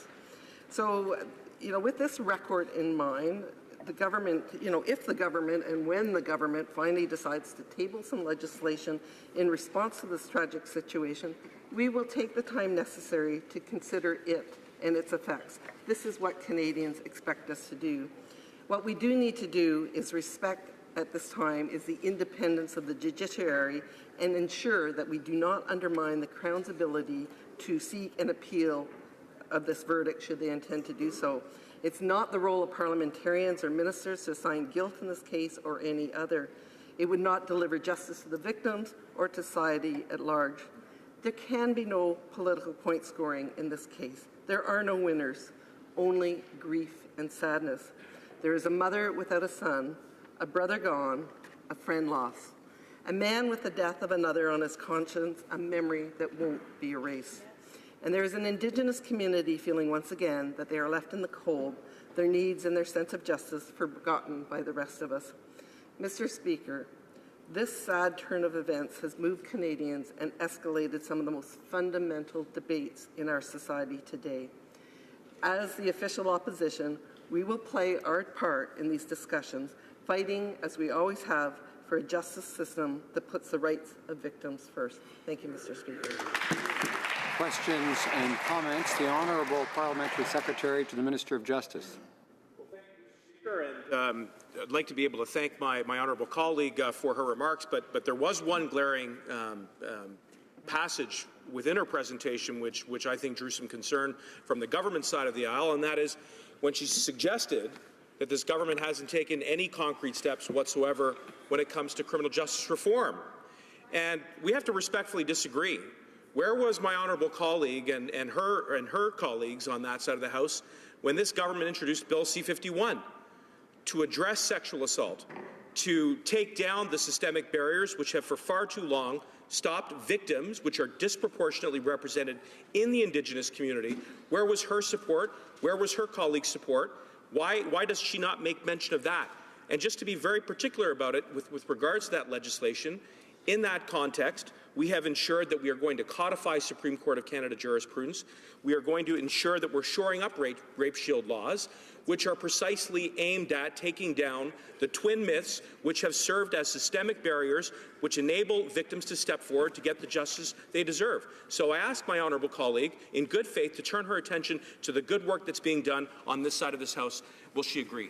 The Honourable Member for Kamloops, Thompson, Caribou. Mr. Speaker, what we heard is that they've introduced, sorry, I got it wrong, you haven't introduced none, they've introduced one piece of legislation, and I would like to contrast that we supported.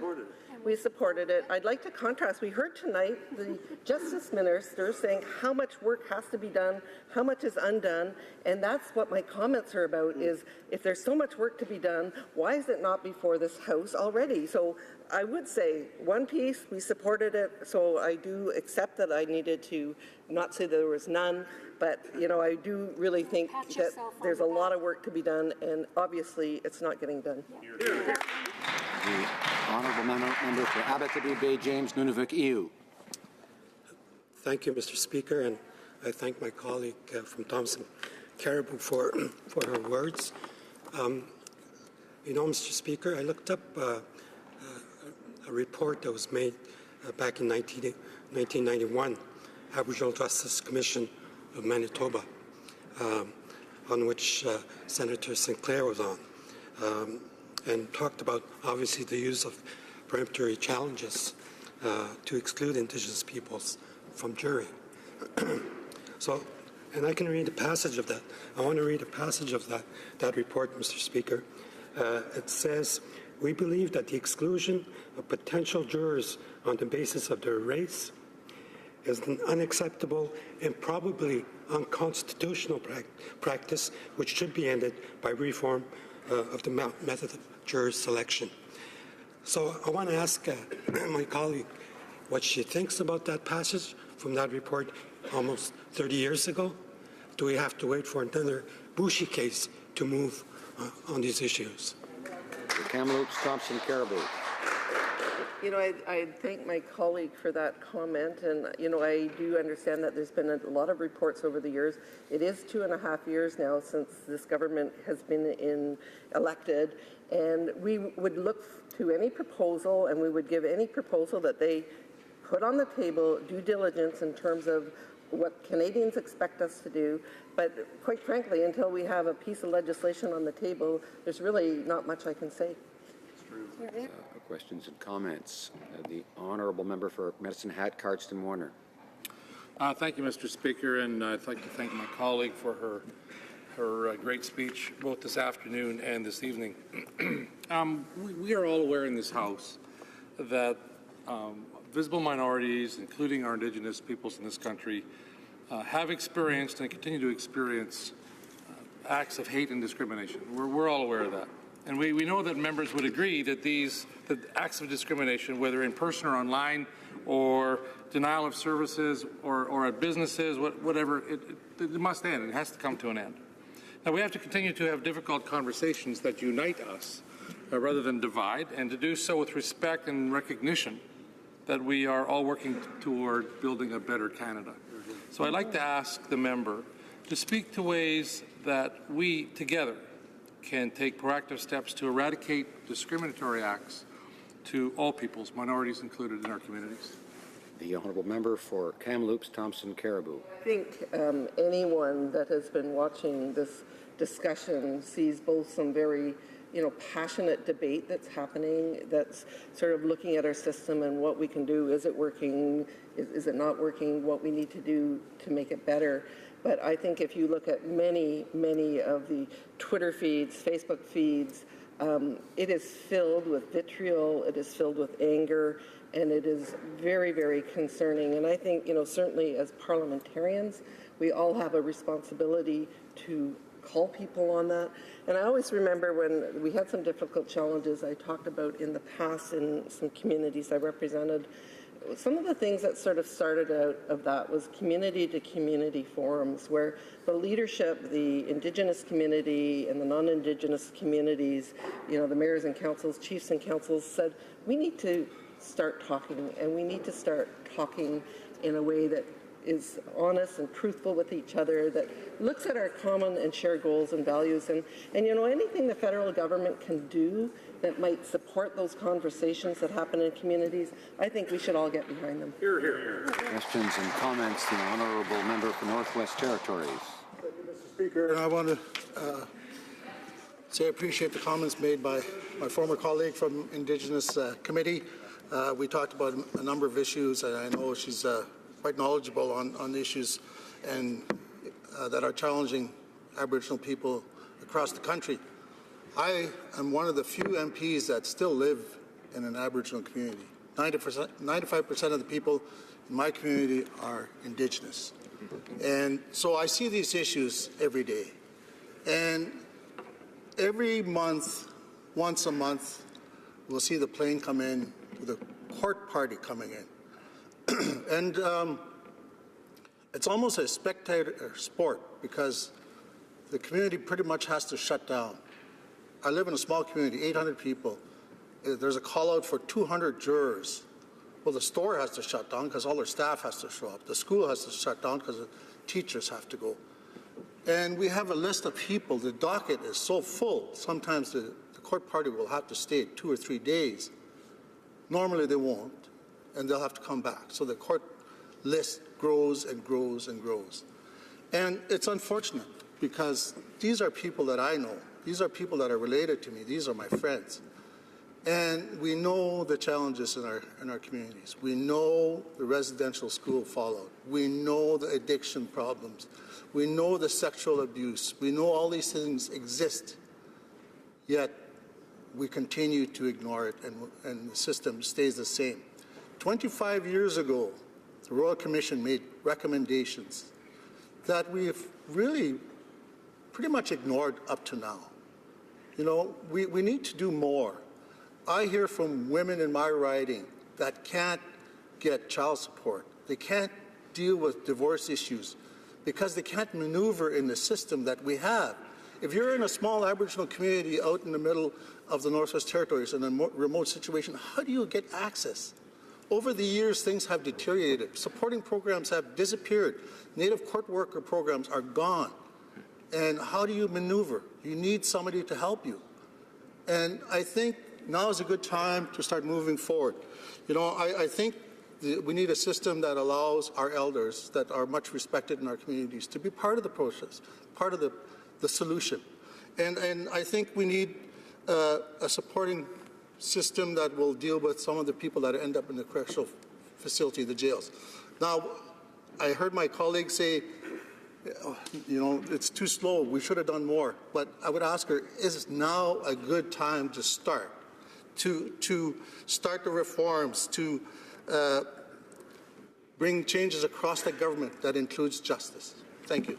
Honourable Member for Kamloops Thompson Caribou. Mr. Speaker, and certainly what we indicated is that we would receive and give all due scrutiny to anything that the government proposes. But I do want to pick up on something that he talked about, his experience of communities closing down.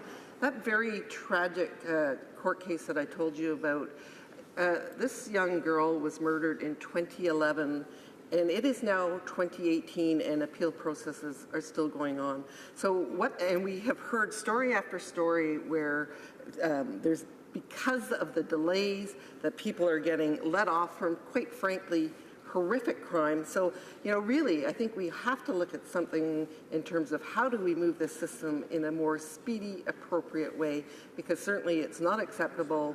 I mean, 7, 8 years later, families having to deal with the pain of reliving and reliving the tragic murder of their daughter. Resuming debate, the Honourable Member for Abitibi Bay James Nunavik. Thank you, Mr. Speaker. And from the outset, I do want to mention that I'll be sharing my time, splitting my time with the member from Desnete, Mississippi, Churchill River. Mr. Speaker, when I heard of the verdict in the trial of the murder of Colton Bushi, I sent out one tweet, and one tweet only. And it basically said this, Mr. Speaker: I went into law school because I believed in justice in this country. That decision from that court devastated totally that belief. And this system needs to change in this country. I was taught, Mr. Speaker, by my elders that the spirit, intent, and words of our treaties we share with Canada allowed for just coexistence and the preservation of Indian ways of being and Indian laws, Indigenous laws.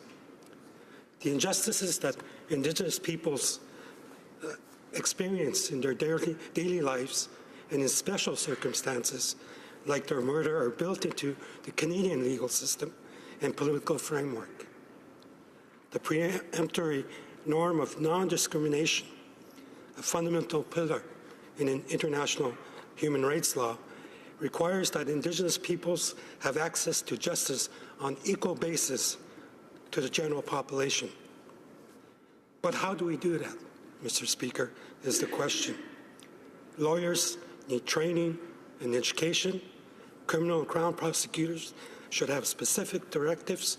Gladue rights only address the problem that's at the sentencing level. What about before that? Which is equally important. Police also need training and to establish protocols. We must consider how police investigate themselves when an error or a tragedy occurs. I strongly recommend that the House consider the 2013 study of the expert mechanism on the rights of Indigenous peoples on access to justice, to which Wilton Littlechild, a well-known Grand Chief, participated in the promotion and in protection of the rights of Indigenous peoples. The work has already been done by excellent people at the expert mechanism level. In the report that I just referred to, the Manitoba Aboriginal Justice Commission report. So we can continue from there on. Mr. Speaker, we cannot also discard, in my view, the knowledge and experience of our ancestors and elders who remind us that the treaties contain all we need for a framework that ensures justice for all peoples who live in this land we all call Canada. Thank you, Mr. Speaker. Questions and comments. L'honorable député d'Edmonton Centre. The Honourable Member for Edmonton Centre. And I'd like to thank the Honourable Member across the way for his commitment to this issue and to Indigenous peoples, and I would just like to engage the Honourable Member across the way on why he sees the importance of not just a rights-based framework and the implementation of Indigenous rights, but all the steps that he thinks we need to do to make sure that Indigenous peoples can enjoy their full rights in the court system, but to make sure that Indigenous peoples are not part of the court system to the same degree that they are now, and all of the systemic changes that he sees that we need to be taking as a government, as parliamentarians, to prevent the next generation of Indigenous kids from filling up our criminal justice system and our jails like they do today. The Honourable Member for Abitibi Bay James Nunavik EU. Thank you, Mr. Speaker. And I want to thank the member for that important question. I think the basis of our work from here on, Mr. Speaker, in all things we do, either from a policy perspective, either from a legislative perspective, needs to be the UN Declaration on Rights of Indigenous Peoples. Because, as it is formulated in the UN Declaration, the norms and standards that are contained in the UN Declaration are the minimum standards for the survival, dignity, and well-being and security of Indigenous peoples in this place. So I'm grateful that the government will support Bill C-262, has supported, as a matter of fact, Bill C-262, because that's the kind of basic framework that we need in this country. Thank you. Comments, the Honourable Member for Kamloops Thompson Caribou. Thank you, and I always appreciate the thoughtful words of my colleague on the Indigenous Affairs Committee. What I would like to ask him, because I'm very concerned in terms of what I see is a very difficult situation in Saskatchewan. You see communities that are really experiencing challenges, and of course I already mentioned the sort of very anger that you see, and I'm just wondering if you have suggestions that we could talk about tonight in terms of how we might support these communities in terms of healing from this very tragic death of Colton Boushie. The Honourable Member for Abitibi Bay James Nunavik EU. Mr. Speaker, I want to thank my colleague for the question, and As I mentioned earlier, Mr. Speaker, these type of situations have been studied already to death. I mentioned the Aboriginal Justice Commission of Manitoba, who looked into the 1971 murder of Helen Betty Osborne. Similar case. In this case, that commission's report recommended that the criminal code be changed with respect to jurors. In fact, I think when I look at that report and the quote that I read just a while ago, I think that is the first step that we need to do in this type of situation. Yeah, short question. The honourable member for North Island, Powell River. Thank you, Mr. Speaker, and I thank the member for his very important intervention this evening. You know, I think this is really a question of justice, and as a mother of Indigenous sons and as a grandmother of 3 Indigenous grandchildren, Naya, Kwastanaya, Shoshone, and Little Dude, I think we have to look at the reality that this case and this beautiful soul that is no longer with us, Colton Bushey, this is something where we have to look at our justice system and see what the value is of Indigenous life. And that is something that we are all questioning in this House. And I think all Indigenous parents of children who are Indigenous are very concerned across this country, because we need to know that when our children leave our house, that their lives are valuable. And so I just want to ask the member if he can talk about how we look at a justice system and how we remind all Canadians that every life, especially those that we have not valued, are valuable. The member for Abitibi Bay James, Nunavut EU. I want to thank my colleague and dear friend for that question. I think it's an important one. Mr. Speaker, one of the things that my former questioner talked about living on reserve. I still do too. And I just want to remind people in this House that as Indigenous individuals, what we saw in this case, and I hope that these type of cases will not surface again in the future. That's my dear hope. I faced exclusion all the time, throughout my life. Still to this day, I face exclusion. And that needs to stop. If we are truly committed to reconciliation and justice, I use the 2 words because they go together. There cannot be reconciliation in this country in the absence of justice. Resuming debate, the honourable member for Desnethi, Missinippi, Churchill River. Thank you, Mr. Speaker. I rise today to speak about the experience of many First Nations, Inuit, and Métis people within Canada's justice system. And I stand here before you to state that the value of an Indigenous young person is more valuable than property, and it should be. Human life is precious and should be respected. I ask why the late Colton Bushey and his family were treated like criminals. Why were Colton Bushey and his family not treated like the victims they clearly were? This past week offers a clear signal that there are catastrophic failures in the criminal justice system.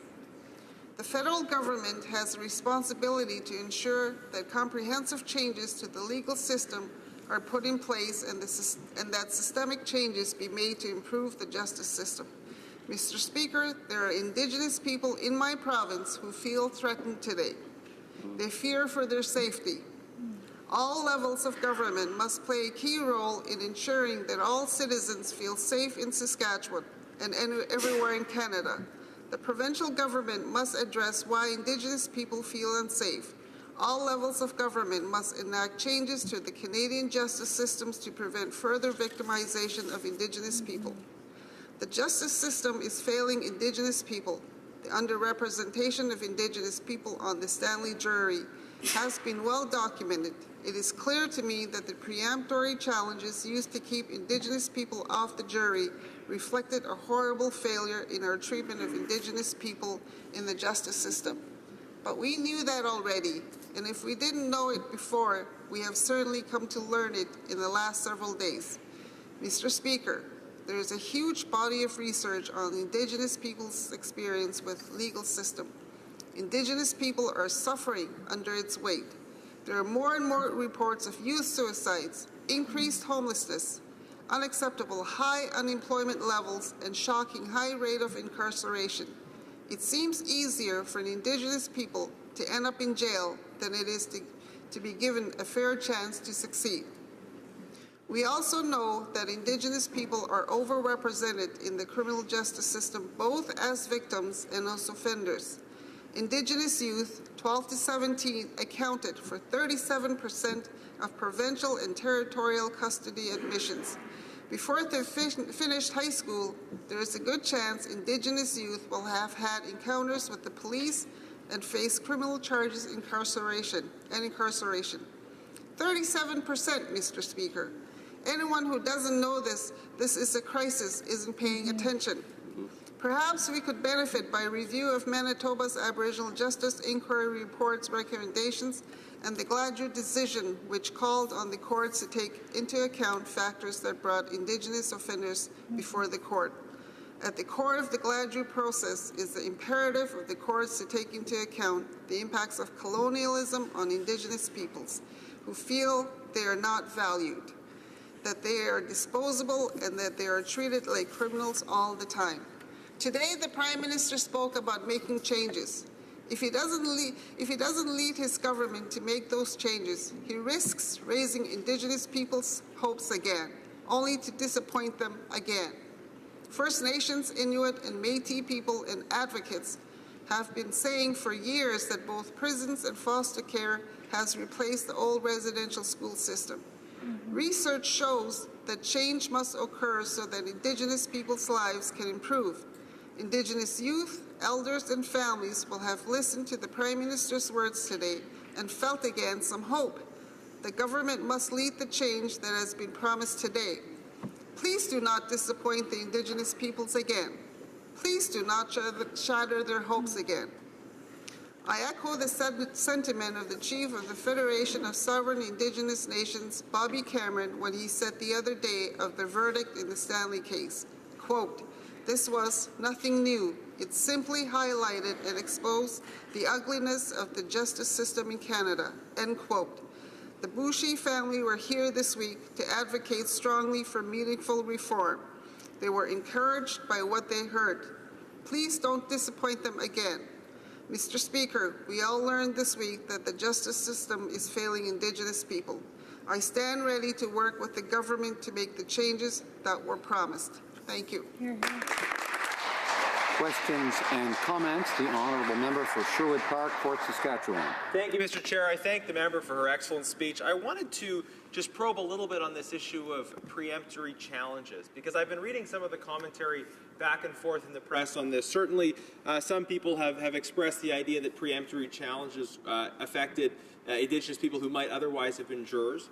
But I've also heard the argument that perhaps preemptory challenges, given equally to both sides, can also be used to remove people from juries who might have a bias against Indigenous people. So I'd be curious for the member's thoughts on that argument, and if there if this is an ideal change, or if there's potential other changes that can be made to the jury selection process, recognizing that some at least have argued that there might be unintended consequences of removing preemptory challenges entirely. Honourable Member for Desnethi, Mississippi, Churchill River. Question. I think, Mr. Speaker, that when you look at the words of the preemptory challenge, the key words here, the potential jurors and the candidates, reflective of all communities. Yeah. Those are the key words here.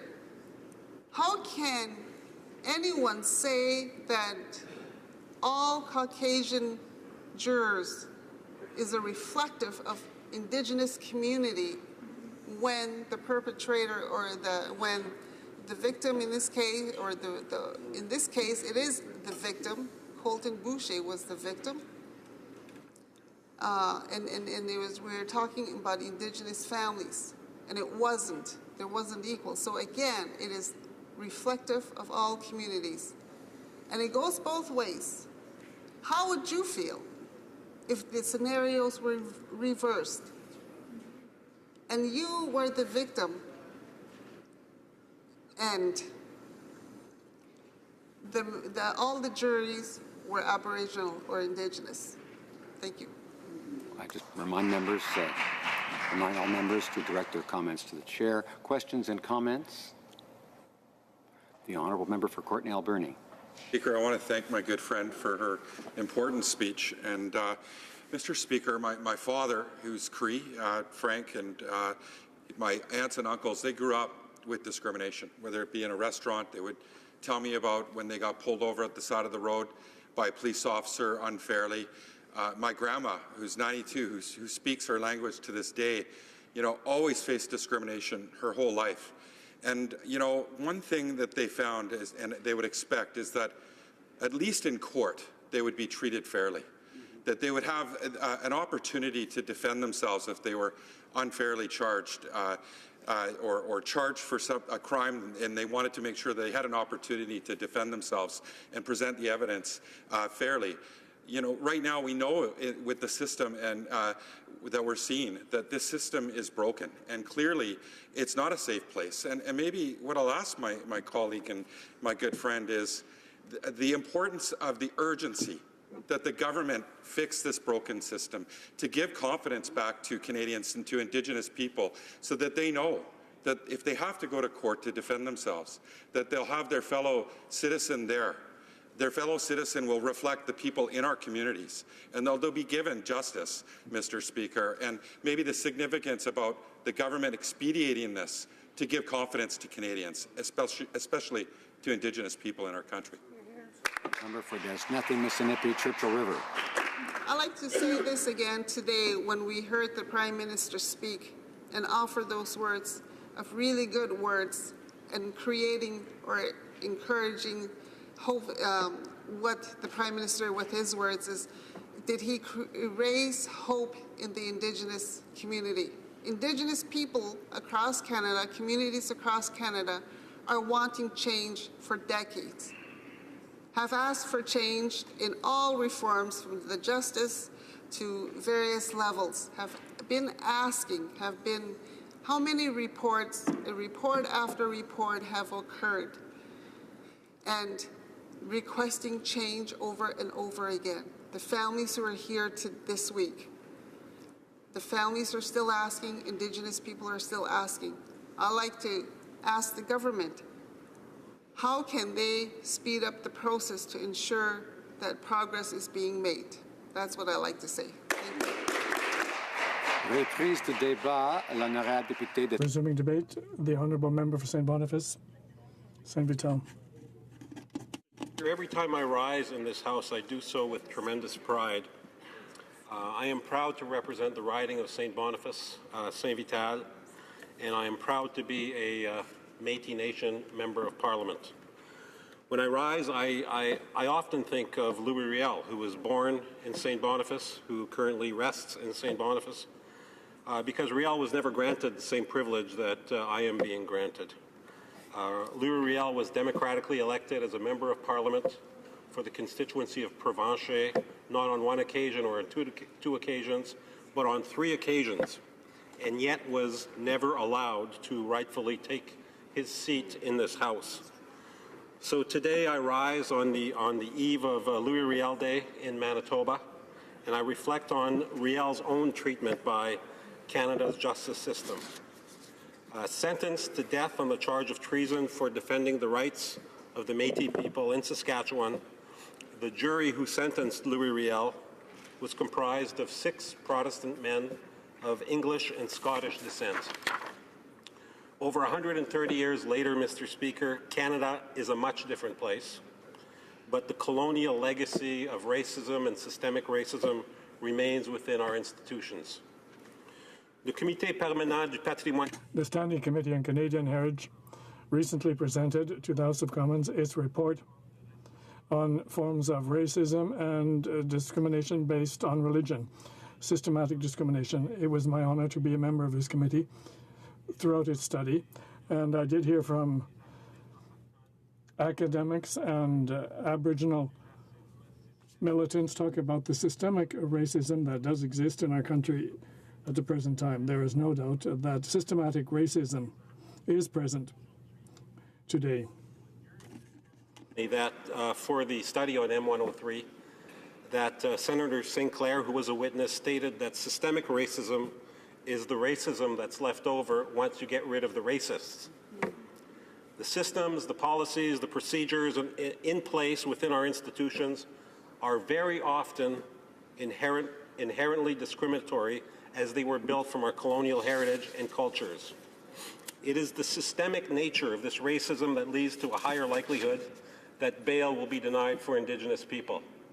It is the systemic nature of this racism that means Indigenous people spend more time in pretrial detention. It is the systemic nature of this racism that we are more likely to be charged with multiple offenses than non-Indigenous accused. It is the systemic racism that Indigenous people are more than twice as likely to be incarcerated. And the statistics reveal the shocking reality that Indigenous people face within the justice system. In my home province of Manitoba, over 70% of the inmates identify as Indigenous, and yet the population, the Indigenous population of Manitoba, is 15%. Now, Indigenous people are not predisposed to violence or criminality any more than any other population group. Nothing in Indigenous culture predisposes this. Nothing in human nature predisposes this. We must face the reality that the long history of colonialism in Canada has led to discrimination and social inequality. The causes of crime must be examined within this context, Mr. Speaker. There are links between poverty, marginalization, and criminal behavior, but these factors are again steeped in systemic racism. The justice system itself historically has contributed to poverty in Indigenous communities in many ways, such as not assisting Indigenous communities in enforcing treaty rights and other rights. The marginalization of Indigenous populations is a result of systemic efforts by the government. One needs to look no further than residential schools. Rather than respect the inherent and treaty rights of Indigenous people, the government of the day attempted to assimilate the Indigenous population. By continuing to deny Indigenous people their inherent treaty rights, we have perpetuated a cycle of poverty and marginalization throughout many generations. Les séquelles des pensionnats indiens. The results of Indian residential schools are still strongly felt in our Aboriginal communities. Prime Minister John A. Macdonald said that we had to kill the Indian in the child. In other words, remove the child from his culture, from his language and traditions. The ill treatment and the traumatism resulting from these schools have had long-term consequences in our own lives, as well as in the lives of the descendants of these former pupils. Culture is still happening today. We do not know what the long-term impacts of the current crisis within the child welfare system will be, but we do know that Indigenous children across the country are more likely to be apprehended and placed in foster care. My own province, sadly, has over 12,000 Indigenous children in care. Too often, they are not placed in culturally appropriate homes. Instead, the history of assimilation of Indigenous people is being created within this system.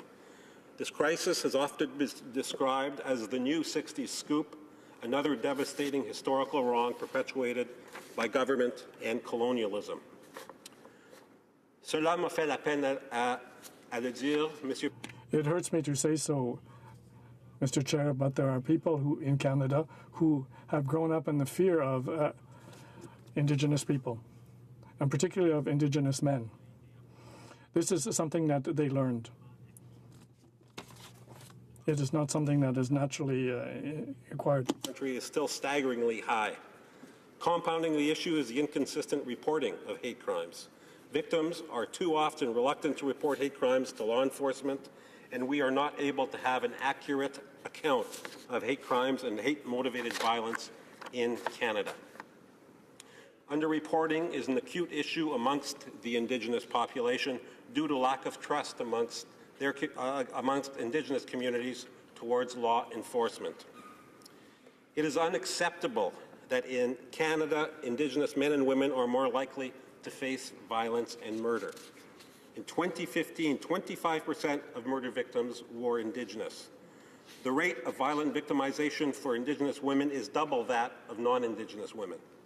Too many families have undergone the trauma and pain of losing a loved one to violence.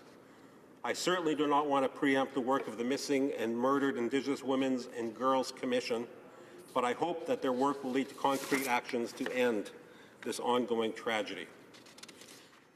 One of the most frustrating issues in this debate is that none of these issues are new. It was in 1988 that the Manitoba government launched an inquiry into the administration of justice and Aboriginal people, which issued its report in 1991. Many of the problems that we are discussing tonight were addressed in this report, and I encourage all members to seek out this report, which was co-authored by Senator Murray Sinclair from Manitoba. We are, however, Mr. Speaker, moving towards a path of reconciliation. And I must end my speech with hope because I feel hope. In spite of all the sadness, in spite of all the anger, in spite of all the frustration, I genuinely feel hope. We, Mr. Speaker, are all in this together. Whether we are Liberals, we are Conservatives, we are Indigenous, we are non-Indigenous, we are all in this together, and we need to find our way out of this together. Indigenous people of Canada deserve better, and I truly believe that the actions of the government are working to improve the lives of Indigenous people throughout Canada. I was very proud to hear the Prime Minister speak today about building a new rights-based framework in collaboration with Indigenous people. This comprehensive strategy will work to fully recognize and implement Indigenous rights. Ultimately, we cannot solve the issues of systemic violence within our institutions without moving forward towards self-determination for Indigenous people. This strategy is an important step towards this goal.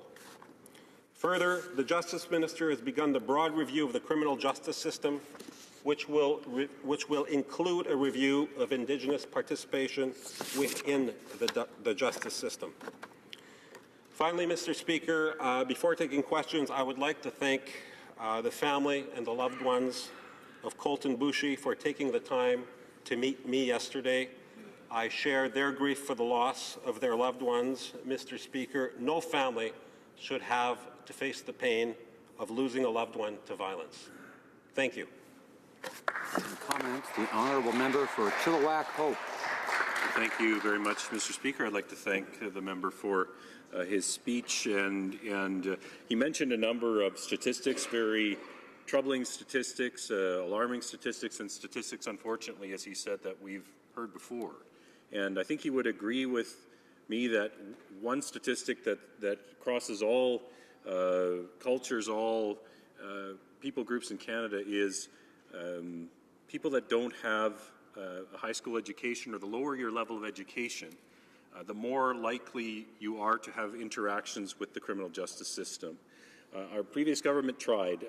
C-33 was our effort in the previous Parliament to try to improve First Nations education, recognizing the difficulty of education and First Nations community given the history of residential schools. So I want to get his thoughts on the importance. I know we're talking about the criminal justice system, but the importance of education, a quality education, an education for First Nations, Indigenous students that's the same as non-Indigenous students, and how we can work together to get there so that more Indigenous students have a good education, have better options, and are able to make the choices that many of us take for granted in non-Indigenous communities. Honourable member for St. Boniface, St. Vital. Thank you, Mr. Speaker. Through you, I firmly believe, and I don't think there's a member in this chamber who would disagree, that education is a way to a better life. An education that is respectful, and an education that respects the the cultural heritage of Indigenous people, an education that respects the Indigenous languages of the Métis, First Nation, and Inuit people in our country.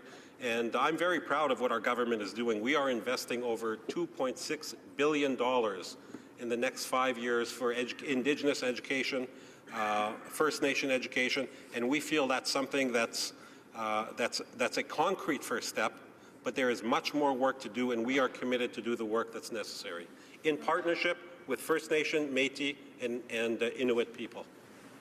The Honourable Member for Timmins James Bay. Thank you, Mr. Speaker. It has been very encouraging to hear the government talk about justice.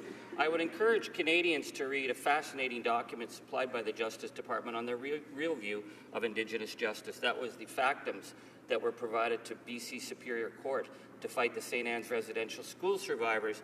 But it is so shocking, the government's position attacking reconciliation, attacking the basic rights of Indigenous people, that they had those factums put under a sealing order.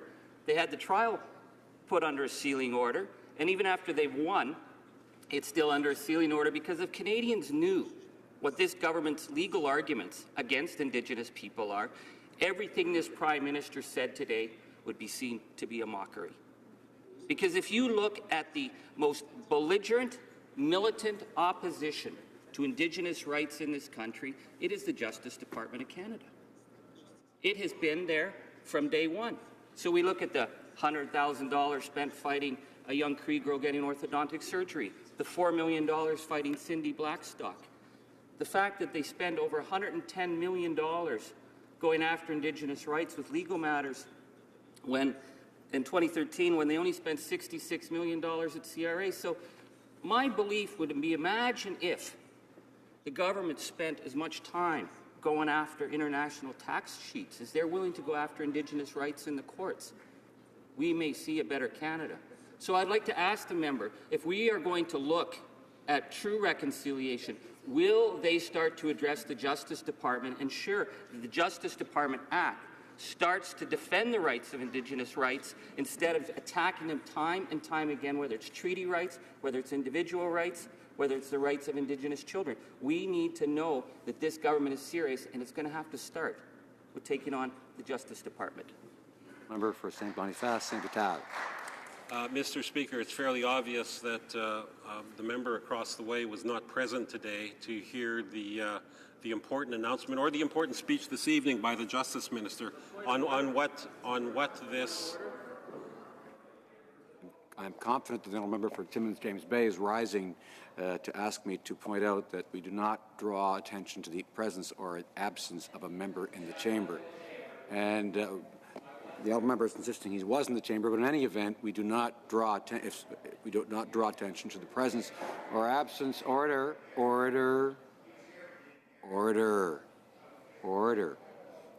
The honourable member for St. Boniface, St. Vital.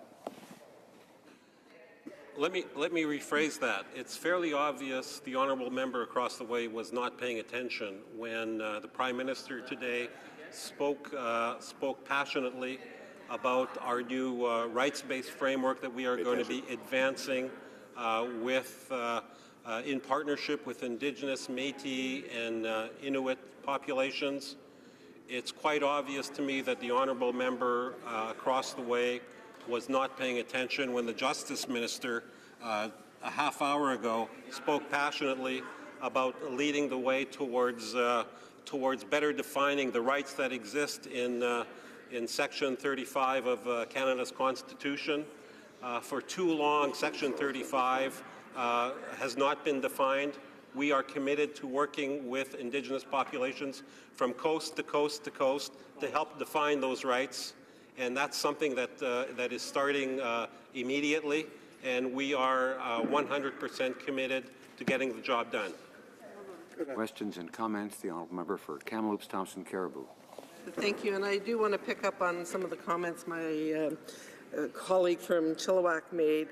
And he talked about the education being absolutely critical. And, you know, certainly as Conservatives and all parties in this House really supported the, First Nations control of First Nations education, things like the Anishinaabe Education Act. But One thing that I have noticed is as part of that process, there's one unfortunate thing in terms of our children in the communities that live side by side aren't going to school together anymore. And when you go to school together and you play sports together and you have birthday parties together, you create a bit of a shared understanding of culture and you become friends. And so I guess it's about the comment I made earlier is us as parliamentarians, what can we do not only about the healing of the what's in Saskatchewan that needs to happen, but also to make sure that we don't create that divides, because I think, again, this was one of the things that was a bit of a loss, although we certainly support and understand the reasons why First Nations needed to assume control over the education. There was that loss of opportunity with communities. Member for St. Boniface, St. Vital. Again, Mr. Speaker, it's again, I'll repeat it. I believe that every member in this chamber believes that education is the key to a better future. I know that we've been doing some good work on the education front in my home province in Manitoba. The government has recently signed an agreement for a First Nations educational authority, representative of, I believe, a dozen First Nations in Manitoba, to actually control their own education and to set the curriculum for the students that are in those schools. And I think we just have to continue talking, to continue negotiating in good faith, to listen. One of the hardest things to do in this job is actually listening, really listening without interrupting, and trying to get to a mutual space where there are benefits for all parties. And I think that's really what nation to nation means, and we are committed to moving forward in that way. For Vancouver East. Mr. Speaker, and I thank the member for his comments. I come from a riding as an urban riding, and it is also the third largest urban Aboriginal community riding in the country. 20 years ago, Mr. Speaker, we had a situation where an Indigenous man named Frank Paul, he was picked up by the police and he was intoxicated, and he was supposed to be brought into the sobering center to sober up. But instead, the police officer dragged him to an alley in the downtown east side and dumped him there. And he died of hypothermia. There was obviously outrage from our community, and we called for an inquiry. An inquiry was done. And it was conducted, and ultimately, we found out what had happened, and the police chief had made an apology to the family, and police training and education and so on took place. In the case of Colton Boucher, I'm wondering whether or not the member agrees that there should be an inquiry done so that we learn from these kinds of lessons. Never again should not be repeated over and over and over again in different scenarios. In the case of Frank Paul and now in the case of Colton Boucher. So I'd like to hear the member's answer, please. Member for St. Boniface and St. Vital, a short answer. I thank the honourable member for her question. I think what's imperative in the Colton Boucher situation is that we learn to understand everything that led to the unfortunate occurrence of Mr. Boucher being shot. I'm a firm believer in prevention. We have to put in the systems in place, the social systems, the support, the assistance to families, so that unfortunate instances like that are prevented, and that I know we can do better, and I know we can learn from this. Debate, the honourable member for Niagara Falls. Thank you, Mr. Speaker. I'm pleased to have this opportunity to speak in the House on the experience of Indigenous peoples within Canada's justice system. First of all, I would like to reiterate that our thoughts and prayers continue to go to the Boucher family on the tragic loss of their son, their nephew, their brother. No family should ever have to endure such pain, Mr. Speaker, and our hearts are united with the Boucher family at this most difficult time. Mr. Speaker, I want to spend a bit of time talking about the Conservative Party's record in this area supporting victims of crime. And my colleague from Kamloops, Thompson Caribou, who has shown certainly leadership on this issue, pointed out something very, very important, and that was our colleague, the Honourable Peter MacKay, introducing the Victims' Bill of Rights here. And again, this is completely consistent with where the Conservative Party is at and has been at in the past and continues to be. It became law in 2015, and that wasn't the only thing that we had done. We passed Bill C-2, the Fair and Efficient Criminal Trials, which, among other things, amended the criminal code to allow the swearing in up to 14 jurors to make sure that a trial could be completed. That being said, it also had other provisions, and one of them was the special protections for Aboriginal women under the threat of domestic violence. And this is known as the Family Homes on Reserves or Matrimonial Interests Rights Act. And again, this is an important step forward, Mr. Speaker, to updating Canada's law. I'll give you another example. The Human Rights Code in this country did not include Indigenous people. They didn't have the protection that all Canadians deserve on that, and it was our government that did that. And that we went forward and said, yes, it's important that everybody in this country have those protections. And so that, I want to be clear, though, the Conservative Party, we are always interested in ways that we can improve Canada's justice system here.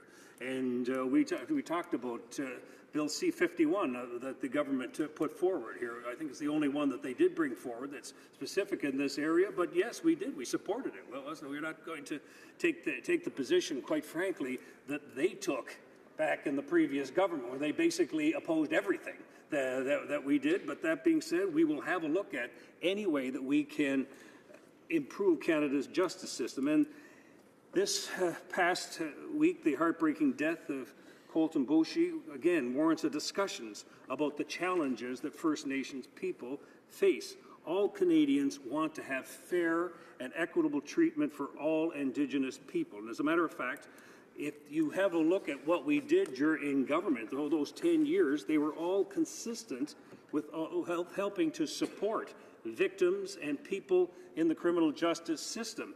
One of the significant resources that we did, we expanded the Aboriginal Justice Strategy, which enabled Aboriginal communities to have increased involvement in the local administration of justice. During the 2000 and 2008 fiscal year, as a matter of fact, just as an example, approximately 113 programs were funded that served nearly 400 Indigenous communities.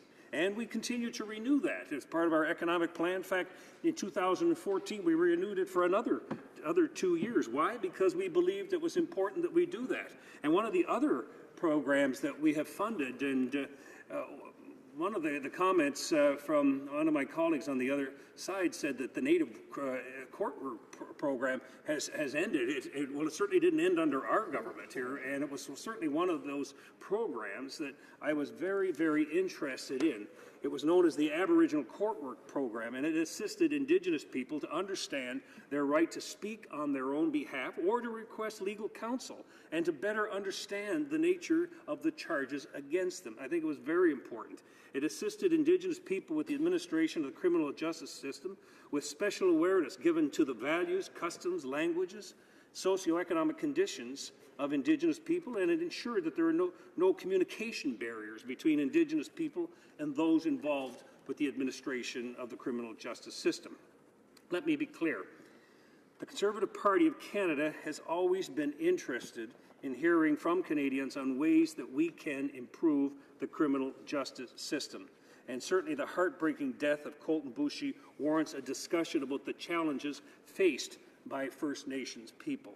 In fact, we would welcome and carefully consider proposed legislation that would improve the justice system while maintaining the independence of our justice system. Mr. Speaker, judicial independence is protected in our Constitution, and it guarantees anyone accused of a crime that their case will be heard by an independent and impartial tribunal. Independence is necessary for public confidence in the fairness and impartiality of our justice system. It is a cornerstone of Canadian democracy. And fairness for all Canadians includes everyone, Indigenous Canadians and all Canadians. We all deserve that protection. Now, as I've stated, Mr. Speaker, I'm in favor of seeing more Indigenous jurors and working with the Indigenous community with other justice-related issues, including Indigenous policing. 2 weeks ago, just 2 weeks ago, I was honored to meet with the Association of the Iroquois and the Allied Indians on Indigenous policing and law-related issues. We discussed how we could support Indigenous police. And one way of doing that would be to ensure that they are listed as first responders. Thus far, the government, and I hope the government will act on the recommendations of this group, because I think it's extremely important that we give them their assistance. The government must bring First Nations policing in line with other police services, and there's nothing wrong with that, and it makes sense. They need to be protected under strong legislative frameworks and afforded the same resources and support as federal and provincial police forces. Underfunding jeopardizes the adequacy of policing in Indigenous communities. And there have been examples that I was told about among the 9 First Nations police services here in Ontario. They told me, for instance, they're not legislated under the Police Services Act and therefore are not required to meet the adequacy standards for other local police services. And there's been a couple of articles how this can work to the disadvantage of people who need the help. And so I'm hoping that the government, if they're looking for ways to help out Aboriginal communities, Indigenous communities, certainly this is one way. Make sure that they get the same protection and that the same resources as other policing services here. And again, I heard about this just about a week ago from groups here in Ontario that say that this is what they should have. And so I'm hoping that the government, if they're looking for ways to do this, this is something that they can move forward. And so we continue to be prepared to encourage more Indigenous representation and input into our justice system. I think that's important. As I've stated already, Mr. Speaker, politicians, regardless of how powerful and they are, they must also, though, respect the independence of our judicial system. If it's interfered with, this may have the unfortunate effect of impeding the Crown's ability to launch an appeal. And on the weekend, I made a statement about the Bushi case. It recognizes that the verdict in this case must have been difficult for all those involved, especially for the family members. But I'm pleased that they are in Ottawa here this past week. And again, I say to the honourable members across the aisle, we're open to suggestions on these things, and I believe that you'll get more support from us for worthwhile initiatives, and I can tell you, you'll probably get more support from us than we received from you in the last Parliament. But that being said, we've got to work together. Yeah, of course. Yeah. An experienced member and knows well that comments should be directed to the chair. Comments and questions, the honourable member for Niagara Centre. Well, thank you, Mr. Speaker, and it is a pleasure to stand here. And I do want to thank the member opposite for the comments that he made. The member opposite, of course, many people know, is a colleague of mine, a former colleague of mine going way back in our former lives in municipal government, but as well a colleague of mine in the Niagara region. And we both work very close together on many different issues and initiatives, and I want to thank him for that. But there's no question, Mr. Speaker, that this issue has shocked the nation. And with that, I heard the word reckoning earlier. It's a day of reckoning. I agree. I think that's, to some extent, an understatement. But it is a point in time where it's all hands on deck, that we all, 338 ridings in this House of Commons, work together to, in fact, move those yardsticks down the road or down the field with respect to this file, and, of course, the need to actually put more of a lens on Indigenous peoples and, of course, the treatment and respect. I think that's the key word here, is respect of Indigenous people, and therefore creating a Canada where everyone belongs. But with that, Mr. Speaker, I do have to ask the question, with all the investments and all the attention that this government and past governments have given, whether it be through education, healthcare, infrastructure, and the list goes on, would the member opposite agree that we can continue to work together to, in fact, add a third word on top of the 2 words that we hear quite often? We hear truth and reconciliation. Would the member opposite also agree that the third word that we can move forward with, and of course moving the yardsticks down the field even quicker and more expeditiously, is the word resurgence? So now we have truth, we have reconciliation, and resurgence. Does the member opposite believe that with that we can work together to achieve that resurgence, to complete not only the dialogue, the respect, but also the overall effort to bring a nation that is one where everyone belongs. Thank you, Mr. Speaker. The honourable member for Niagara Falls. Well, thank you very much, and I appreciate the comments of the honourable member who I have known in public life here going back at least a couple of decades now, and I thank him for that suggestion, because that's exactly what we have to do. We have to move forward on these. And the criminal justice system, there was quite a bit of criticism for the Department of Justice, but in many ways the Department of Justice does have considerable insight into these. I remember on the Justice Committee, one of the outstanding individuals in the Department of Justice, Don Paragoff, he was pointing out that many times people who get caught up in the criminal justice system have administrative offenses that otherwise aren't criminal offenses, but it gets piled up on them. Because, for instance, if a person gets arrested and they're told that they are not to be on the street after 9 o'clock, or they're not to be in a bar, or they're not to have anything to drink, those in and of themselves are not crimes. But yet, many times people who might have an addiction problem, and if they've been arrested, they do go out there, and if they're drinking or if they're on the streets, and then it piles up, and then it becomes far more complicated to try and deal with an individual who's facing all kinds of charges. And I actually really appreciated him pointing that out, or something, that what we have to do is have a look at what really happens in this country with respect to Indigenous people, and certainly looking at ways the Indigenous police forces that I talked about in the province of Ontario. Yes, I think we can help them. I think we can make changes so that they can have a better position. I was a big supporter of, all the years I was in government, of the Aboriginal court worker program here. It made sense. It made sense to help people, to make sure they understand the system, because this is part of the dialogue that we're having here, that people are having problems understanding what goes on or what the system is all about, and this is why we have to have this dialogue. And again, I can tell the honourable member, if there's constructive amendments or legislation coming out, I hope they're bringing out. I hope they've got some ideas on this, because we certainly will have a look at them very carefully. Questions and comments. The honourable member for Vancouver East. Thank you very much, Mr. Speaker, and I thank the member for his comments. As we talk about injustices, there are, of course, many, many levels. In terms of the policing system, I'll share another story with you. In my riding, today is February 14th, by the way.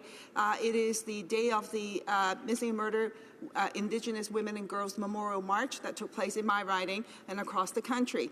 One of the family members that I know, her daughter was murdered and was missing. And her remains and the evidence related to her case was lost. It was lost in a locker that people forgot about. Charges ultimately weren't laid, and there was no justice for this family as part of the missing and murdered Indigenous women and girls situation. And even with an inquiry with respect to that, no justice was served. So here we are in this situation.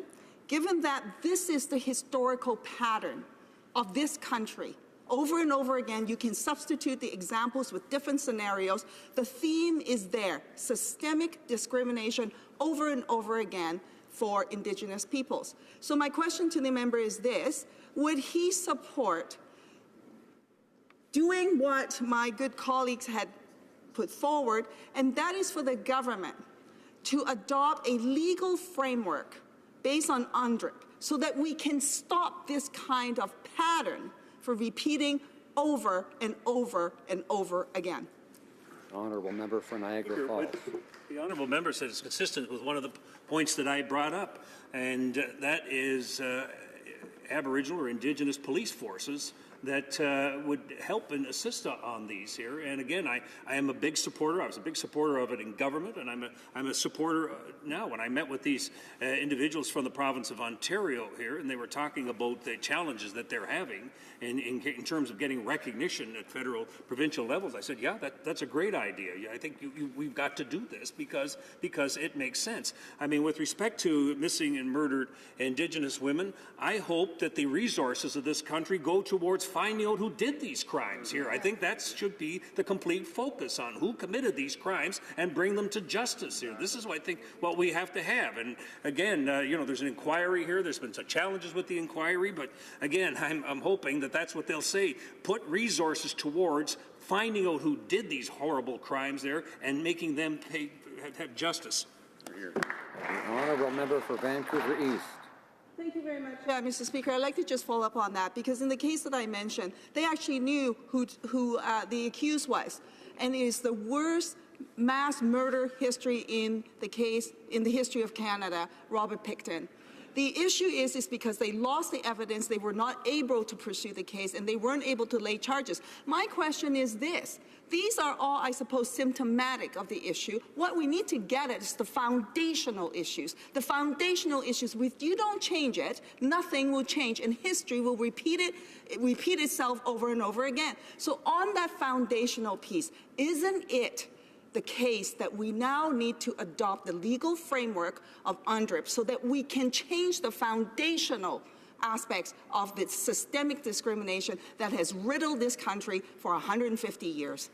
Honourable member for Niagara Falls. Remember, one of the things that Ken, as he mentions the Pickton case, I can tell you, if you check out one of the pieces of legislation we brought forward was that people who commit these horrible crimes can be subject to consecutive sentences here. Because you know what I heard? I heard from victims, they say that, if they get one conviction against the person, and then that's it. They said, what about my daughter? What about my sister? What about that? And so that was one of the steps forward we bring forward. We send out that message here that all victims count, that there's consequences for everyone who commits these horrible crimes here. And again, that was one of the things I was very proud that we did. Make consecutive sentences here, and I think that's important that we do that, and that's exactly what we did because it was the right thing to do, Mr. Speaker, because I would meet with the victims of these mass murderers here, and they were saying to me, nothing's happened. They've got this guy convicted, no, there's no trial, no nothing for my daughter, my granddaughter, my sister, and I used to say that is completely wrong. They should have the ability, the court should have the ability for the consecutive sentences. That's the right thing to do, and that's what we did as a government. Very short intervention, the honourable member for Sherwood Park, Fort Saskatchewan. Thank you, Mr. Speaker. And I want to thank the Speaker. I think people watching will really appreciate the emphasis that this member is putting on identifying practical solutions, because it's important that we discuss the larger issues and the concerns, but it's also important that we talk about specific practical solutions. We consider the implications. So I'd be curious for them, and I don't know if he'll have time to answer both of these, but in terms of the Akabuchi report and whether or not the government had responded to that up until now, and I'd also be curious for his views on issues around jury selection and around some of the discussion around preemptory challenges. So maybe he has time for one of those points in response.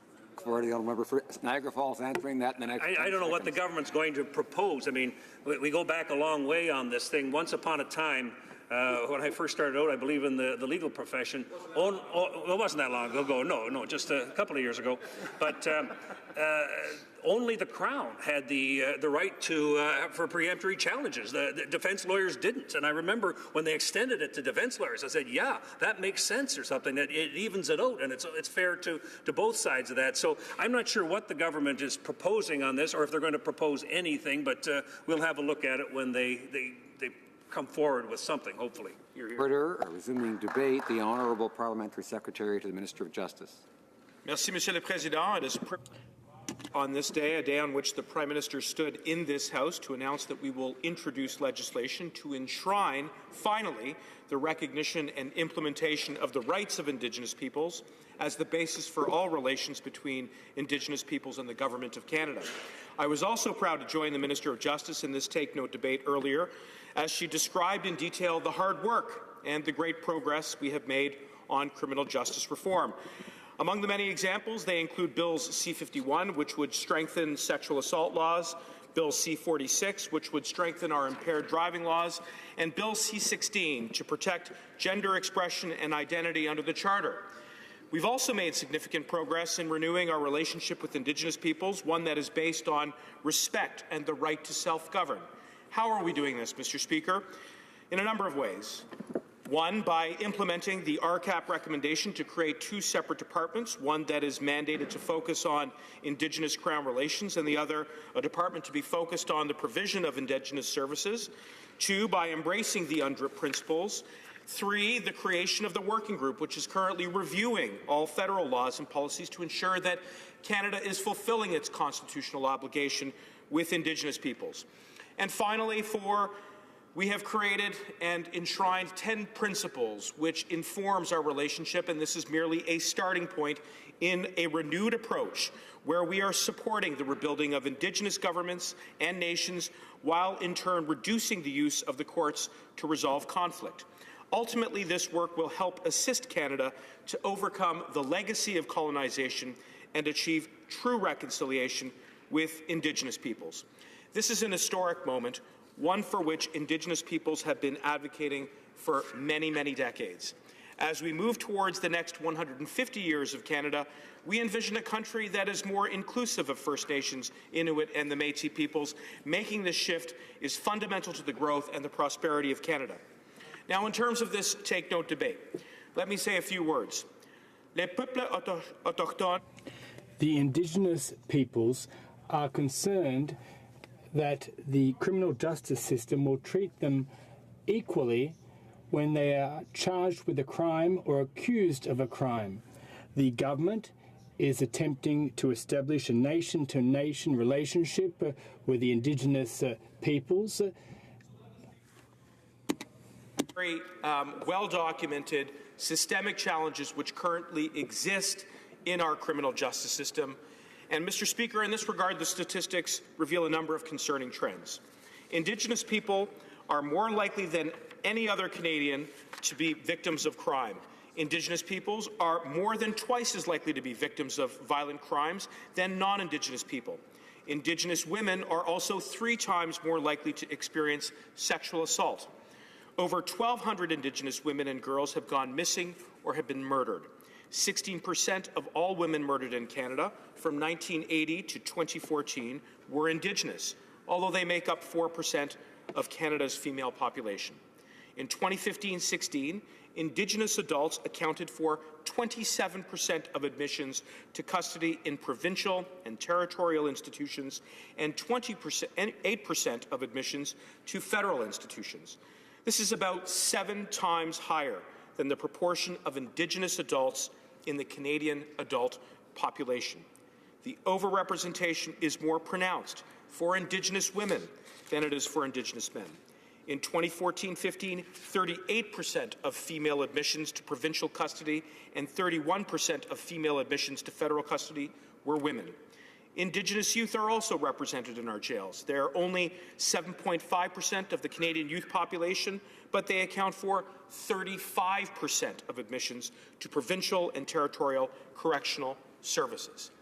These statistics are telling, and they call on us to do the important work that is before us now. What is that work? In light of these trends, we are taking action to improve the experience of Indigenous people in the criminal justice system. Specifically, we have taken steps to strengthen programming to improve outcomes for Indigenous people when they come in contact with the criminal justice system as both victims and accused. Le budget de 2007 The 2007 budget set out ongoing funding of $11 billion for the Indigenous Justice Program, and the 2016 budget increased the ongoing funding for the Assistance Program for Justice for Indigenous Peoples. This provides support to reduce repeat offences and it deals with the root causes and helps to minimise contacts with the justice system. Indigenous women and girls, the Department of Justice has also undertaken 2 new victim service initiatives to provide direct assistance to families. The first is funding the creation of Family Information Liaison Units, a new service to help families access available information about their loved ones from multiple government sources. And second, the Department is providing additional funding for Indigenous community-based organizations, non-governmental organizations, and victim services to support the delivery of culturally responsive and trauma-informed services for families of missing or murdered Indigenous women and girls. Of course, we know that funding alone is not enough. That is why our government has also been engaging with Indigenous peoples and with all Canadians to assess the problems faced by Indigenous people in the criminal justice system. This engagement has taken place through roundtables in our Indigenous Justice Program, and I have been privileged to participate in that broad national roundtable engagement process along with the Minister of Justice. More broadly, under the leadership of the Minister of Justice, our government has also undertaken a review of Canada's criminal justice system to ensure that it is just, compassionate and fair, and promotes a safe, peaceful and prosperous society. What we're hearing, Mr. Speaker, is that the challenges facing Canada's Indigenous community, including overrepresentation, which I have already alluded to, are top of mind when it comes to this government's agenda, when it comes to consultations and reform.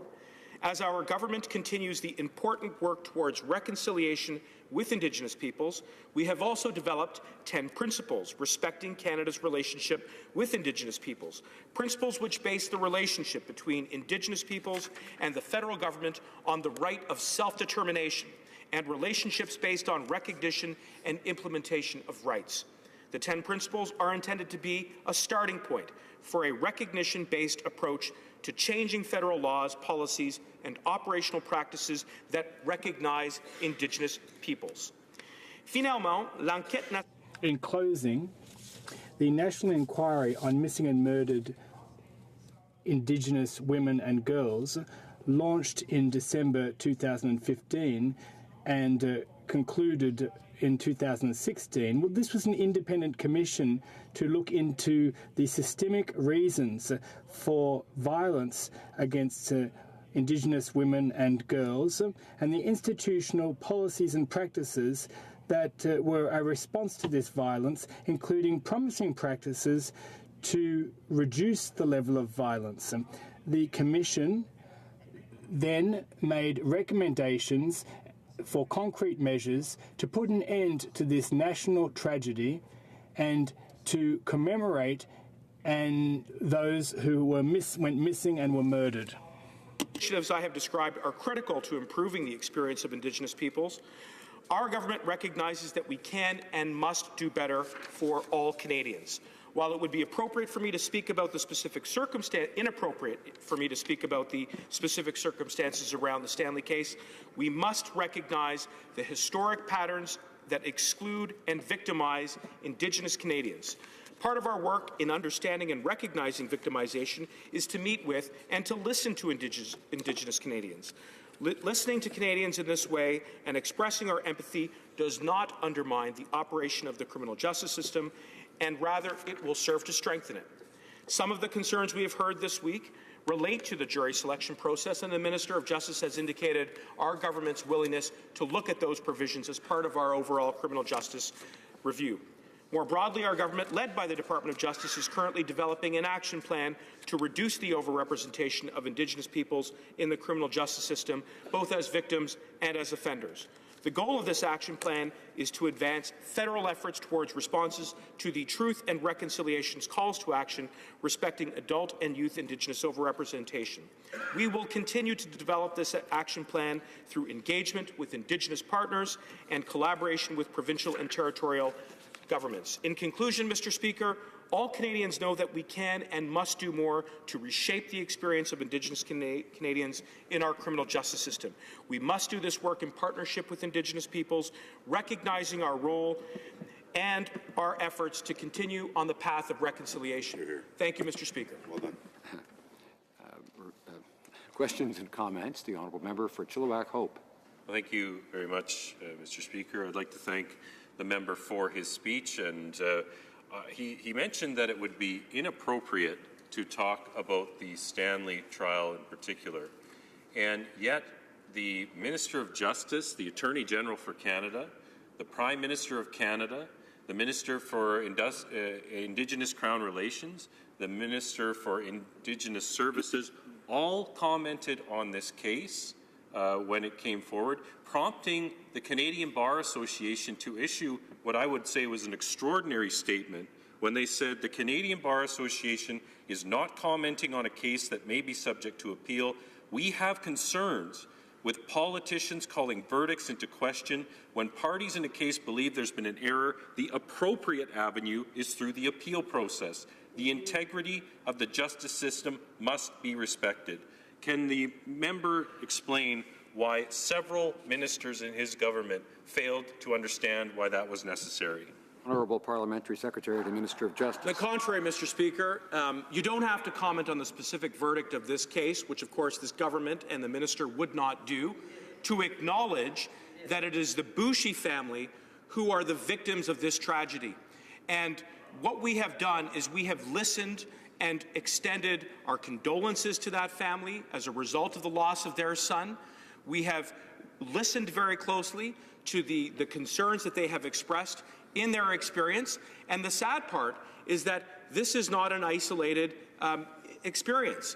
This is something that we have seen, which has been well documented by retired Supreme Court of Justice, Justice Frank Iacobucci. It has been documented by Senator Sinclair when he was still a judge in Manitoba, and it has been well documented and indeed is replete in the jurisprudence of the Supreme Court of Canada. So I would put back to my honourable colleague that it is high time for the Conservative Party of Canada to acknowledge that there are indeed systemic challenges within our criminal justice system which call upon the important work that this government is doing in the path to reconciliation.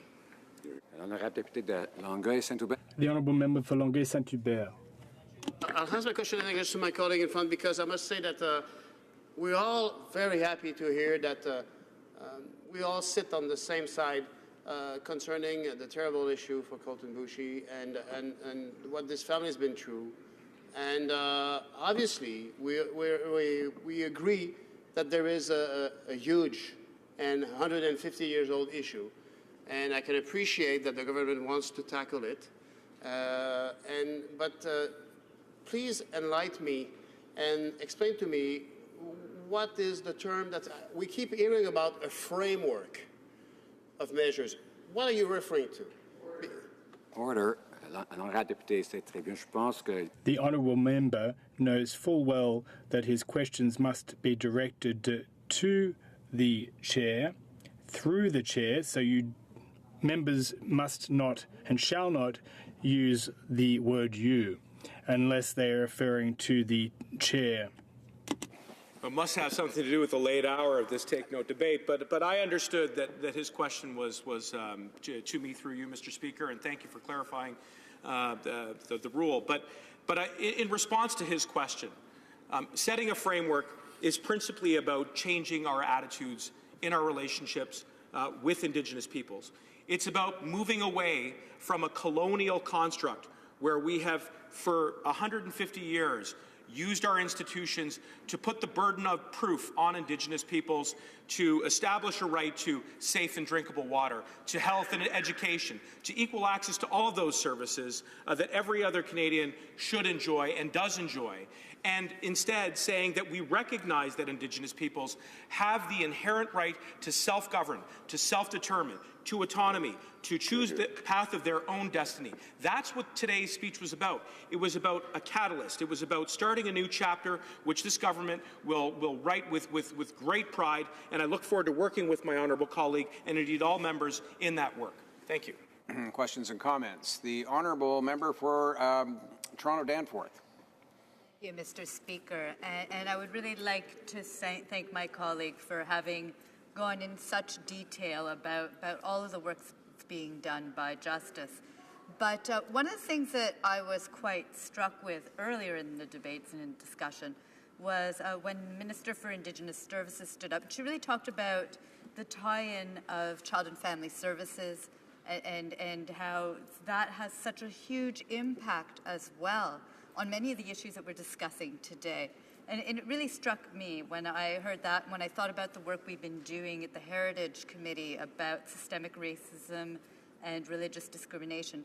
about how an approach goes beyond simply one department, even when we're discussing an issue like justice, that it's really across all of our government, and perhaps he could help us with discussing the framework that was announced today and how that ties in as all of it to buttress what you were doing. The Honourable Parliamentary Secretary to the Minister of Justice. I want to thank my honourable colleague for the question and congratulate her on her recent promotion to chair of the Heritage Committee. I think what she is getting at quite appropriately is how it is necessary to take a whole-of-government approach when we talk about embarking on the work of reconciliation.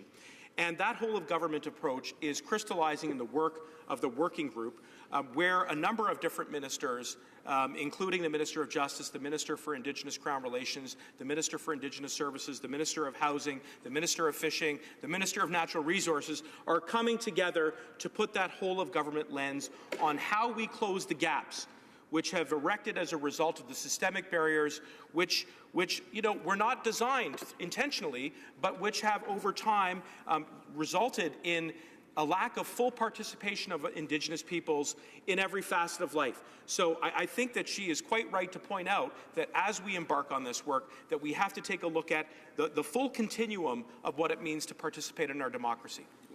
Questions and comments. The Honourable Member for Kamloops, Thompson, Caribou. The Parliamentary Secretary for the Minister of Justice was defending the tweets by the numerous ministers that directly followed the verdict in the Bushi case, saying that it was nothing to see here, it was more global. Perception matters, and certainly I am not a lawyer, but there are many of the legal community, including the Bar Association, who clearly feel that this has overstepped a boundary. I would like perhaps, because he is a lawyer by training, to talk about what sub judice means and what he learned about that, and also to talk about the important rule around juries and how they are not able to actually talk, what are the rules that juries have once they reach a verdict in terms of being able to even, share their perspective in terms of how they came to the decision, so that people that perhaps might be listening to the debate tonight might understand these two fundamental rules. The Honourable Parliamentary Secretary to the Minister of Justice. Well, I thank my colleague for the question. Having worked a number of years in the criminal justice system as a prosecutor, I'm confident that the Minister and the Prime Minister have not commented on the verdict, and I think it's important to set the record straight. What they have done is empathized and extended their condolences to the Bushi families who are the victims in this tragedy. And what is regrettable is that the Conservatives have yet really failed to show the same kind of empathy. And this traces back to their 10 years in government, when they refused to implement the Kelowna Accord, when they refused towards the end of their 10 years in administration to actually call an inquiry into the missing and murdered Indigenous women and girls. Now, that's fair comment. So what we're looking for at this point is some partnership on the important work of reconciliation. They should join us when it comes time to restore and rebuild and renew a relationship with Indigenous peoples, and we'll do that. Thank you very much, Mr. Speaker. And we got time for another question. Questions and comments. La Députée de Sherbrooke. The Honourable Member for Sherbrooke. Thank you, Chairman. I have a fairly quick question for my colleague. It's a more general question relating to participation in a jury. And as part of this entire reform of the criminal justice system, I would like to ask whether my colleague, as Parliamentary Secretary, can enlighten us whether this matter was under discussion, and that is to encourage participation of jurors, that is to give them better financial remuneration. And there are certain barriers, for example, to participation in juries, such as geographic ones and ones of a financial nature as well. So I'd like to know whether this particular aspect will be addressed in the reform of the justice system in Canada. The Honourable Parliamentary Secretary. Thank you, Chairman. I'd like to thank my colleague for this question. I think that it is a very important issue. I'd like to note that at the present time, the Justice Committee is studying this issue of compensation and resources that can be made available to jury members. This work will be continuing.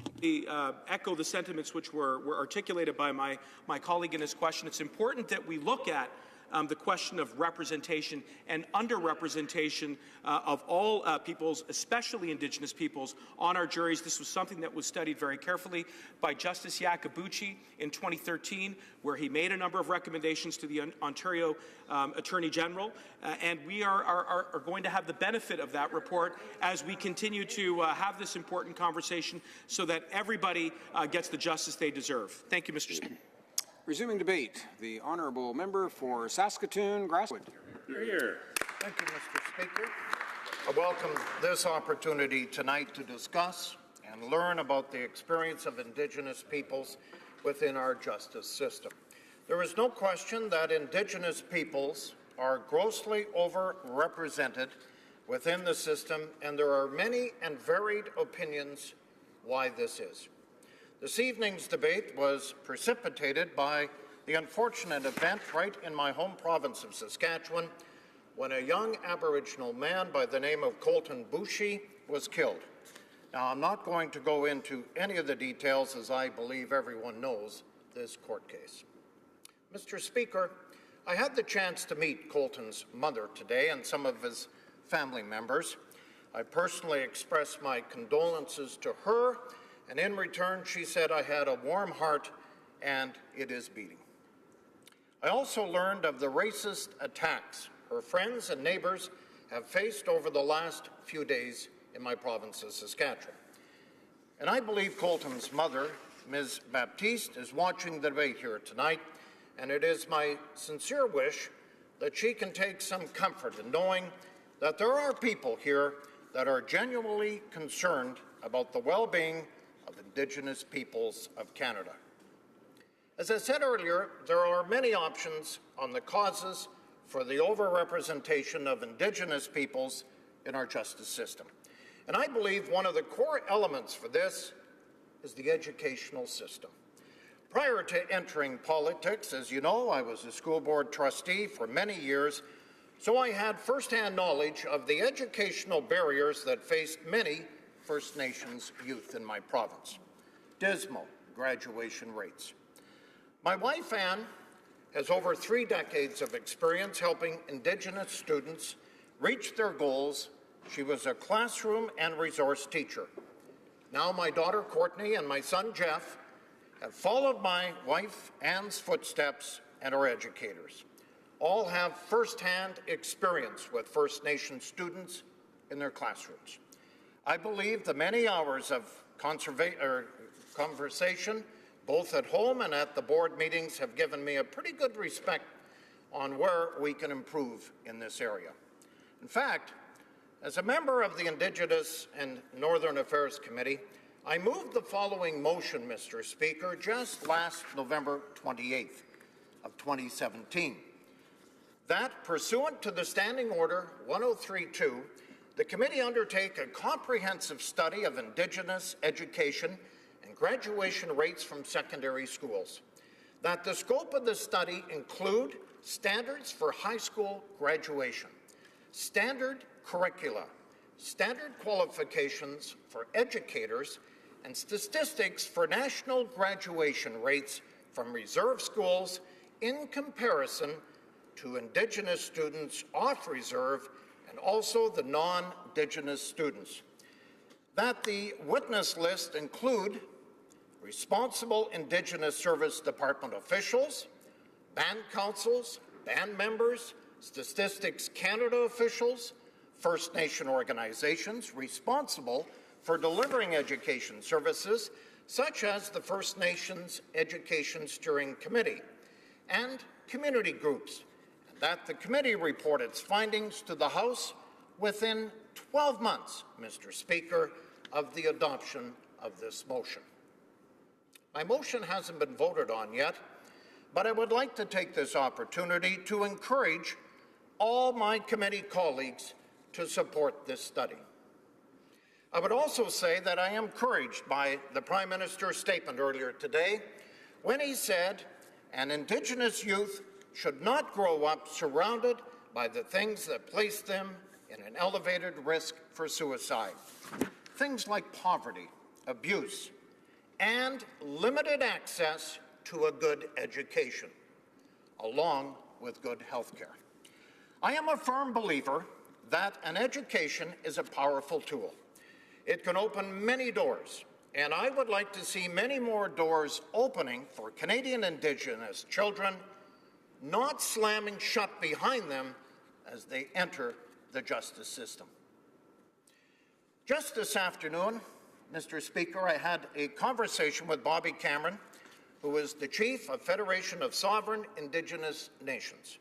He explained that their intention with the Inherit and in Treaty Rights Memorandum of Understanding with the Saskatchewan Indigenous Cultural Centre, with the Office of the Treaty Commissioner, and the Saskatchewan School Boards Association is to educate and create more knowledge on the whole aspect of inherit and treaty rights as First Nations people, to help curb some of the false attitude and perceptions that some people have on us, to make it mandatory for all high schools in my province of Saskatchewan to take a hereditary treaty rights class in order to earn a grade 12 diploma.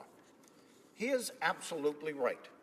Non-Aboriginal peoples in this country also have to learn more about the rights of Aboriginals peoples that they are entitled to under our own Constitution. Anyone doubting this needs to only read Article 35. In the news release announcing the MOU, Treaty Commissioner Mary Culbertson said education was the vehicle used to oppress First Nations people. Through education about the spirit, the intent, and the treaty relationship, reconciliation can be the one day achieved. Education will be the vehicle to get us there. Last week, Mr. Speaker, I had the opportunity to speak to the second reading of Bill C-262, an act to ensure that the laws of Canada, in harmony with the United Nations Declaration on the Rights of Indigenous Peoples. During my comments, I noted that the Minister of Justice and Attorney General of Canada was chairing a cabinet committee reviewing Canada's laws, policies, and operational practices to ensure that the Government of Canada is fulfilling its constitutional obligations and implementing its international human rights commitments, including the UN Declaration on the Rights of Aboriginal Peoples. The committee undertook this review a year ago, and to my knowledge, we have not yet seen a report. But let me just say it's a step in the right direction. I am also encouraged by the comments made recently by Saskatchewan's new Premier Scott Moe and our Justice Minister Don Morgan. They both agree that there are some serious and probably uncomfortable conversations that have to be had on racism, on rural crime, and on the justice system. The Premier Moe stated, "We respect the decisions of the justice system and its independence. But as we move forward, it's incumbent on us as a government to have those very important, very challenging discussions with our own Aboriginal community in the province, and all our communities, in fact, in the province." He went on to say, and I quote, "I've been made aware of a number of comments that are racist, and there is no place for that in the province of Saskatchewan. This isn't an easy thing to talk about for anybody, but it's something we all have to talk about," end of quote. Justice Minister Don Morgan said, "We want to hear from First Nation leaders, but I think the comments that people are making that they want to see more Indigenous people involved in the system is a fair comment. I think we're open to have those kind of discussions with the federal government. We'd be willing participants," unquote from Don Morgan. Mr. Speaker, as Conservatives, we have always interested in hearing from Canadians on ways in which we can improve Canada's justice system. We would welcome and carefully consider proposed legislation that would improve the justice system. And finally, Mr. Speaker, my remarks this evening have made reference to the province of Saskatchewan a number of times here tonight. I would like to assure everyone watching Take note, debate, that these problems by all means are not limited to my home province. They are a national problem, and they require a national plan to overcome them. It is the duty of all 338 of us as representatives of citizens of this country, in concert with the Indigenous representatives, to work on these critical problems and find solutions. Thank you, Mr. Speaker. Questions and comments. Question commentaire. The honourable member for Yukon. Merci, Monsieur le Président. And I'd just like to ask the member, thank you for his remarks. I really appreciate them. Just what his suggestions are, changes that can be made in the criminal justice system to reduce the percentage, or other systems, to reduce the percentage of Aboriginal people that are incarcerated. As you know, it's far, as it was mentioned in many previous speeches, far higher than the population at large. The honourable member for Saskatoon Grasswood. Thank you, Mr. Speaker, and I want to thank our honourable member from the Yukon. As government, you need to propose, and opposition, we need to react on it. I'm going to say this many times. When I was a school board member in our province, my first stop as I reached a community of northern Saskatchewan was what? I went to the cemetery. Why? I wanted to see how many youth we have lost. I have done this over and over for many years. That tells the story of a community before I even enter the community. If there is a grave site entering a community in my province, I always stop, because that's the truth. Nobody needs to tell me the truth as I see it when I walk the graves. I count when they're born and when they've died. And that, as all parliamentarians, we should keep. You know, we've talked about suicide. We've talked about hope. I've talked about hope, Mr. Speaker, many times. And I will, on my further comments, what we can do in the education to give our young people in this country hope. Questions and comments. The honourable member for Saskatoon West.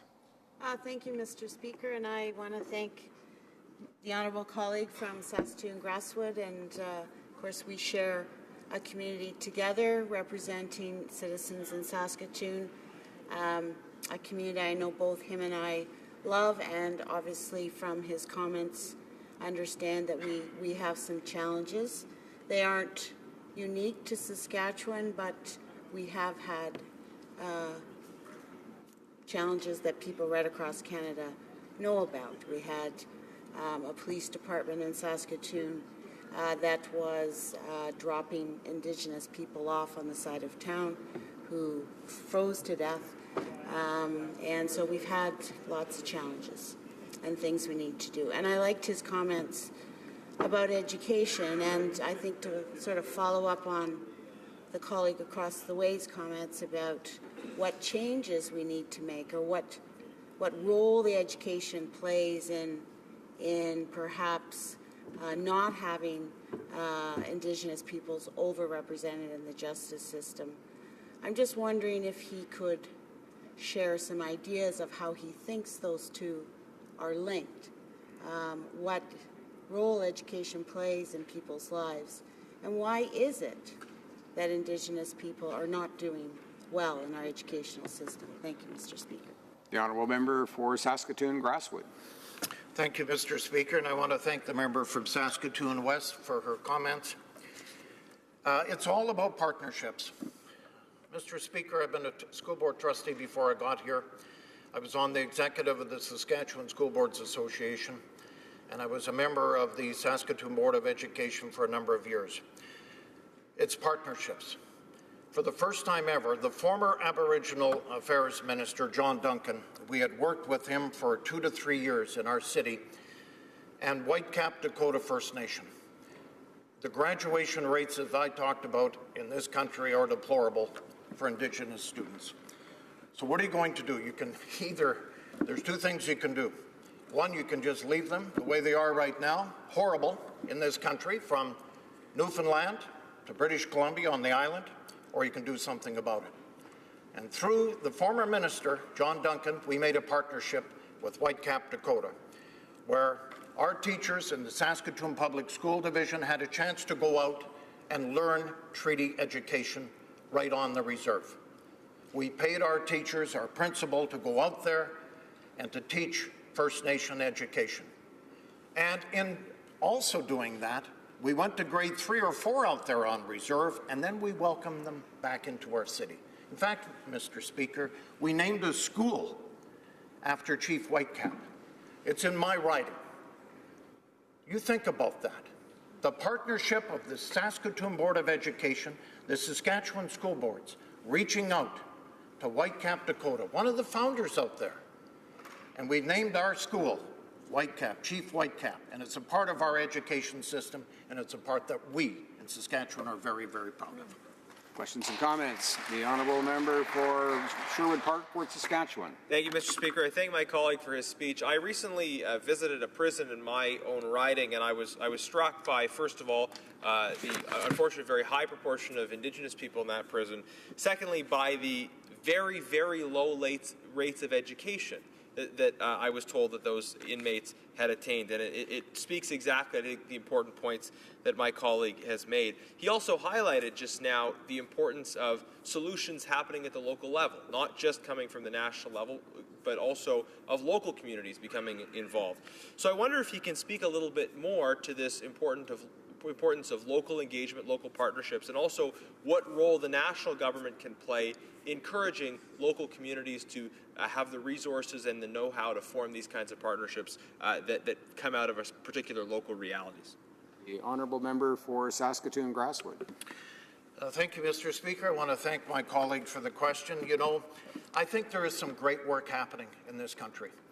Not only in my school division where I came from in Saskatoon, it's happening everywhere. I think we all know education is the doorway to prosperity.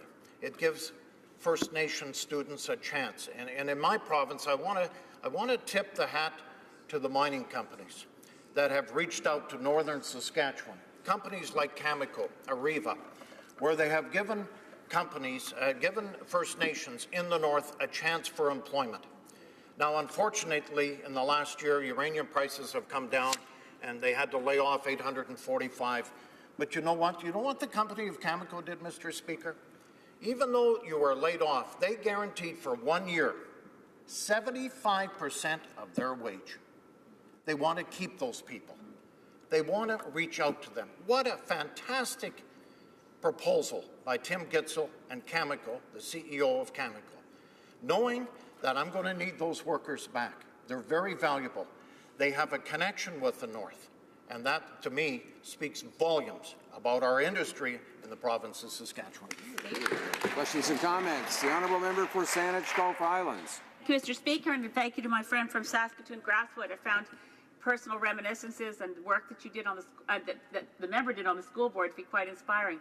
I'm just wondering about turning our attention to another part of needed education, and that's the education of settler culture Canadians to understand the issues. I don't think we'll be able to achieve reconciliation without a far deeper appreciation on the part of settler culture Canadians of the wrong that has been done, of the intergenerational searing pain and injustice that remains present. It is not historic, it is present throughout Indigenous communities from the residential school system. And I wonder if as an educator he can think about what we need to do to educate settler culture Canadians as has been recommended by the Truth and Reconciliation Commission. Member for Saskatoon Grasswood. Mr. Speaker, I want to thank the honourable member. We have to use our resources. One of the greatest resources we have that aren't being used are the elders. They're there for us. They want to participate in First Nation education. All they have to be is tapped. Come and tell your story. I know when I first got on the Board of Education, I didn't know what smudging meant. I didn't know it was that important. But for First Nation students, when they got up in the day and they wanted to come to school, that was part of their culture. So it's a give and take. I needed to learn that, and I think a lot of us in the system need to learn that. And when you do learn their cultures, you have a better understanding. And it's easier for them to get up in the morning and come to school. Let's face it, Mr. Speaker, that is the biggest obstacle that we have in this country. where kids from K to 12 are still in bed at 10 and 11 in the morning and don't come to school. And we pay for it later. Thank you. Resuming debate, the honourable member for Yukon. Merci, Joe, Monsieur le Président. Rinkwisi Shilikat. I'll be speaking, as all my speeches, in the parliamentary precinct on the traditional territory of the Anishinaabe Algonquin people, and I would like to thank them, goodness Chiefs, for spiritual, uplifting ceremonies that I've attended with them. Look, we too have stories of horrible, dark events, not only in the justice system, but in many other aspects of life as well. But I'd like to spend my limited time tonight in offering some possible routes forward to hope, based on some of the successful initiatives created and implemented by Yukon First Nations. For thousands of years, Indigenous Canadians have lived here and survived here just fine. They governed themselves. They had their own justice system. They had their own traditional laws. Their traditional way of life was successful. Now look at Indigenous people in today's justice system. Is that working well? Clearly from previous speeches, no. Do you think putting Indigenous people in touch with the traditional laws and processes that have served them successfully for thousands of years might help? Many Yukon First Nations feel they will. I'm going to tell some successful examples now. And it's important to note that these successful initiatives did not come from governments. They came from the Yukon peoples themselves. They were created by Yukon First Nations. As the Prime Minister said today in his speech, which I think will be one of the most historic speeches in this House of Commons on Indigenous peoples, self-determination is foundational. I'd like to take this opportunity to highlight some of the ways that Yukon First Nation governments, in partnership with other levels of governments, are moving forward with reconciliation and creating a more inclusive system when it comes to Indigenous peoples in Canada's justice system. It is fitting I should speak today, as today we mark the 45th anniversary of Together Today for Our Children Tomorrow.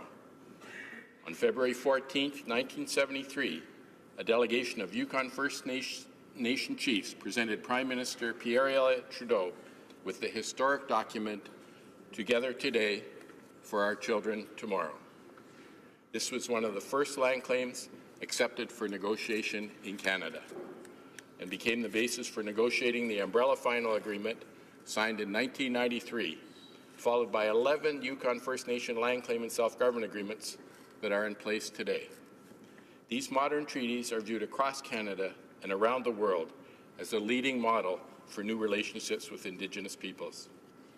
As part of the self-government agreements, First Nations have gained the authority to administer justice. While these provisions are still being negotiated with a number of Yukon First Nation governments, we are seeing some interesting developments as they move forward. The Teslin Tlingit Council signed its administration of a justice agreement with the Government of Canada and the Government of Yukon in 2011, the first of its kind in the Yukon. Through this, they have enacted their own peacemaker court, an important step in allowing the Teslin Tlingit Council to administer its own laws and govern their citizens. Not unlike federal, territorial, provincial governments, many Yukon First Nation governments have justice departments. These departments deal less with punishment, but with child welfare, healing, and restorative justice programs, and through traditional knowledge and with traditional processes of justice. The Kwantlen First Nation in Whitehorse has also implemented a unique, successful community safety officer program. The First Nation administers their own officers to patrol and respond to incidents within the McIntyre subdivision while working with the RCMP, Whitehorse bylaw officers, or Yukon conservation officers. The program has seen police calls in the area drop by an unprecedented 40%. Yukon First Nations are also working on expanding the capacity of Gladue report production in the justice system. In the fall, the Council of Yukon First Nations, with funding from the Yukon's Department of Justice, hosted a workshop on writing Gladue reports, the first in building a reserve for much-needed service in the community, building on the success of many that have been used in the courts, and reducing the rate of incarceration of Indigenous peoples. As you can see, when we work hand in hand with First Nation governments, we begin to build a system that is more inclusive and better accommodates the experience of Indigenous people in Canada. So to conclude, what are possible avenues to reach exits back into the light? 1, consider consensual and existing customary practices. 2, consider peacemaker courts, like in Teslin. 3, consider indigenous traditional processes for resolving disputes. 4, consider wilderness land-based treatment, such as the Kwandun First Nation and other Yukon First Nations have used for decades. 5, and the next 3 are 3 items that if anyone, officials in provincial or federal or territorial governments are watching, these are ways that you could reduce huge numbers of people in the justice system. You could save millions upon millions and millions of dollars and reduce massive amounts of human suffering. So the first one is you have to remember that over half the people in the justice system are either on a substance or getting the money to deal with the substance, to get that substance. So we have to deal with that first. Number 6, huge numbers of people shouldn't be in the justice system have mental illness. Deal with that first. And 7, the third one, a huge percentage of people in the criminal justice system who shouldn't be there have FASD. If you deal with that, we'll reduce immense human suffering. Number 8, consider the successful wellness courts that occur in the Yukon. Have been there for now a number of years. Number 9, consider the Teslin Tlingit Council Justice Diversion Program based on traditional Tlingit justice. Number 10, consider the Kwandun First Nation Justice Program that promotes awareness, understanding, prevention, empowerment, and healing. Number 11, consider Kwandun's outpatient drug treatment program and youth land-based, wilderness-based, and adventure-based treatment. And 12, consider alternative sentencing, such as circle sentencing, practiced by youth justice programs. Some people suggest that circle sentencing, that's an easy route out of jail. And that's just totally untrue. Can you imagine having to face a circle of your family, of your friends, to apologize, to explain what you did, to take a punishment from them? It's much harder for these offenders, much more successful, but much harder for these offenders to do that. And some of them don't want to do that, but it's proven time and time again. As Vern White, former police chief in Whitehorse, police chief in Ottawa, and Conservative senator, was a big supporter of these diversion programs, of these alternative restorative justice. The recidivism of people, and here's another way, when I gave the 3 big ways you could take a lot of people out, the other is dealing with recidivism. It's 60, 70, 80% of people that come out of jail go back in under normal circumstances. In one instance of this circle sentencing, this restorative justice, the alternative sentencing that I just talked about, the Dawson City Youth Program told me that the recidivism was 0. That's an incredible success story compared to 60, 70, 80% of people going back into the jails. So the member from Abitibi, James Bay, Nunavut, Ayu today said that the definition of hope given by Nelson Mandela was when there's darkness all around, you can still see a point of light. So I hope tonight I've given 12 possible avenues to move towards that point of light. Thank you. Merci. Goodness cheese. Masicho. Questions and comments? The Honourable Member for Kamloops, Thompson Caribou. Thank you, Mr. Speaker. And certainly on this side of the House, we are very interested in what the member from the Yukon had to say on this particular issue. And what I would like to, you talk very passionately about a whole vision and number of examples and opportunity that you saw for a better future and a better future for, the justice system. So I have to think it's got to be frustrating for you because you're in government now and you've had 2.5 years and really there has been no substantial movement made in terms of almost anything. So I guess as we're looking at moving forward, perhaps not only the justice system and what needs to be done next, but you know what it's like to be in communities that sometimes have the tensions related to a tragic incident, and what will you recommend to the government to do that will help to de-escalate some of the tensions that they're feeling in in Saskatchewan right now? The honourable member for Yukon. Well, I hope that the examples I gave, if you implemented some of these 12 examples, that would start to reduce the tensions as they have in my area. I was careful not to try and boast or talk about the government has done, but all these programs that I just mentioned, I could have mentioned the dollar figures that the government came in to support the First Nation initiatives. Some were 300,000, some were 700,000. The self-government agreements that allowed these justice agreements that I read out were all signed.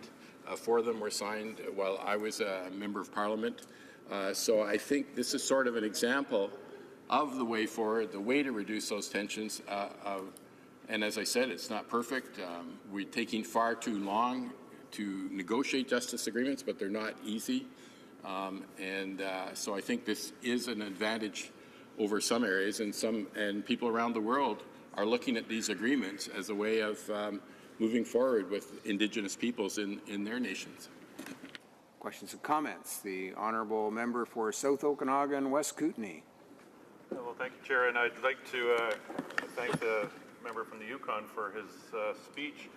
And I just wanted to know if he could comment on perhaps some of the more underlying causes of the issues that we see with Indigenous peoples today, in particular really the wanton destruction of Indigenous culture through the residential school system, and especially the loss of language that is really the core of culture.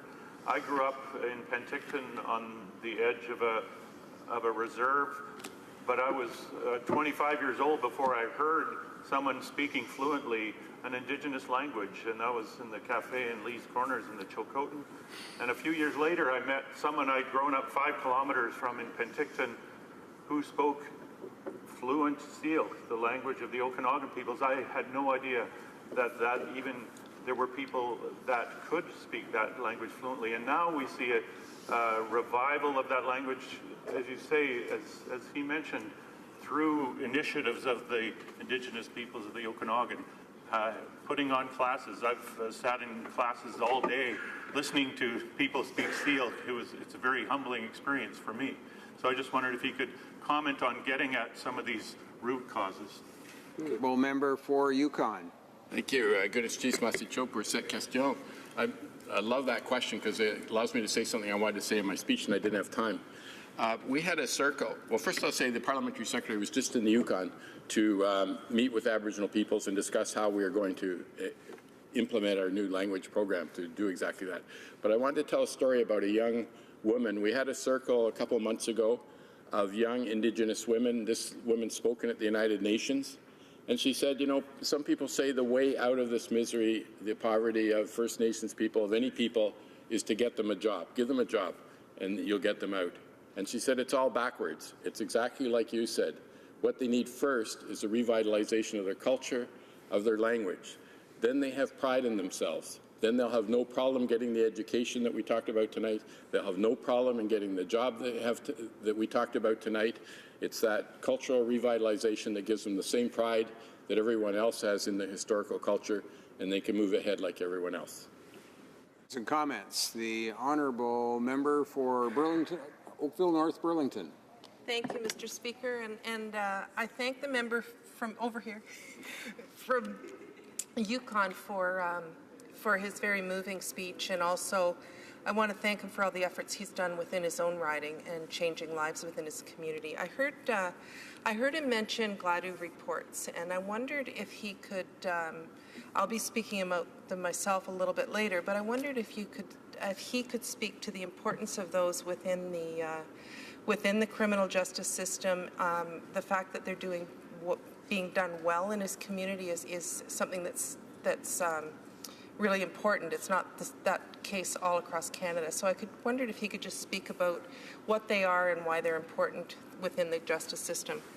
The honourable member for Yukon.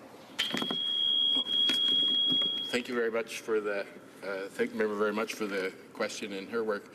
The Gladue reports were created as in the justice system has a provision that in sentencing you have to take into account the historic lives of Aboriginal people. But other than that, you come before a judge, you don't have that much time, it's very short. He doesn't know you as a person.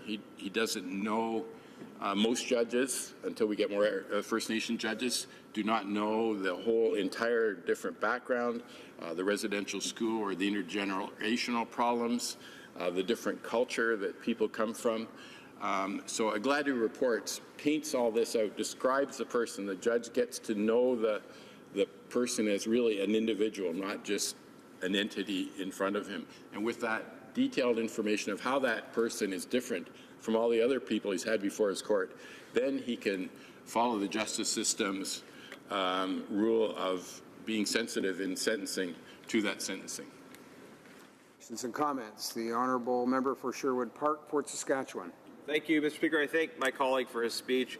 And in the context of reforms to the justice system, I do want to recognize the work that he's done, of course, with this private member's bill on FASD. It was a bill that I was pleased to support. I know, recognizing his work, also the previous Conservative member for Yukon had done a lot of work on this issue as well. So it's been a nonpartisan issue and one that hopefully at some point we'll be able to see some further progress on in terms of recognizing the role that kind of a situation can play in terms of the justice system. One of the other issues that I think we need to be sensitive to in the justice system, of course, is judicial independence. And at the same time as recognizing that we need to look at issues within the justice system and strengthening the justice system, I know that some people have raised concerns about comments that have been made by politicians with respect to a court decision in a context where nobody really knows what happened inside that jury room and what those deliberations were, and the jury's not in a position to necessarily defend their reasons for their decision. So I wonder if the member has a comment on just the issue of judicial independence and whether or not he thinks that the comments made by the Prime Minister, the Justice Minister, were appropriate in that context. The honourable member for Yukon. Thank you. And first I do want to thank the member for when I was getting support for the bill with FASD, people who are not treated appropriately in the justice system. I really appreciated his support, came to me and trying to collect further support, and we certainly moved the goalposts. If there are any kids watching tonight, and probably my 6-year-old and 9-year-old might be, because I can never get them to bed early enough. When I go in the schools, I talk about the independence of the judiciary, and I say it's very important. If you look at if you look at a pie chart with all these boxes, the one that is not connected to everything else in government is the judiciary, and that's what separates us as a modern, free, democratic society. That politicians do not interfere in the justice system, that we can get put in jail like anyone else. The Prime Minister could, and anyone follows the same laws as everyone else. And so that's very important, and from what I've heard from everyone talking, that everyone in this House understands that concept, that we make the laws and the judiciary implements them.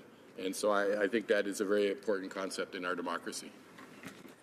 Resuming debate, the honourable member for St. Albert, Edmonton. Well, thank you, Mr. Speaker. I rise to speak on this Take Note debate on Indigenous Canadians and Canada's justice system, and in particular, the many issues and challenges facing Indigenous Canadians in terms of their interaction with the justice system.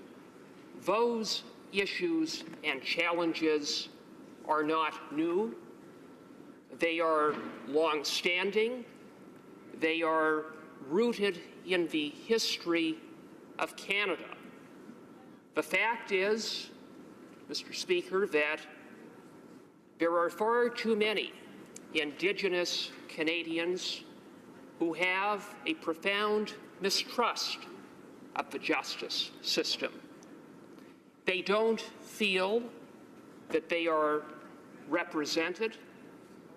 They don't feel that they are included. They don't believe that the system is fair. They don't have confidence that if they were charged with an offense, that they would receive a fair hearing or a fair trial. They hold a deep suspicion towards law enforcement rather than viewing law enforcement as a partner in keeping their family and community safe. In short, they believe that far too often the justice system has not been just and has not rendered justice for Indigenous Canadians. The basis for this mistrust is deep-rooted. It arises from a number of systemic issues that goes back many generations. That includes, Mr. Speaker, a history of discrimination towards Indigenous Canadians. And the result of that, Mr. Speaker, is that there has been a multi-generational mistrust of the criminal justice system. The integrity of Canada's justice system and the maintenance of public confidence in that system depends not only on justice being done, but the perception that justice is being done. And, Mr. Speaker, in that regard, there is considerable work to do. And, Mr. Speaker, the fact is that closing that gap, building trust, building confidence amongst Indigenous Canadians in Canada's justice system is complex. It's challenging. It's going to take time, and it's going to take hard work. Among the challenges are the fact that there are cultural differences. There are cultural differences in terms of traditional Indigenous approaches towards conflict resolution. There also needs to be a recognition that this level of mistrust is not something that is abstract for many Indigenous Canadians, but something that is very personal, that is very real, that is a part of their individual experiences and the experiences of their families and friends and neighbors in terms of their interactions with the justice system and actors within the justice system. And it is no secret that many of those interactions for many Indigenous Canadians have not been positive ones. And so, as I say, it's going to take continued dialogue amongst Indigenous and non-Indigenous Canadians alike, respect and mutual understanding, and it will require sharing the truth. And, Mr. Speaker, that is important as part of this process towards reconciliation. A multi-generational process that is going to require the continued involvement and engagement of all Canadians. Now, while we have this discussion, while we have this debate in this House and this dialogue, which hopefully will continue, it's important to think big, to look at the long term, but it's but it is also, as important as we do that, not to lose sight of some of the things that are simple, straightforward, and practical that can be done to enhance confidence on the part of Indigenous Canadians in Canada's justice system. Now, one of the issues that has been discussed quite widely over the last week or so has been the issue of the representativeness of juries and the fact that we have seen an underrepresentation of Indigenous peoples participating in juries and how that can impact upon public confidence in the administration of justice.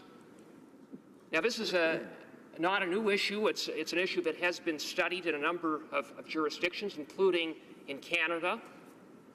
Most recently, former Supreme Court Justice Iacobucci studied this issue in some detail for the Government of Ontario and issued a report in 2013. Now, I have not had an opportunity to read the report in its entirety. There were 15 or 16 recommendations. Most of those were for the province of Ontario. And I can't speak to all of the recommendations, and having not read the report in its entirety, I can't say that I endorse all of the recommendations, but having an opportunity to read parts of that report, it struck me, based upon some of the recommendations of Justice Iacobucci and some of the observations that he made, that there really are practical things that can be done. And one of the things that Justice Iacobucci observed was that for many Indigenous Canadians, they just don't have much interaction with the justice system other than relatively negative interactions, and that there is a lack of awareness. And as a result of that lack of awareness, a lot of Indigenous people are not necessarily as inclined to participate in any way in the justice system, including in participating in juries. So working with Indigenous leaders and Indigenous communities to talk about collaboration, to talk about education, to talk about the justice system is an important step. On the Justice Committee, of which I'm a member, we have over the last few months undertaken a fairly comprehensive study hearing from a wide range of witnesses on issues facing jurors. And while the focus of that study was largely on issues around stress and PTSD, a recurring theme was the lack of support and the lack of remuneration for jurors. And that was something that, again, Justice Iacobucci touched upon, and in particular, he, I believe, noted, and it was certainly noted in evidence before our committee, that Indigenous peoples and other marginalized Canadians are particularly impacted by the little remuneration that jurors receive and the general lack of supports that they're provided for doing nothing more than their civic duty. And so those are two very practical, minor things that could be done. There's a long list of other things that can be done, but I think we need to move forward, reflecting certainly on the past, but trying to work together to achieve true and meaningful reconciliation, because it will not be achieved unless we're all in it together, all Canadians, Aboriginal and non-Aboriginal. Thank you.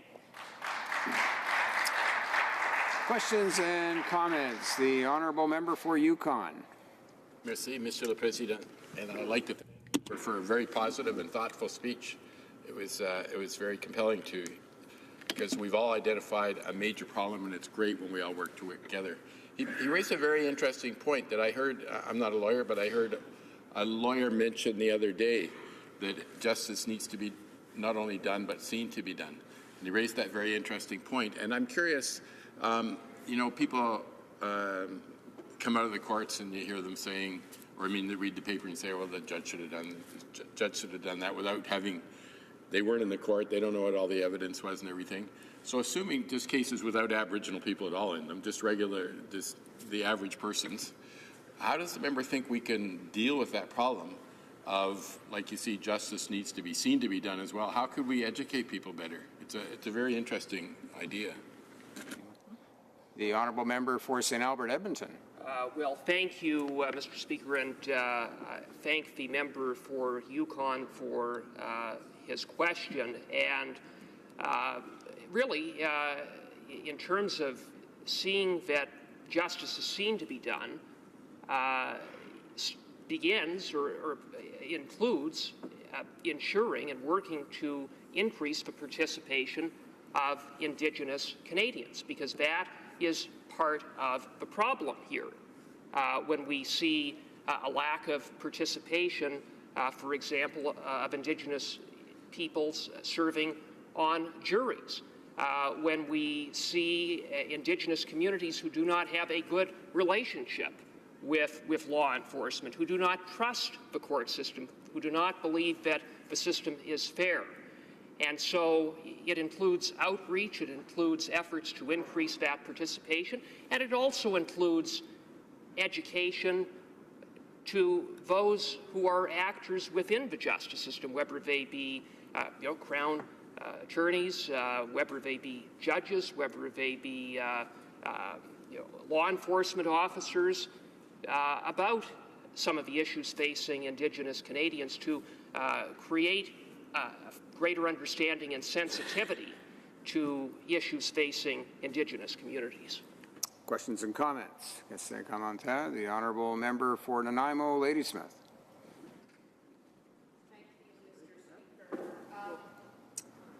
Status of Women Committee right now is studying the experience of Indigenous women in the justice system and in jails.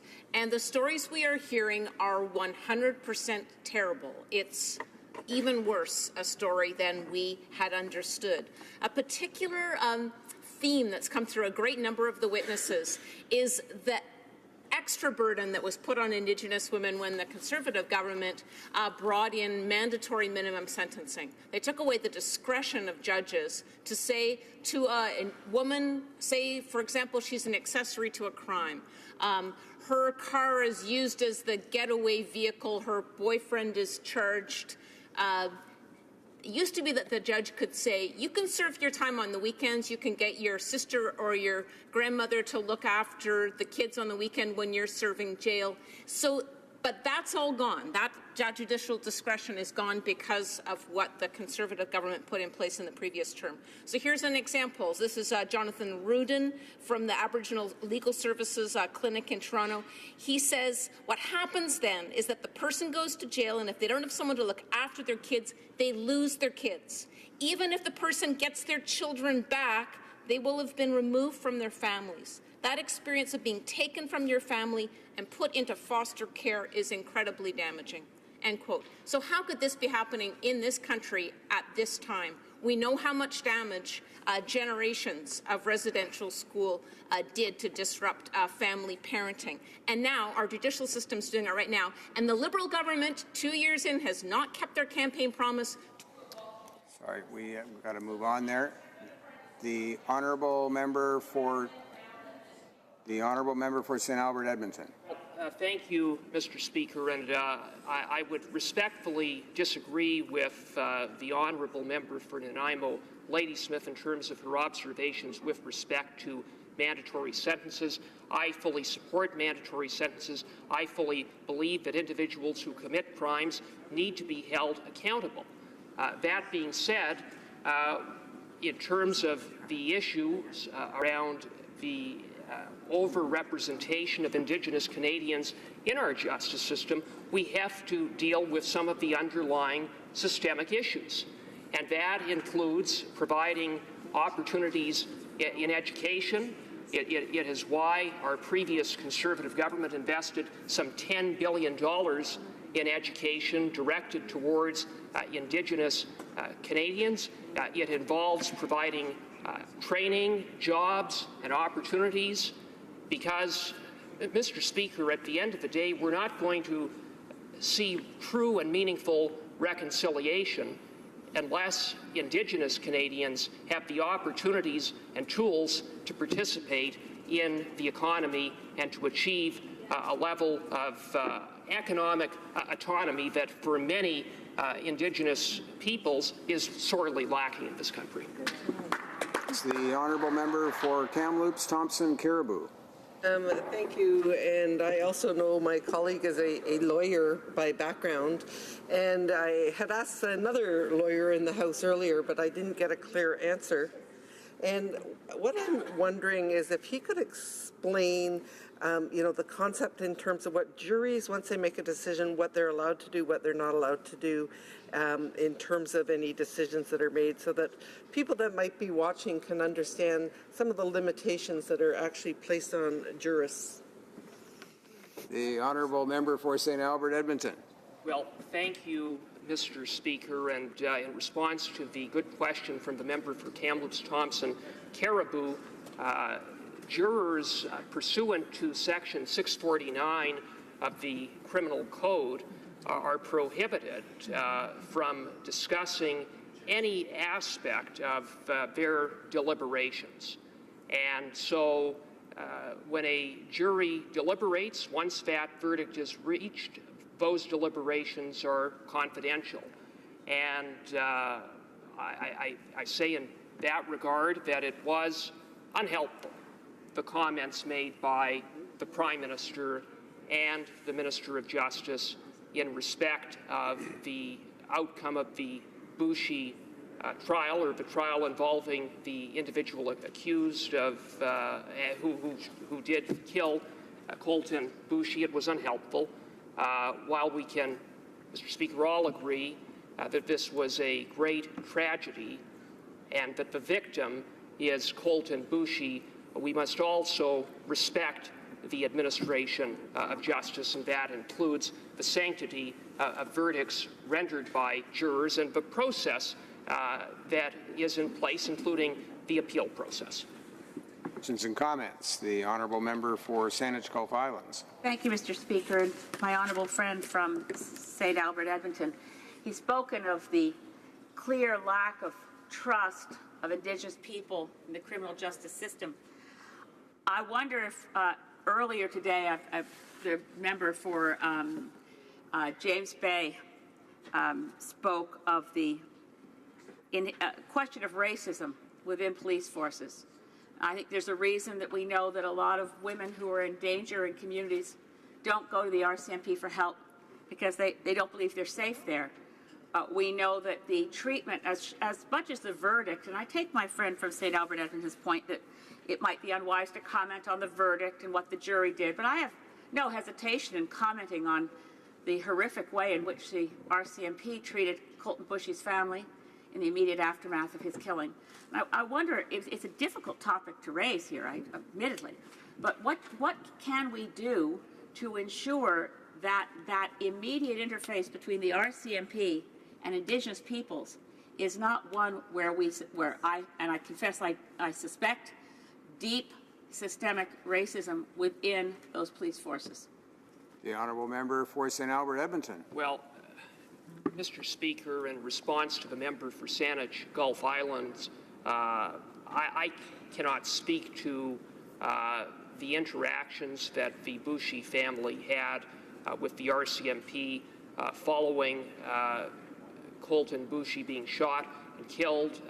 Obviously, some of the allegations that have come forward about some of those interactions are deeply concerning, but I will say that the men and women in law enforcement who risk their lives every day to keep our communities safe do a very good service for communities across this country, and I have a lot of respect for the law enforcement community, and I believe that the vast majority of police officers do their very best to treat all of the individuals that they encounter, including Indigenous peoples, with respect.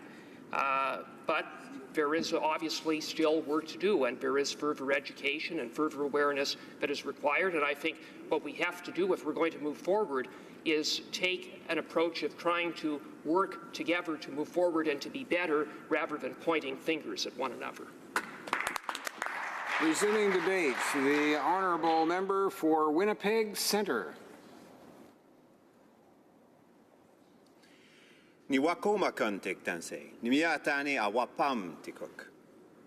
friends, I come here as an Indigenous person and as a Canadian, someone who believes in the goodness of people, especially when you can get them away from the internet. This is a great day where we have seen our Prime Minister make an announcement on Indigenous rights and about self-determination of Indigenous peoples within Canada. Over the past 2 years, we have seen a tragic chain of events which has demonstrated the divide that exists within our nation. Racism does exist. It is an ugliness in the underbelly of our state. One of our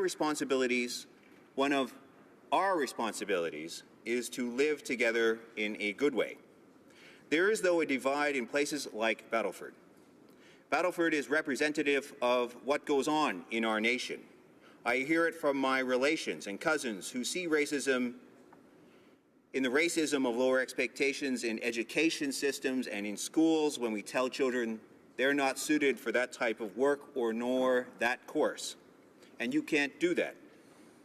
We see the racism in child services, the racism in healthcare services, when even my father could not obtain cancer care when he was dying from lung cancer. Or racism when people go shopping in malls and are followed around. Or racism when we have interactions with the police and carding. Do we always trust the police? And many do not in our society. Battleford, though, represents a chance for us to look within ourselves and ask what type of nation do we desire for ourselves and especially our children. We can choose to be consumed by hate, by division, by rage. But if we have the courage to extend our hand, we will gain so much more. On Sunday, I said, I feel sorry for the Stanley family. Many may express disbelief. Some have said I have betrayed my people, that I am a traitor, that I should die. The taking of a life is wrong, either accidentally or purposefully. Mr. Stanley will need to live with that for the rest of his life.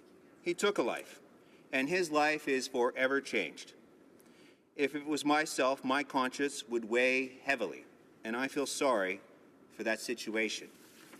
A young man has lost his life, and I feel the greatest and deepest sorrow for the Baptiste, Boucher, and Watani families. The dreams of a young man are gone forever. All the dreams of his family for his future are gone. He was a young man full of hope. He cared about his friends. He loved his mother and his uncle, his sister. He had a great potential to make a positive contribution to his community.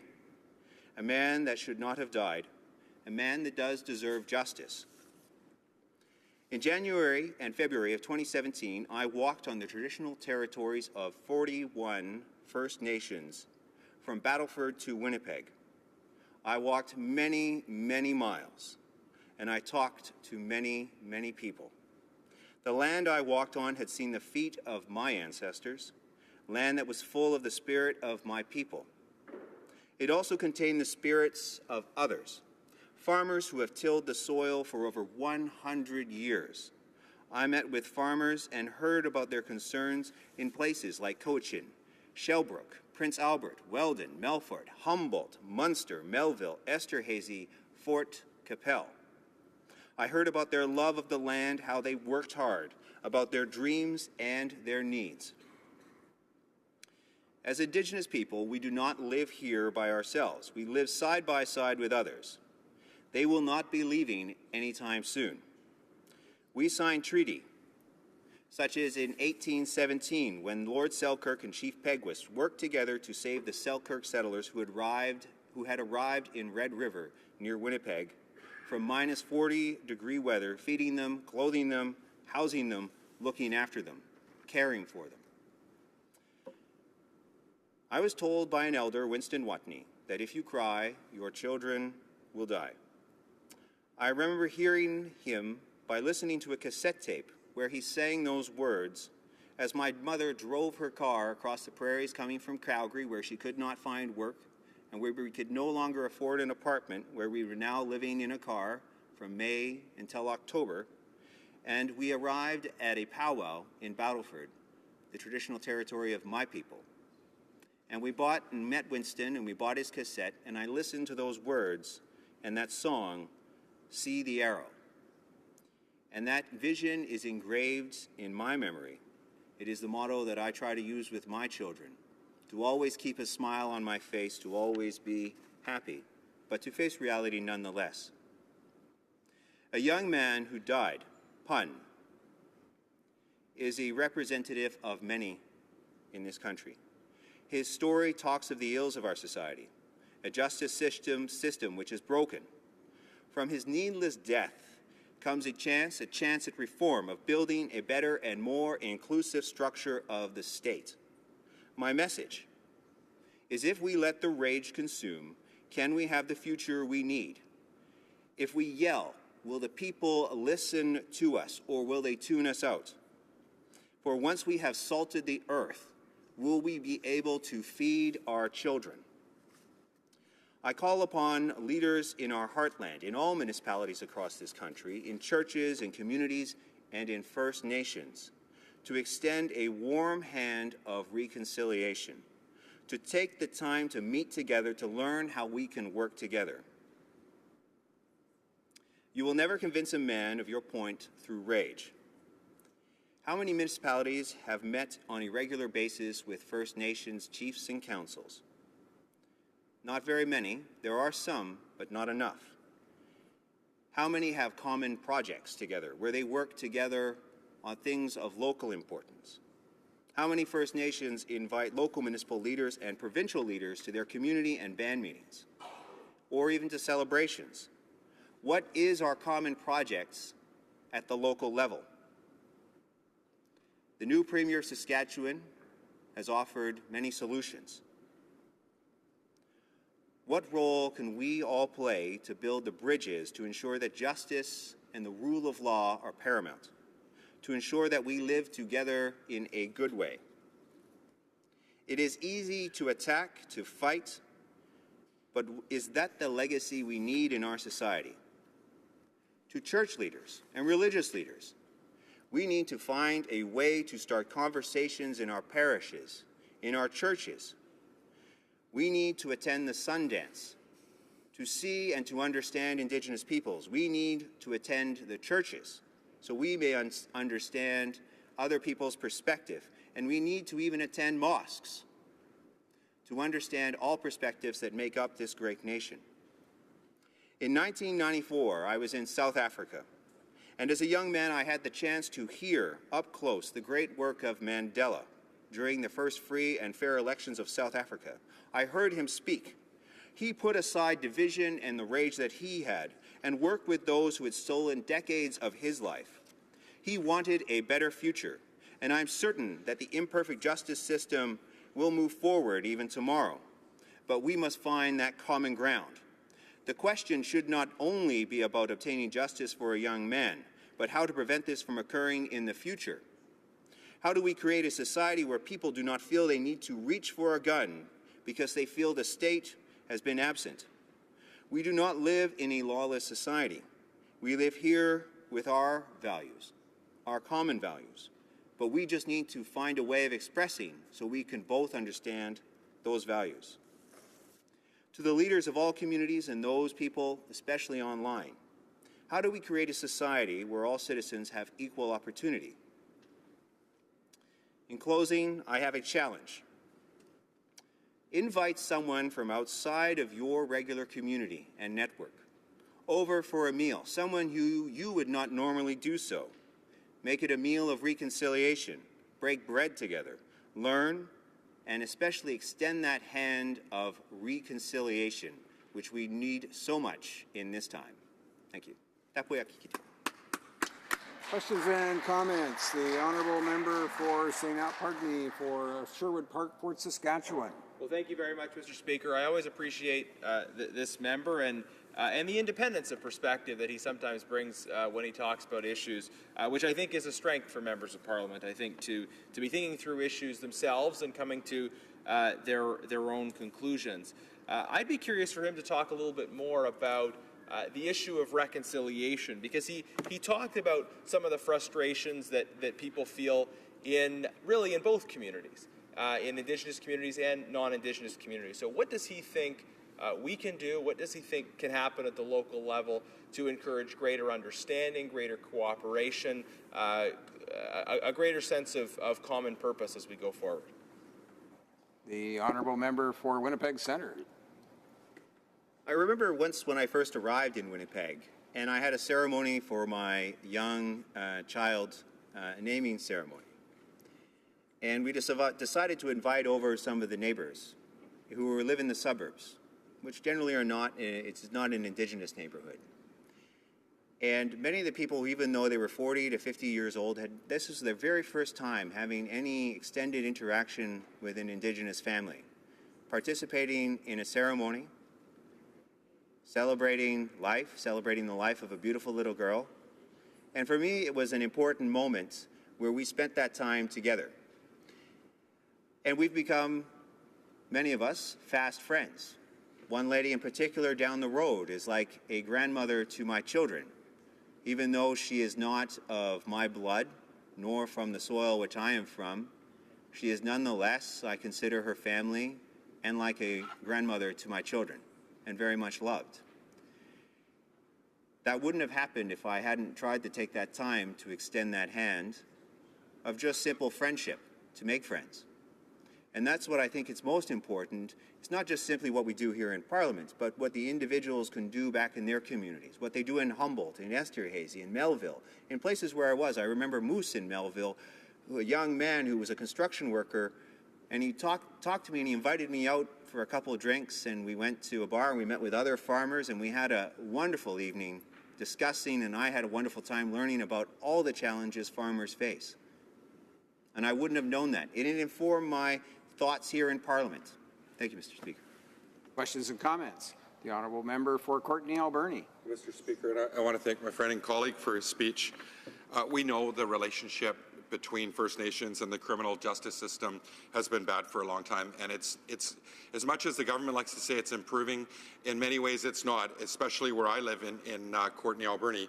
And there is systemic racism. We see it in policies of today, court cases today, like in my riding, which the member knows all about.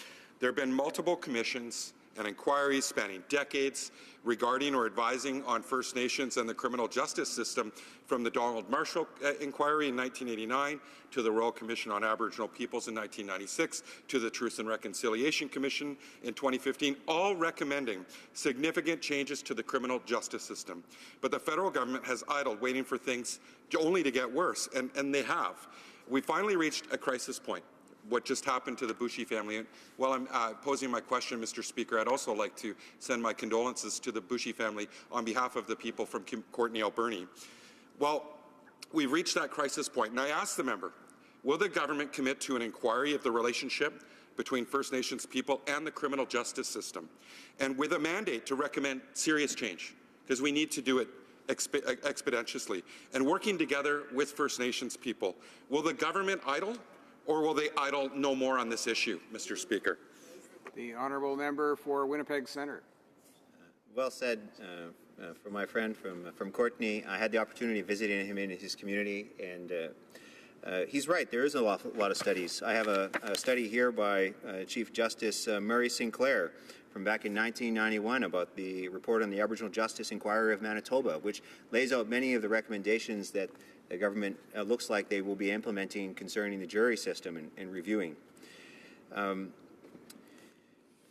I can't speak specifically to what the government may or may not do in this case, but I hope what the Prime Minister announced today will offer the opportunity of looking at the structures of our interactions with Indigenous peoples to perhaps allow Indigenous peoples the right to have their own justice system, which meets with constitutional requirements here in Canada and the rule of law, and ensuring that there is some, a system which is transparent and open. And I'm sure they can design their own systems which respect their values, which my honourable member from the Yukon, my friend, talked about as well earlier. There are many things that we can be doing, and I hope the First Nations have the courage to ask and put forward proposals that they would like to see for themselves. Because I think at the end of the day, it has to come from First Nations. It can't just come from simply here in the House of Commons. Questions and comments? The Honourable Member for Oakville North, Burlington. Thank you, Mr. Speaker. And my question for the Honourable Member has to do with the importance of ceremony. When I was at Buffalo Sage Healing Lodge, I met a woman who talked about going from surviving when she was in an institution to healing. And a lot of it had to do with the fact that she now was taking part in ceremony. And I wondered if he could speak to the importance of that in the healing journey for men and women, Indigenous women who find themselves in corrections. Honourable Member for Winnipeg Centre. Well, thank you very much. I appreciate the question. I think it doesn't matter what ceremony you have. It could be from a Christian tradition, a Buddhist, a Muslim. I think it's important for a human being to have some form of faith, because I think it gives us hope for the future. A knowledge that even though when the times are sometimes very difficult, that you have a purpose in life, and that you have value, and that you were loved by someone, and that you can carry on no matter what the situation. And in the prison system, or the corrections system here in Canada, I know it is very important, and I know there are many great people doing lots of work. I see it all the time at the Sundance, where people who have had some very, very difficult lives come to do a form of penance in order to strengthen their own spirit, so that they can face the challenges of when they go home, of addictions and of issues and ills that they face in their families, of praying for loved ones who are very ill. And so obviously anything that we can do to support those, any types of faith that the people feel that the path that they need to have is important, to make sure that we support them in taking that path. Comments? The Honourable Member for Saanich Gulf Islands. Mr. Speaker, and I thank my honourable colleague from Winnipeg Centre. The Truth and Reconciliation Commission report had a lot of specific calls to action, and the honourable member mentioned how many cities meet with chief and council, but I've had occasion to be meeting through the Federation of Canadian Municipalities, the Big City Mayors Group, and the Mayor of Winnipeg, Brian Bowman, described some of the things that are going on in Winnipeg and other cities where the municipalities have taken on their share of what they see as a call to action within the Truth and Reconciliation Commission report and pursued those. I don't know if he wants to reflect on those things in his own community, but I think, well, it certainly had impressed me to meet with mayors who themselves would say, we have to see these things, we have to look at the medicine wheel, we have to consider healing in these ways, we really have to be deeply committed to reconciliation. And they weren't just mouthing the words. I found a deep commitment across many of the municipal order of government leadership across Canada. And I wonder if he has any reflections on that. The Honourable Member for Winnipeg Centre. Well, the Mayor, Brian Bowman from Winnipeg, has done a phenomenal job. I was a candidate against him, but then nonetheless I recognize the great work that he has done for Winnipeg. We have an Aboriginal Advisory Council. Even our Winnipeg Police Board has two positions reserved for Indigenous peoples in order to build up better understanding. And we had a mayor, or not a mayor, but a chief of police, former chief of police, Devin Clunas, who spent an awful lot of time trying to build relationships with Indigenous communities to make sure that they felt that the police was not there against them, that it was there to help them and be protective of them. And a lot of work goes into that each and every day in Winnipeg. Now, there is always room for improvement. There are times when the police simply cannot respond to all the requests, and sometimes we have some issues with police response times in Winnipeg. But nonetheless, they are on the road to trying to build a better society. But there are so many issues that we face about needing an urban Aboriginal strategy. We have meth problems, opioid problems. We have housing issues. I have 1,400 homeless people in my riding, many who were in the care of the state as children, and that I have 7% of the homeless population in my own riding. It is a dire situation that needs addressing with a whole of government approach, which I think the Prime Minister talked about today and many other members in this House have as well. Resuming debate, the honourable member for Victoria. Well, thank you very, very much, Mr. Speaker. I'm so happy to be able to rise this evening on such a critically important issue. I want to say at the outset, Mr. Speaker, that I'll be sharing my time with my colleague, the honourable member for Nanaimo Ladysmith. You know, it was back in the 19th century where a famous British judge said that justice must not only be done, but must manifestly be seen to be done. I think a lot of Canadians see what's happened in the last while as something that certainly appears to have been a problem. Certainly the family of Colton Bushy has said that passionately. But I think the legacy of colonialism, which is at the root of this issue, shows that it's not just an appearance issue, it's a reality issue. And in the very short amount of time that I have this evening, Mr. Speaker, I want to talk about one particular issue, and that is the ability to use what are called peremptory challenges in the jury system to effectively avoid anyone from the Indigenous community to be a juror. Or in the context of blacks, to have people who are blacks on juries. We've seen this in cities across the country, and of course in rural areas, it's even worse for First Nation representation on juries. That's why I was so happy today to hear the Prime Minister in his remarks say that we will fix the juror selection process. Those were his words. And as Justice Critic for the New Democratic Party, I wish to say that we will work hand in hand to try to make that happen quickly. I also was so pleased to listen to the passionate speech of my colleague from Abitibi Bay James, Nunavik EU, who talked about working hand in hand with the Prime Minister on the broader agenda, what the Prime Minister referred to as the framework for recognition and implementation of Indigenous rights. That's a larger agenda, long overdue, and we heard him pledge, as our critic on Indigenous issues, to work carefully and fully with him in the efforts to achieve reconciliation. So let me then speak about the specific issue with which the Prime Minister started his remarks, and that was this issue of peremptory challenges, because Canadians may not understand that it's open to both the Crown and the defence to have what are called peremptory challenges to a juror for no reason at all, perhaps the colour of their skin, but they don't have to give a reason. And they have a certain number of those peremptory challenges that each side can bring to bear. In addition, of course, they have the ability to challenge a proposed juror for cause, and they have an unlimited ability to do that. I want to read, if I could, Mr. Speaker, what Mr. Justice Murray Sinclair, as he then was, now Senator Sinclair, wrote in 1971 after the murder of Betty Osborne, when he was asked to do a study on the justice system and Aboriginal people in the province of Manitoba.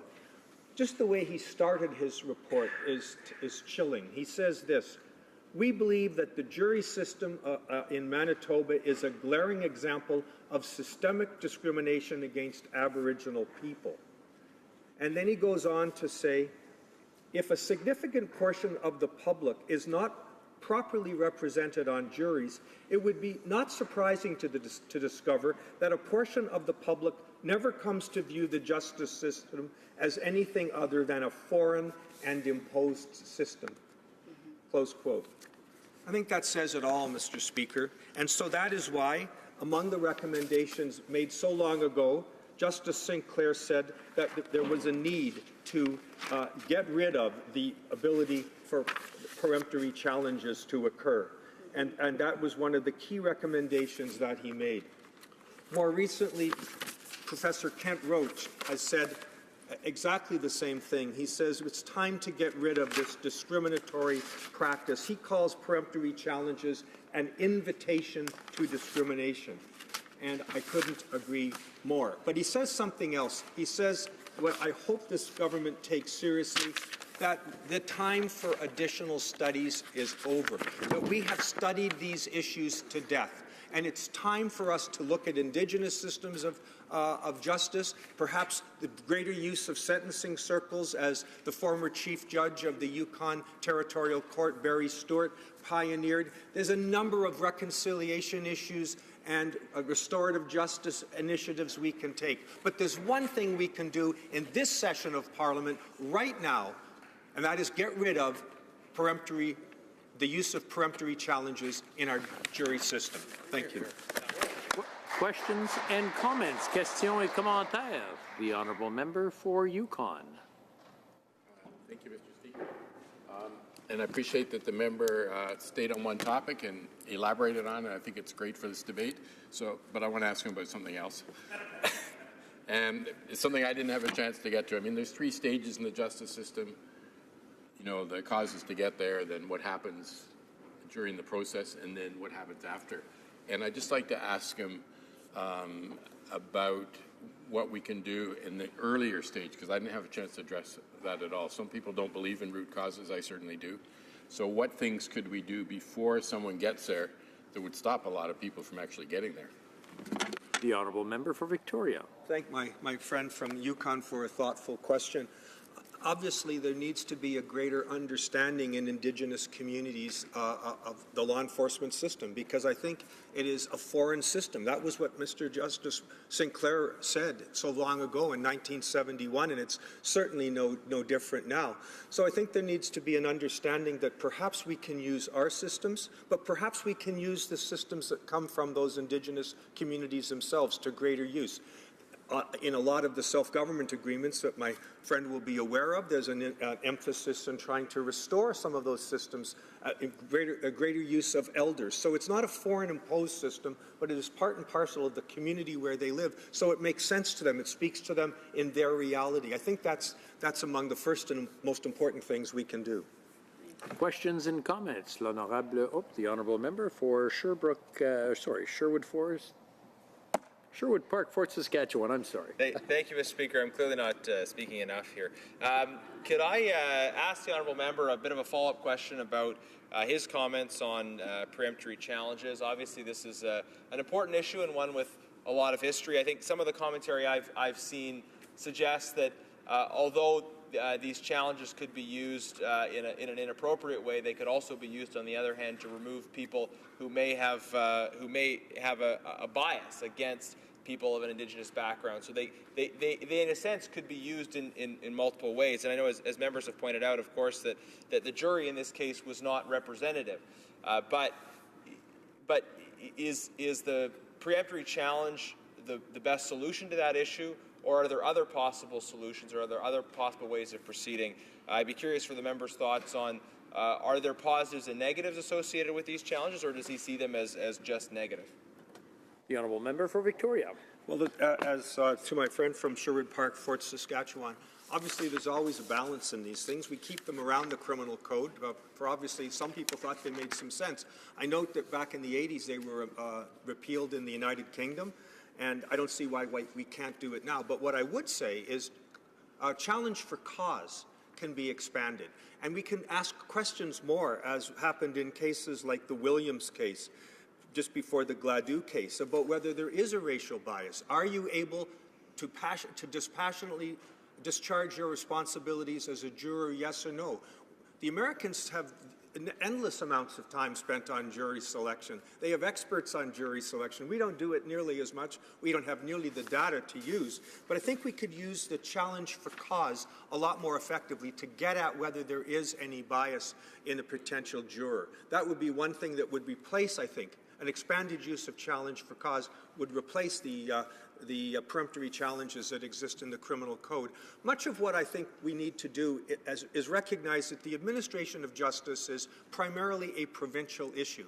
So I would hope that the Minister of Justice takes on what's happened here today, the Prime Minister's commitment, her speech, those of all members, and say, why don't we get to the federal, provincial, territorial justice ministers and make these changes a priority? Because we can't do it alone. But, Mr. Speaker, what we can do alone, one of the few things we can do on our own is simply repeal the section of the criminal code that allows the peremptory challenges to persist in our system. That's one thing we can do in this session of Parliament without any provincial or territorial involvement, and I urge upon this government that they do just that.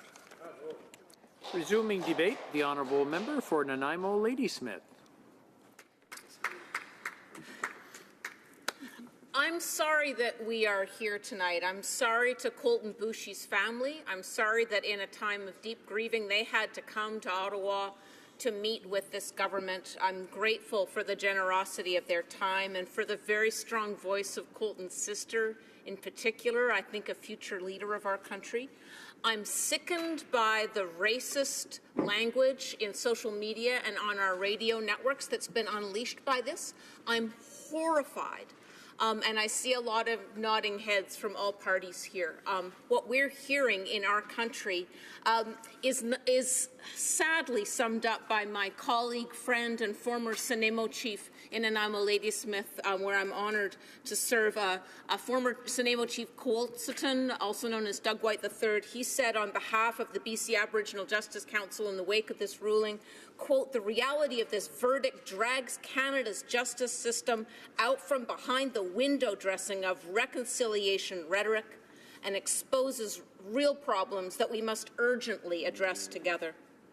Today, Canadians across the country are doubting whether this justice system that clearly discounts the lives of Indigenous people has anything at all to do with justice, end quote. With my colleagues from all parties at Status of Women Committee, we've been studying the experience of Indigenous women in Canada in the justice system and in the incarceration system. Indigenous women make up 30% of the total incarcerated population in Canada, federally sentenced prisoners. 36% of them are Indigenous women.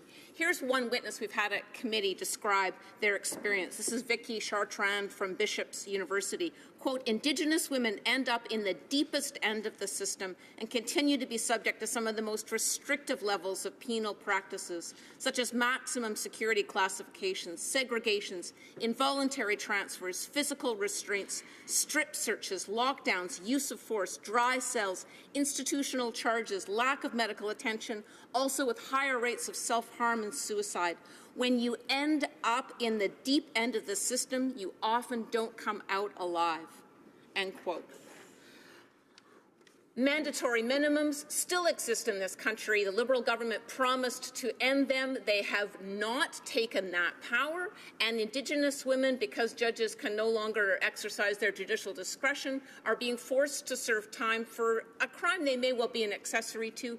It is putting their children into foster care, and this country is carrying on its tragic and destructive history of separating Indigenous parents from their children. Why this could not have been done on day one of this government's term in office, I have no idea. We've had recommendations from the United Nations Committee to End Discrimination Against Women in 2016. I've been asking every witness at committee, are your recommendations on Indigenous women in the justice system being addressed by this government? They all say no.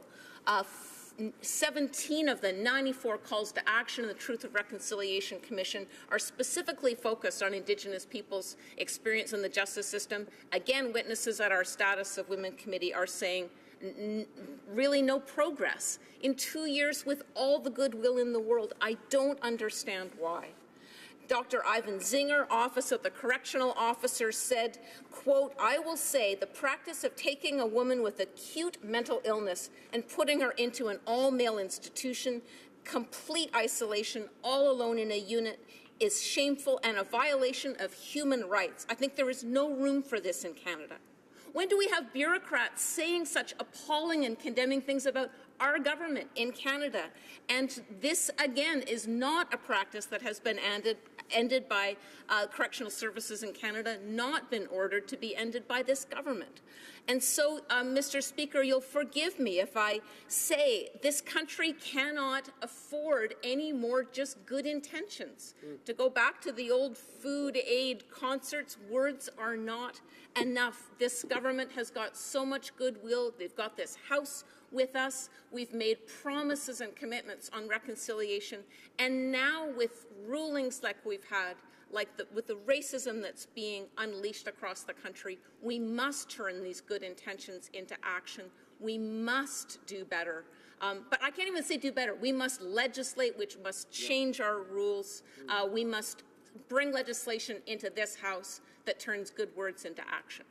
Thank you. Questions and comments? The Honourable Member for Saanich Gulf Islands. Thank you, Mr. Speaker. I thank my honourable colleague and neighbour from Nanaimo, Ladysmith, for her remarks. I completely agree that we need to move to remove mandatory minimums from our criminal justice legislation. I introduced, let's see now, it's almost 2 years ago, a private member's bill, Bill C-269. It was a lot of work, actually, to cull all the individual mandatory minimums that have been brought in under the Harper era, put them in one private member's bill, to make it easy to get rid of all of them, except for those for the most serious of crimes where we wouldn't want to remove them. I also note that the situation on Vancouver Island for Indigenous women is particularly egregious, and I want to open the opportunity for my colleague to speak to this, of the lack of remand centres for Indigenous women on Vancouver Island and the additional specific discriminatory treatment that they face due to this lack of facilities, and ask her if she'd like to comment further on the systemic discrimination in criminal justice, particularly as it applies to us locally on Vancouver Island. The Honourable Member for Nanaimo, Ladysmith. Thank you to my colleague.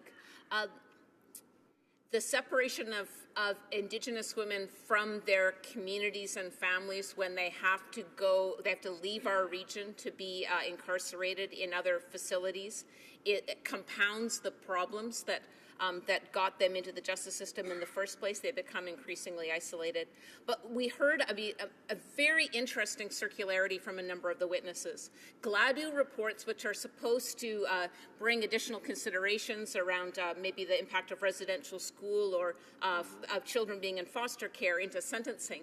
The Indigenous women at committee are telling us this is giving, the GLADU reports are having the opposite effect. They're giving them they're identifying them as a higher risk inmate. They're putting them into more isolation and more segregation, which makes them unable to participate in the programming that happens within the jails, which makes them ineligible for the nice earlier parole, the controlled release from prison, which means that they are even more likely to be dislocated from their families, dislocated from their culture, and maybe more likely to reoffend. It's a mess, and this government has got work to do. We want to work with them together.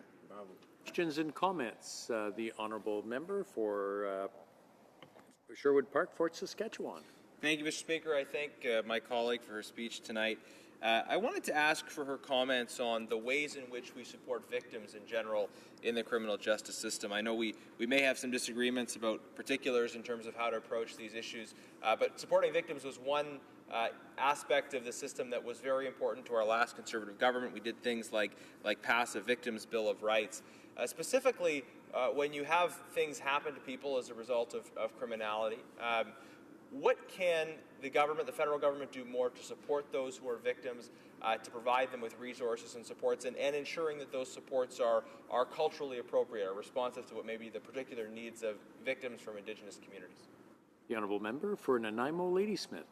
I've lost track at committee of the number of witnesses that have said the first thing that we should do that would make things better for Indigenous women in the justice system and incarceration is to undo the damage done by the Conservative government by imposing mandatory minimum sentencing. It took away judicial discretion. It's breaking women from their families. It is continuing, perpetuating interruption in parenting, and it's inhumane, and we're way out of step with the rest of the world on this. We want to see it undone. We want to see the Liberal government, 2 years into their mandate, actually keep their campaign promise in this regard. Questions and comments? The other honourable member for Courtenay Alberni. We have questions. Mr. Speaker, and I want to thank my good friend from Nanaimo, Ladysmith, for her important work. One thing that my colleague from Victoria talked about, the peremptory challenges that take place in jury selection. I think that this terrible tragedy and certainly this court case has shined a light on something I think most regular Canadians didn't even know existed, that the Crown prosecutor or the defence can remove somebody from jury selection just for the color of their skin or what they look like. I mean, this is something that crosses all political lines. It's clear that it's injustice, and maybe the member could speak about the urgency that the government needs to take to fix this and remove this provision. The honourable member for Nanaimo, Ladysmith, in 30 seconds or less, please. Thank you. I will echo the words of my colleague, New Democrat Member of Parliament for Abitibi Bay James, Nunavut EU.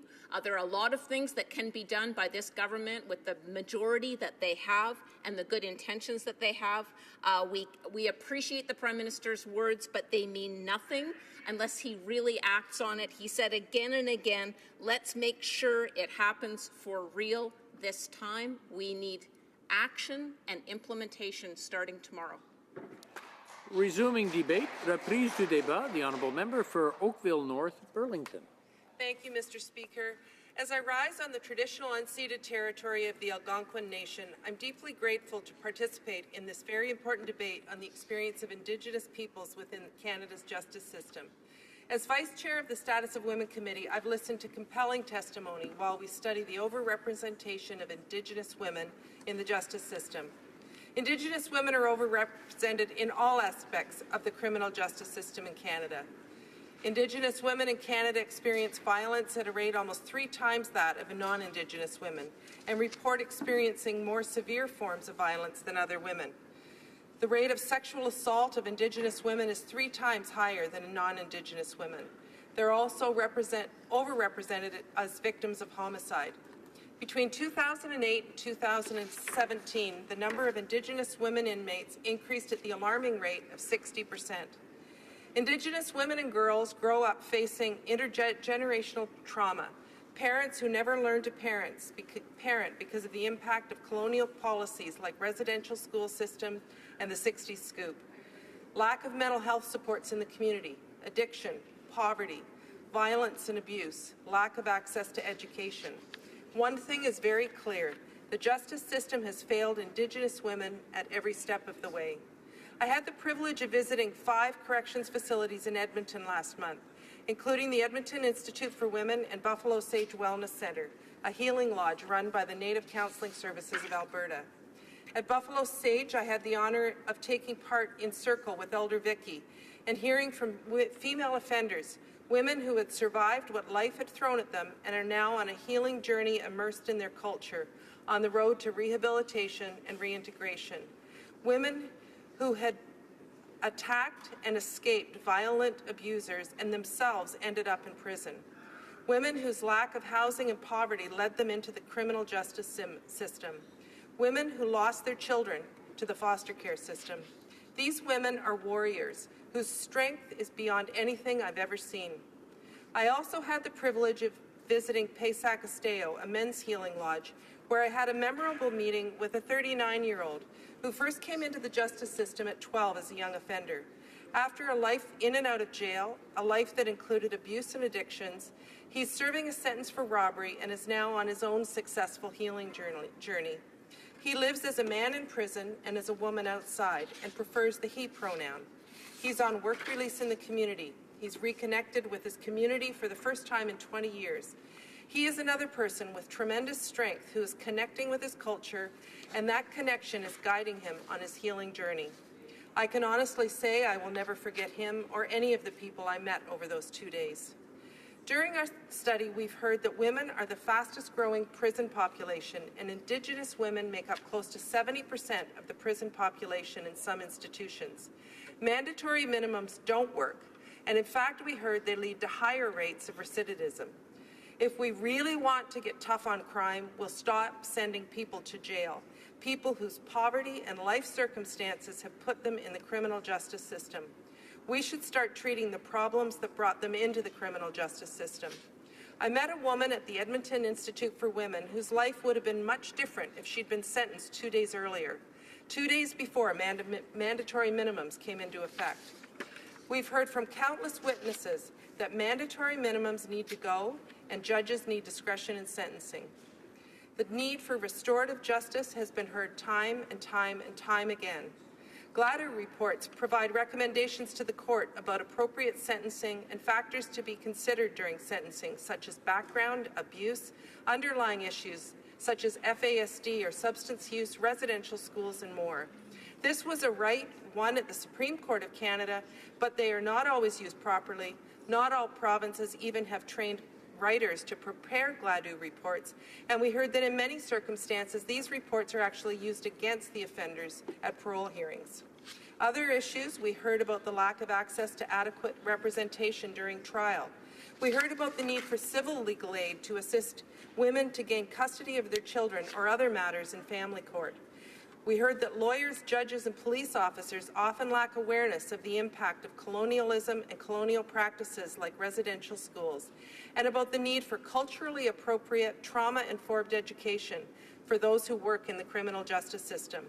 The need to reach out to communities to recruit more Indigenous police officers, parole officers, corrections officers, lawyers, and judges, and providing the supports to ensure their success in their chosen field. We heard that victims of crime are actually afraid to go to the police. Certainly the recent case of an Indigenous woman who was sexually assaulted, she was jailed for 5 days to ensure she would testify against her assailant and was even transported in the same van with her assailant to court, illustrates that the fear Indigenous women have is very real. Nearly half of all Indigenous offenders were removed from their homes in childhood. 1/2. I applaud our Minister of Indigenous Services' commitment to fixing this broken foster care system. Enhanced mental health services and the need for those services 24/7 are sorely needed within the correction institutes, as is the proper diagnosis, treatment, and support for those living with FASD. The previous government did away with accelerated parole, which was designed for low-risk, non-violent offenders to be released from prison at the earliest possible date to serve the remainder of their sentence in the community, thus providing a better chance for their rehabilitation and reintegration. We need to reinstate this important tool to remove Indigenous women from prisons and put them back into their communities. Indigenous women who find themselves in corrections system also need greater supports in the community upon release. Too often women find themselves without safe and affordable housing and without a job. One witness described it like legs of a stool. Without all 4 legs, the stool collapses. Take away housing and employment, and the woman most certainly will collapse, ending up back in the cycle of poverty, perhaps an abusive relationship, or a return to jail. One of the most concerning things we heard was the prison classification system was designed for men, but it's used for women. And the result is that more women are sent to maximum security prisons, where they have less programming, in general, less opportunities for culturally appropriate programs, more segregation, and less family contact. 2 provisions of the Corrections and Conditional Release Act should be used more, Section 81 and Section 84. Section 81 allows for Indigenous communities to oversee the care and custody of Indigenous offenders who would otherwise be in a federal prison. Section 84 allows for an Indigenous community to propose a plan for an interested and consenting Indigenous inmates' release and reintegration in the community. My time is limited tonight, Mr. Speaker, and so I'm not able to list all of the issues facing Indigenous women in the justice system, but I encourage all members to read our report and recommendations when it's complete. Our government is listening to the voices of Indigenous women and girls. In Budget 2017, our government provided long-term and stable investment in the Indigenous Justice Program, programs to divert offenders from Main Street courts in appropriate circumstances, or community-based justice programs leading to transformative change in the lives of individuals, families, and communities by providing an opportunity to address underlying issues of addiction and mental health concerns. Our government also committed to providing $65.2 million over 5 years and $10.9 million a year thereafter to address the overrepresentation of Indigenous offenders in the criminal justice system and help previously incarcerated Indigenous people heal, rehabilitate, and find employment in the community. In addition, through the Indigenous Community Corrections Initiative, our government will provide contribution funding to support training and capacity building within Indigenous communities to help them implement community-based projects that will assist in the reintegration of Indigenous offenders and provide alternatives to incarceration, both on reserve and in urban centres. I will close by paraphrasing a witness from the Indigenous Bar Association of Canada who said that Indigenous women have lived on this land for 15,000 years, and for 14,850 of those years, they were strong leaders in the community. We can and must return them to this role and can only do that by working side by side with Indigenous people to fix the criminal justice system. Thank you, Mr. Speaker.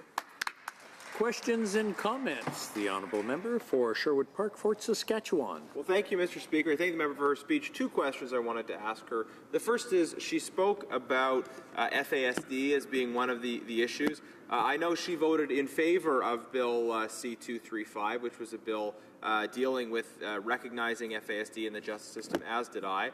Of course, at the time, the government, the front bench, did not support the bill, so there was, I guess, a difference of opinion. So I wonder if the member could speak to that bill in terms of why she maybe made a different choice than the ministers did in terms of that bill and the importance of that bill. Also, I'd like to ask the member about the issue of Indigenous victims of crime, because I asked the previous speaker about victims of crime, how we support victims of crime. We know that Indigenous people are disproportionately likely to be victims of crime. And immediately my response to that question was to go back to the issue of Indigenous offenders, which I think needs to be discussed as well. But I wonder if the member has thought specifically on what we can do to better support Indigenous people who are victims of crime. Thank you. The honourable member for Oakville North Burlington. Thank you, and I thank the honourable member for his questions. I did support my colleague from the Yukon's private member's bill.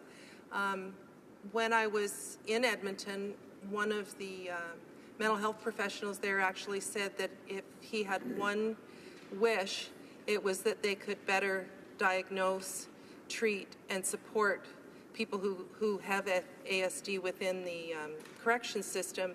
And of course, it needs to extend beyond just within the correction system, but in the community, because if we can treat FASD before people ever come in contact with the criminal justice system, it would be better for them, for their families, for all of us. So, I mean, I did wholeheartedly support the honourable member's bill. I appreciate the member from across the way's support, and I do hope that it's something that we can move forward with and really make a difference for the lives of people who are living with FASD. On your second point to do with victims of crime, or Indigenous victims of crime, as I mentioned, Indigenous women in particular are disproportionately victims of crime, victims of violence. And sadly, those victims often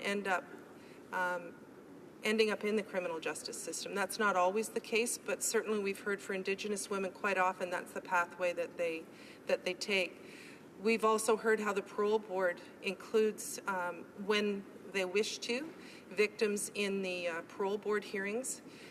Not all victims of crime are willing to be part of that, but they are included if they wish to be in the parole board hearings. So I think it's important that their voices are heard throughout this process, and certainly Indigenous people and Indigenous women in particular are disproportionately victims of violence and victims of crime. Questions and comments. Questions et commentaires. The honourable member for Nanaimo, Ladysmith. Thank you. I share my colleagues, both my Conservative and Liberal colleagues' sadness that the Liberal cabinet did not support the recommendation, the private member's bill to include fetal alcohol syndrome considerations in sentencing. If the government had voted yes, if they hadn't voted their own member's bill down, they would have achieved Truth and Reconciliation Call to Action number 34. They promised they were going to implement all of them. That was a lost opportunity. Another one, also one of the calls to action recommendation, or call to action 32, asks the government, and this was a campaign promise, to reverse the mandatory minimum sentencing brought in by the Conservative governments. My colleague sits on Status of Women Committee with me. We've heard Deborah Parks, Jonathan Rudin, Raji Mangat, all lead legal professionals in the issue of Indigenous women in the justice system and incarceration system. They've all said undo the mandatory minimum sentencing requirement, allow judges to give judicial discretion. It would have a huge impact for women in prison and their families. Will my colleague work with me to have this government start tomorrow to undo that damage? It could be done. The honourable member for Oakville North Burlington. Thank you, Mr. Speaker, and I wholeheartedly agree with my colleague. We've not heard one person come to committee to say that mandatory minimums are the right thing to do. They are just simply wrong. As I mentioned, they increase rates of recidivism. When I visited Edmonton, it wasn't just the one woman to whom I spoke. It came up repeatedly, both from offenders whom I met, as well as people working within the system, that mandatory minimums do not make Canadians safer. They do not, we need to get rid of them. So yes, I'm hopeful that one of our recommendations from our committee will be to get rid of mandatory minimums, and I certainly will work with any member of the House from any party to see that that happens. Thank you, Mr. Speaker. Questions and comments? The honourable member for Chilliwack Hope. Thank you, Mr. Speaker. I'd like to thank our honourable colleague for her comments. A few years ago, I toured the Kent Maximum Security Prison, which was in my riding at the time, and I was struck by two things. I was expecting to go in and see a bunch of old men, people that were serving out a long life sentence. In fact, I found a bunch of young men, very young men, and I was told by the people there trying to provide some training to those inmates while they were in there that none of them had graduated from high school. None of them. Most of them had, if they were lucky, grade 8 or 9 education. So I wonder if she can talk about the importance of education across all demographics, but specifically for Indigenous Canadians. And I know our previous government tried with Bill C-33 to work out a system where no matter where you lived in Canada, whether it was on reserve or off, you could get the same level of education. That effort didn't bear fruit, it fell through. But I wonder if she could talk about the importance of education in giving hope and opportunity to Indigenous peoples and all Canadians. The honourable member for Oakville North Burlington. Thank you, Mr. Speaker. And it's funny that you mentioned that, because I too was struck when I went to Edmonton Max at how young the people were there, and the fact that the younger people were in the Maximum Security Institute, and the lifers are actually in the Minimum Security Institutes. In terms of education, Indigenous children are still funded at, I think it's about 2/3 of what children across Canada are funded for their education. The last numbers I remember seeing, and this was, I probably shouldn't quote them, but I think they were $9,000 for a student for Indigenous students, and about $12,000 for a student living in my riding of Oakville North Burlington. And certainly, education for all Canadians is critical. And as you mentioned, if you have people with a high school education, it's difficult to find a job. Probably most of them don't have even an elementary school education, quite frankly. And that's what's sent them into a life that's led them into corrections. Sadly, though, when they're in a Maximum Security Institute or particularly in a maximum security institute, they're not getting any education. There's very little programming there. So to send them away to a maximum security facility without any access to programming, to education, to skills training, we're not preparing them very well for release to be integrated into society again. We have time for a very brief question. The honourable member for Winnipeg Centre.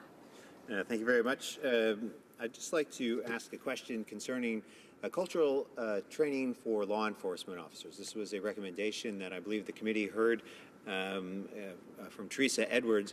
And I think cultural training is something which is very important. Obviously, training is always important. But how would do you believe this would go a long way to obviously making people more aware of some of the fundamental issues that Indigenous people face within the justice system, but also historic issues that Indigenous people face within the justice in life in general? The honourable member for Oakville North Burlington in 30 seconds or less, please. Thank you very much, and the quick answer is yes. We did hear that culturally appropriate education for police officers, for law enforcement, for lawyers, all of that will go a long way to making our criminal justice system far more sensitive to the people that they're working with in the community, Indigenous people with whom they're working. It being 11:04 p.m., pursuant to Standing Order 53.1, the committee will rise and I will leave the chair.